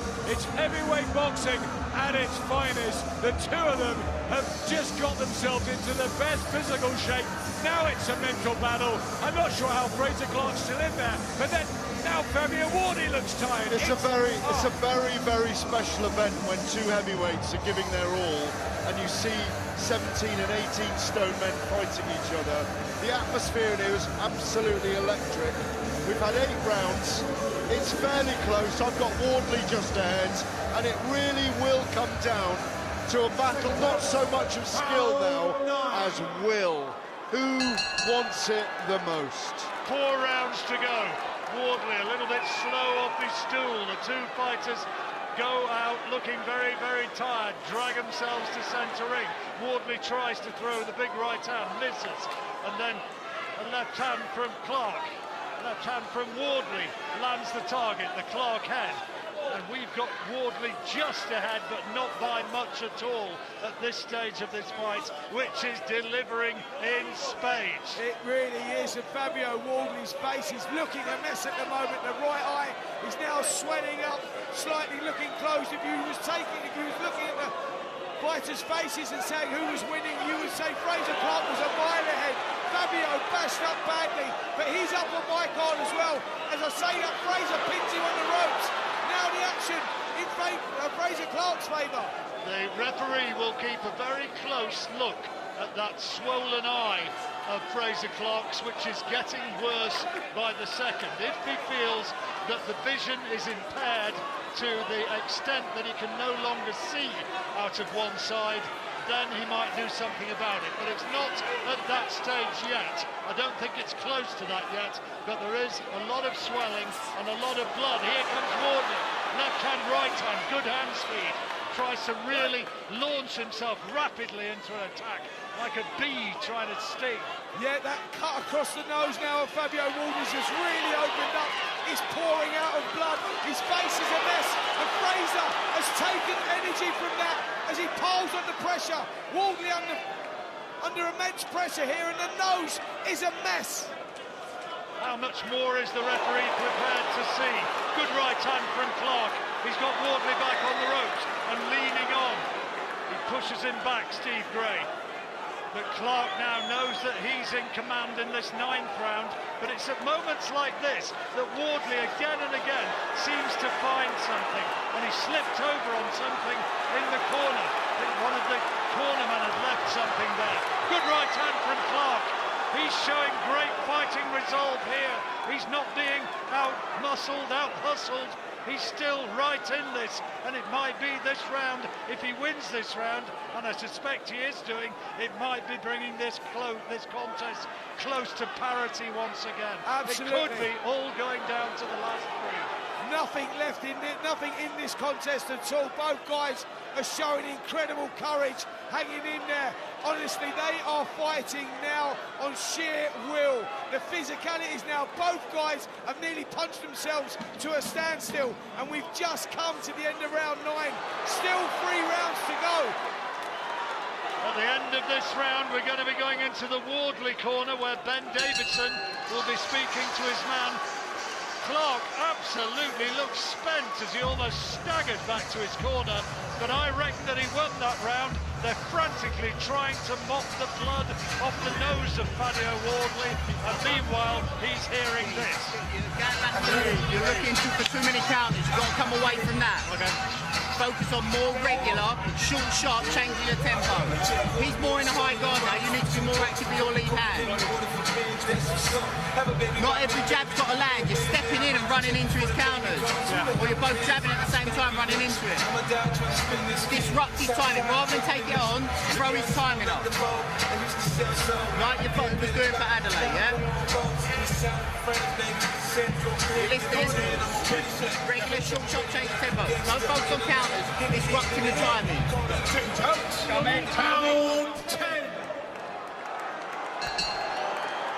Into the 10th round, and what a terrific fight we've seen here. British and Commonwealth heavyweight, and Clarke starts the faster, lands a solid right hand, and it's Wardley who wants to hold on, and already the blood is flowing. Clarke looks like he's found something from somewhere. He started this round like he started the first round, looks nice and fresh, and now there's a weathered look around Fabio Wardley, who sucks up the air, blood pouring down his face, and he lands a couple of big shots. Well, this, if I said earlier on, if Frazer Clarke could turn this one around, having been on the canvas in the 5th round, if he were able to do that, it would be an astonishing performance and proof of his genuine worth as a heavyweight. And he lands another big right hand, and it caught Wardley, and Wardley just leaned on for a moment, and then another right uppercut from Frazer Clarke. How well that particular punch has served him in this fight tonight. And Wardley's forced to give ground once more. Somehow he comes back and lands a couple of tired-looking body shots, and then comes off the ropes and lands a left-hand lead and a couple of headshots. But Clarke looks the stronger and the fresher maybe now. That's exactly what it is. Frazer Clarke looks the fresher of the two. Steve Gray now taking Fabio Wardley to the corner. I think this is about the cut over his nose. I think the doctor's going to be having a look here and deciding whether or not this can go on. The referee's already said that this damage has been caused by a punch. Well, is he going to let him continue? He is. They've mopped it off, and the fight will continue. It would be savage for it to be stopped on an injury at this point, but he's caught again, Wardley, and again. Big right hands from Clarke. Midway stage of the 10th round, but then back comes Wardley. Great right hand and a couple of left hands, and this time it's Clarke who turns. 2, 3, 4, 5 more headshots from Wardley. He's got Clarke going. He's looking to take him out here, almost impossibly in this 10th round. Clarke looked almost spent as he hung over the ropes. And he's lost his gum shield again. There's boos from the crowd. They think it's deliberate, and I'm afraid I tend to agree. Yeah, Clarke is totally in trouble there. He spat the gum shield out. That is using your experience. Fabio Wardley looking over to the corner. Ben Davison telling him to get behind the jab, drill the right hand. It's exactly what he done, just missed there. But there's a weathered look here about Frazer Clarke. The legs still don't look steady. The blood pouring now from Fabio's nose. He's struggling with that. Well, this is real blood-curdling entertainment from these two fighters. They're giving absolutely everything in there. Wardley holds on as Clarke comes through and misses with a couple of right hands. Wardley looked as though he almost had Clarke for the taking there in this 10th round. Aims another big right hand and another, misses, but then a good body shot from Wardley. And that took the steam out of Clarke, who backpedals. It was the body shot which did the damage, and now Clarke lands a big right hand on the head of Wardley. What a round, into the last 10 seconds, and here comes Wardley again. Somehow, where does this man find the energy? He misses again. Clarke with a right uppercut, and a big right hand right on the bell from Fabio Wardley. That round was just stunning. Absolutely stunning, Alan. One of the great rounds in British heavyweight history, and I'm telling you, this is an absolute classic. The amount of energy and quality punches and ebbs and flows in this fight. Guys, the four of us have been covering boxing forever.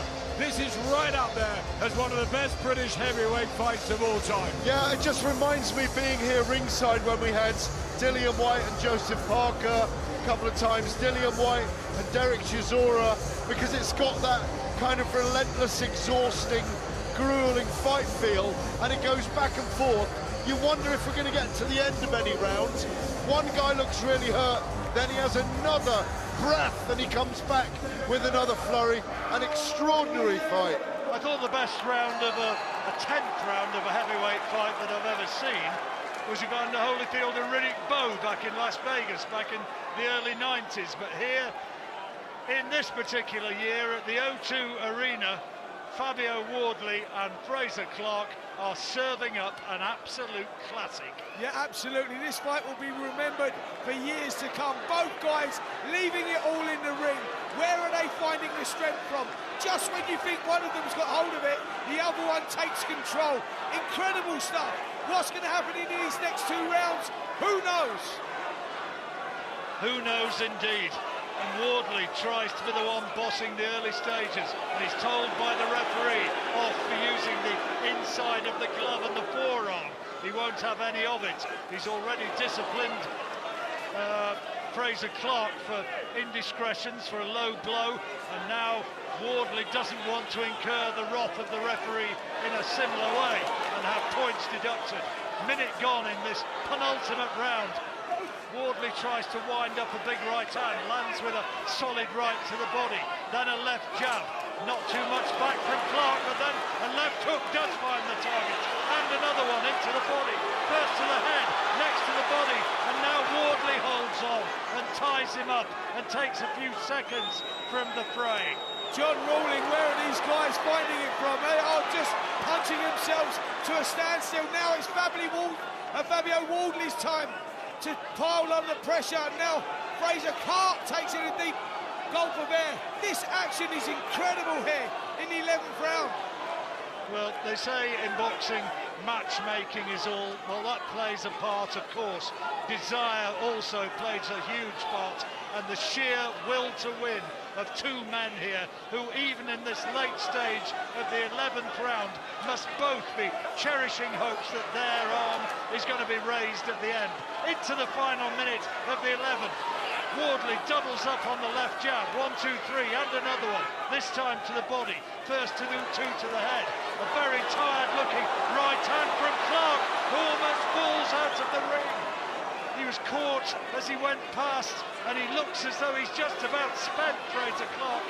But now he lands a right hand and somehow finds the strength to come back. But Wardley bullies him back into his own corner, and is now looking to take him out once more.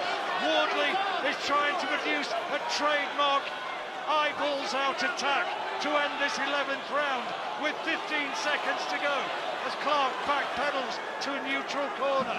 Wardley can hardly stand, finds something to land. 1, 2, 3, 4, 5, 6, 7 headshots, and he almost went there, Frazer Clarke, but somehow stays upright. Another fabulous round, and another round for me for Fabio Wardley. Yeah, Wardley was the one that pulled on the pressure at the end of the round, and that was probably enough. Let's go over to the blue corner and just see what is happening in the corner of Frazer Clarke. 3 fucking minutes when you get this champion. Keep using the fucking jab.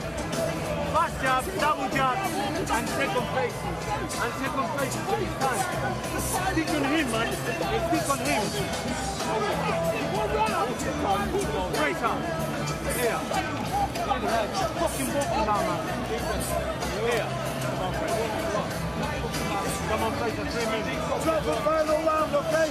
Well, you know what's coming now, don't you? Apologies for the language in the ring. I have to say that. What a fight we've had.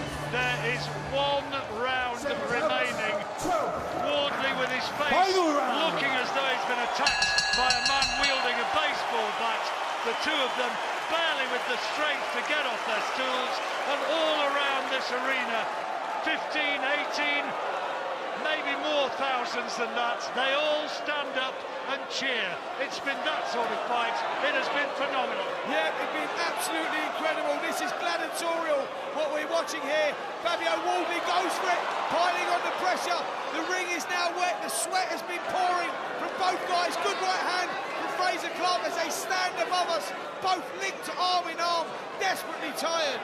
Wardley being implored by Ben Davison to let his punches go. They feel that he can be taken out, even at this stage, Frazer Clarke. Jab from Wardley. Clarke lands a left to the head. And now here comes Wardley. Body shots, right hand and a left hand. Nothing back from Clarke. Wardley, his face looking an absolute nightmare. A mess of blood all across his face. He dabs his face, which must hurt horribly. And there's now less than 2 minutes to go. I can't tell you how tired these two are. This is one of the best heavyweight fights that I've witnessed live. Both guys punching themselves to a standstill. Listen to the crowd, 18, 20,000 strong here, and they have absolutely loved this. Well, you look at these two and what they've given here, which is just about everything, and you wonder if either of them can possibly be the same man again. They have just given everything here. Attempted big right hand from Wardley, misses it, and Clarke ties him up this time. Is it going to be every way down from here? But if whoever wins this, they will regard this as an amazing triumph, I'm sure. Referee says to Frazer Clarke, keep your punches up, and he comes in with a right uppercut, and Wardley, tired, leans on, and we're into the last minute. Yeah, both guys desperately tired here, and you want them both to see the final bell, because this has been incredible, but I'm still on the edge of my seat. Anything can still happen. The atmosphere is going crazy, but you just feel one shot from either man, and it's over, and Frazer Clarke lands that shot. Huge right hand from Clarke, and Wardley sinking back onto the ropes, but Wardley comes back just as the thousands of travelling Ipswich fans make their presence heard and roar on Fabio Wardley. If he could win this, what a performance it would be. If Clarke could win it, that would be fabulous. What price a draw, you never know. Right uppercut from Clarke, great shot, and somehow Wardley takes it. All around the arena, people are standing up and cheering. It almost seems invidious for there to be a winner here. That was simply breathtaking. The referee tries to draw the two men together. Frazer Clarke sinks onto the ropes. He doesn't have the strength to stay upright. Fabio Wardley is being hoisted aloft in the other corner by Dillian White, who thinks his man has won the fight. There almost shouldn't be a loser there. Just an incredible 12 rounds of heavyweight conflict. One of the best fights I've witnessed live. That was absolutely insane. Well, which way have the judges gone on this one? I'm going Fabio Wardley. I think he's done enough, but what those guys had to do there, Gareth, they had to dig deep and go to a place that no human being would ever go. In boxing, and in sport itself, I've said this many times, get yourself to heavyweight title fights. Doesn't matter if it's British, European or world level. When the big guys go at it like that and they deliver 36 minutes of relentless action, there's almost nothing like it on earth in terms of sporting occasions. It's an amazing, amazing fight. We feel on the desk that Wardley's won this, but who knows? The viewers' verdicts on Sky have got it level. I tell you what, not only one of the greatest British heavyweight title fights we'll ever see, but double their money, treble their money tonight. Those two left everything in the ring, and there is no loser in there. We talked about the Saudi mix and these guys getting in the top 20 heavyweights in the world. If they can deliver fights like that, they are that was a world-class event tonight. Gareth, you look at some of the stuff that we've had peddled to us in Saudi as massive heavyweight fights. They absolutely don't hold a candle to that. That totally eclipses anything that Saudi's produced so far. Yeah, totally agree with that. You know, you look at that contest, both guys, where they had to go to there, you know, where they had to dig just to get through that. They were both totally gone at the beginning of the 12th round, but they found it from somewhere and they stayed on their feet, which I'm so glad they both did. Fabio Wardley, for me, has done enough, but that was absolutely insane. Amazing fight, and an anxious wait as ever for the two corners and the two men. There must be 30 or 40 people in that ring now, surrounded by photographers as well, the television cameras up there, and an anxious wait for the fighters as the cards are tallied, and nobody really knows. We're all asking each other, have you got it? Have you got it? We reckon Wardley's won it. Other people are thinking the other way, and who is it going to be? We're going to get it in a second. Big Mo is up there. He's got the all-telling piece of paper in his hand. The two fighters now are together, and we can find out who is the champion. Ladies and gentlemen, another round of applause for these two tonight.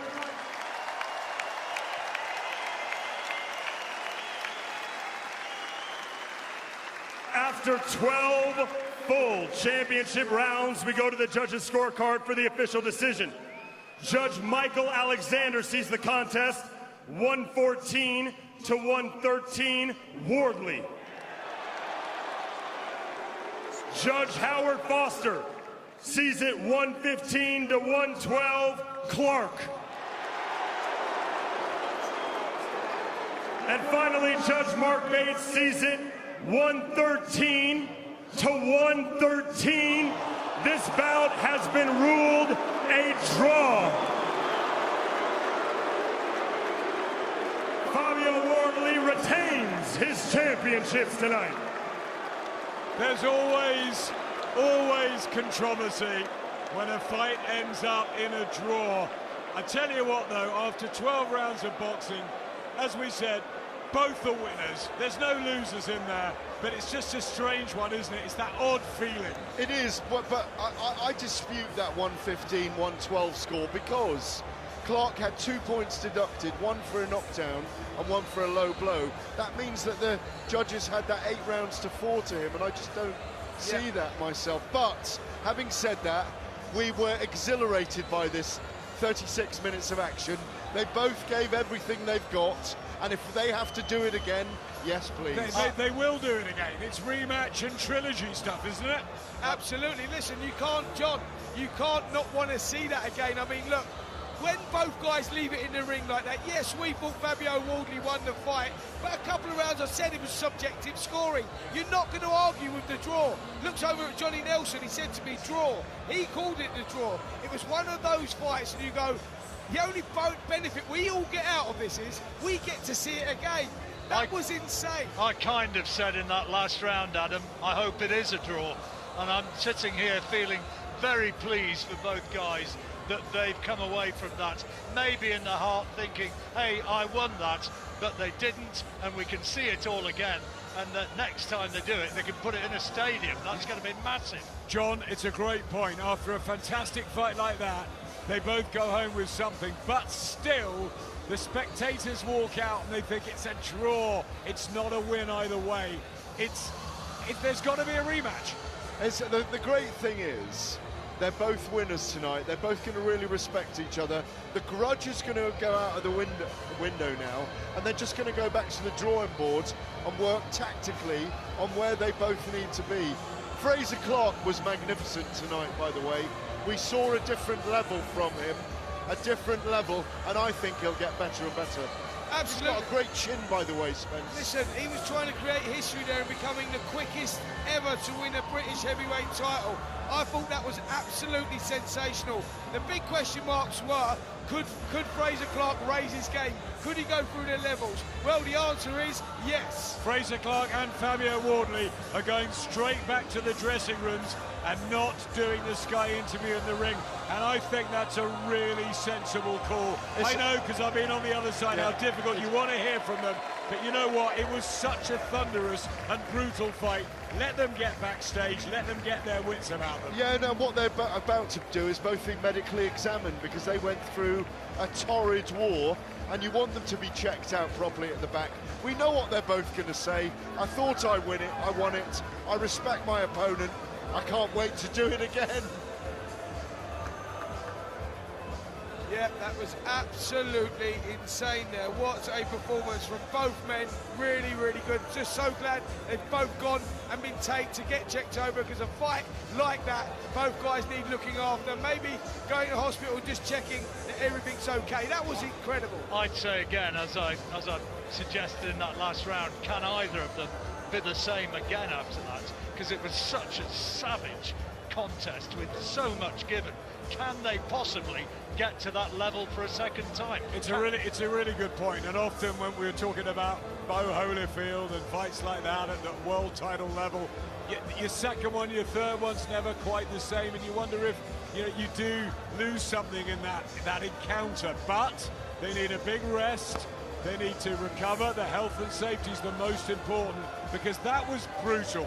That was a fight that no one here will ever forget. No one watching, no one listening, and no one that watches it back will ever forget, because it's two guys that gave absolutely everything, and you can't ask for more. Yep, totally agree with that, Adam. It was one of those that will go down in history as one of the most memorable British heavyweight fights of all time, and that will take some beating. That both guys left it on the line. You remember Derek Chisora and Dillian White, who's here in attendance, actually the manager of Fabio Wardley, when they punched themselves to a standstill in that first contest. That was the sort of level we was at here, but these guys were near exhaustion. That was in Manchester. The one between AJ and White here, obviously when Danny Williams beat Mark Potter, but I think that, from start to finish, the way it was sustained, and there was a knockdown, and Frazer Clarke came back. Let's go to Gareth, who's with Ben Davison. What a fight.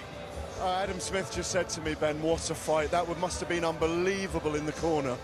Yeah, I mean, do you know what it is? It's exhilarating. Exciting's often the word used, but you're also concerned as well, because you know what it takes out of the fighters as well. Tremendous fighters. What heart, the pair of them.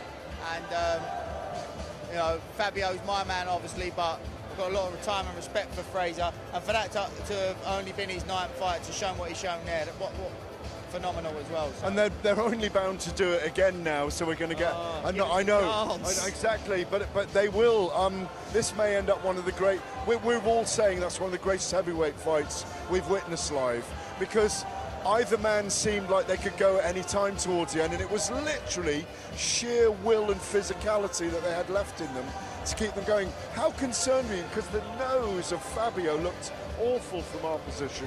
Yeah, he needs to get that fixed, you know. It's been an issue for a long time and it's causing him issues. It's opening up fight after fight, so it's definitely something we need to get sorted. But, yeah, like you said, there was so many to and fro's in there where one fight was having a moment, then the other fight was having a good moment. What a matchup for the pair of them. Did you feel Fabio won that? I thought it was close, and I'm not going to say like. Just out of respect, I think the judges are there to do their job. Yeah.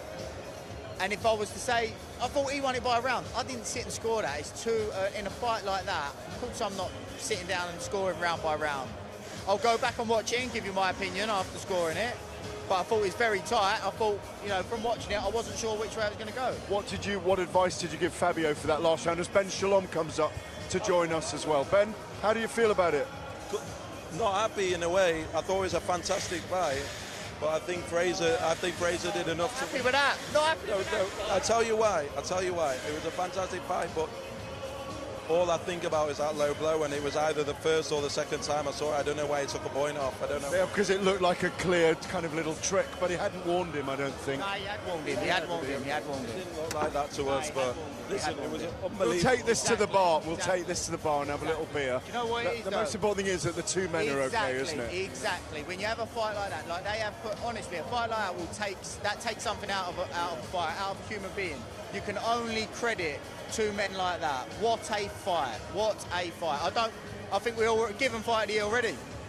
Ben, go and see your guys, all right, because I know you wanted to make it to the back room. Ben, just join me for a minute. What a fantastic Easter night we had Sunday. I'm going to throw back to the boys in a minute. But well done on a tremendous card tonight.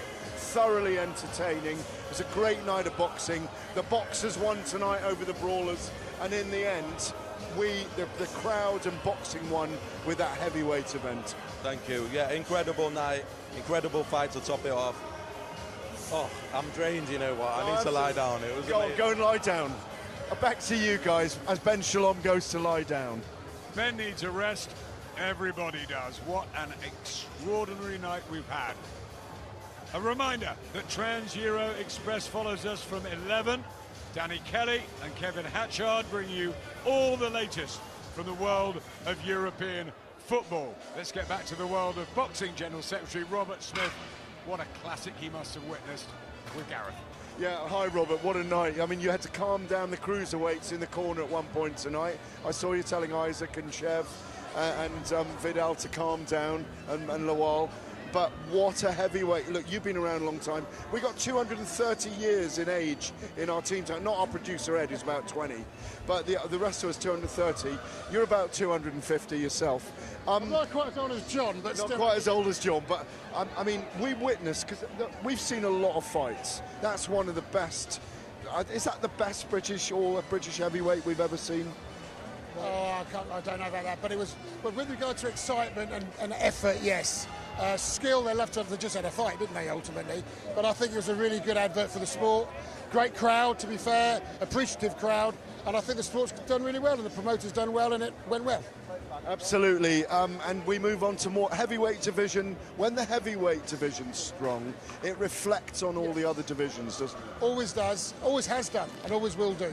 People like to see big men having a fight. So, no, I'm really pleased with tonight. Everything's gone well. A couple of hiccups backstage, but that always happens. But no, I thought both boys deserve a huge amount of credit, and you can't give them more than that. And just one thing slightly newsworthy and maybe controversial to finish. Boxing was the winner, with the appeal being his appeal being upheld against Conor Benn. That's a bit cheeky, Gareth. I'll leave you to it. Have a good one. Take care. Cheers. Trying to get one in at the end there. Gareth A. Davis, John Rawlings, Spencer Oliver and I have witnessed an absolute classic. One for the heavyweight history books. British and Commonwealth champion Fabio Wardley gets through with a draw, but what a performance from Frazer Clarke to haul himself up off the canvas and to go the distance. It was 12 pulsating rounds after a terrific night and atmosphere here at the O2. Up next, the Trans Euro Express. Danny Kelly and Kevin Hatchard follow that, because I tell you what an Easter Sunday we've had. Fight Night, talkSPORT 2 and talkSPORT. Enjoy yourselves. Good night from us.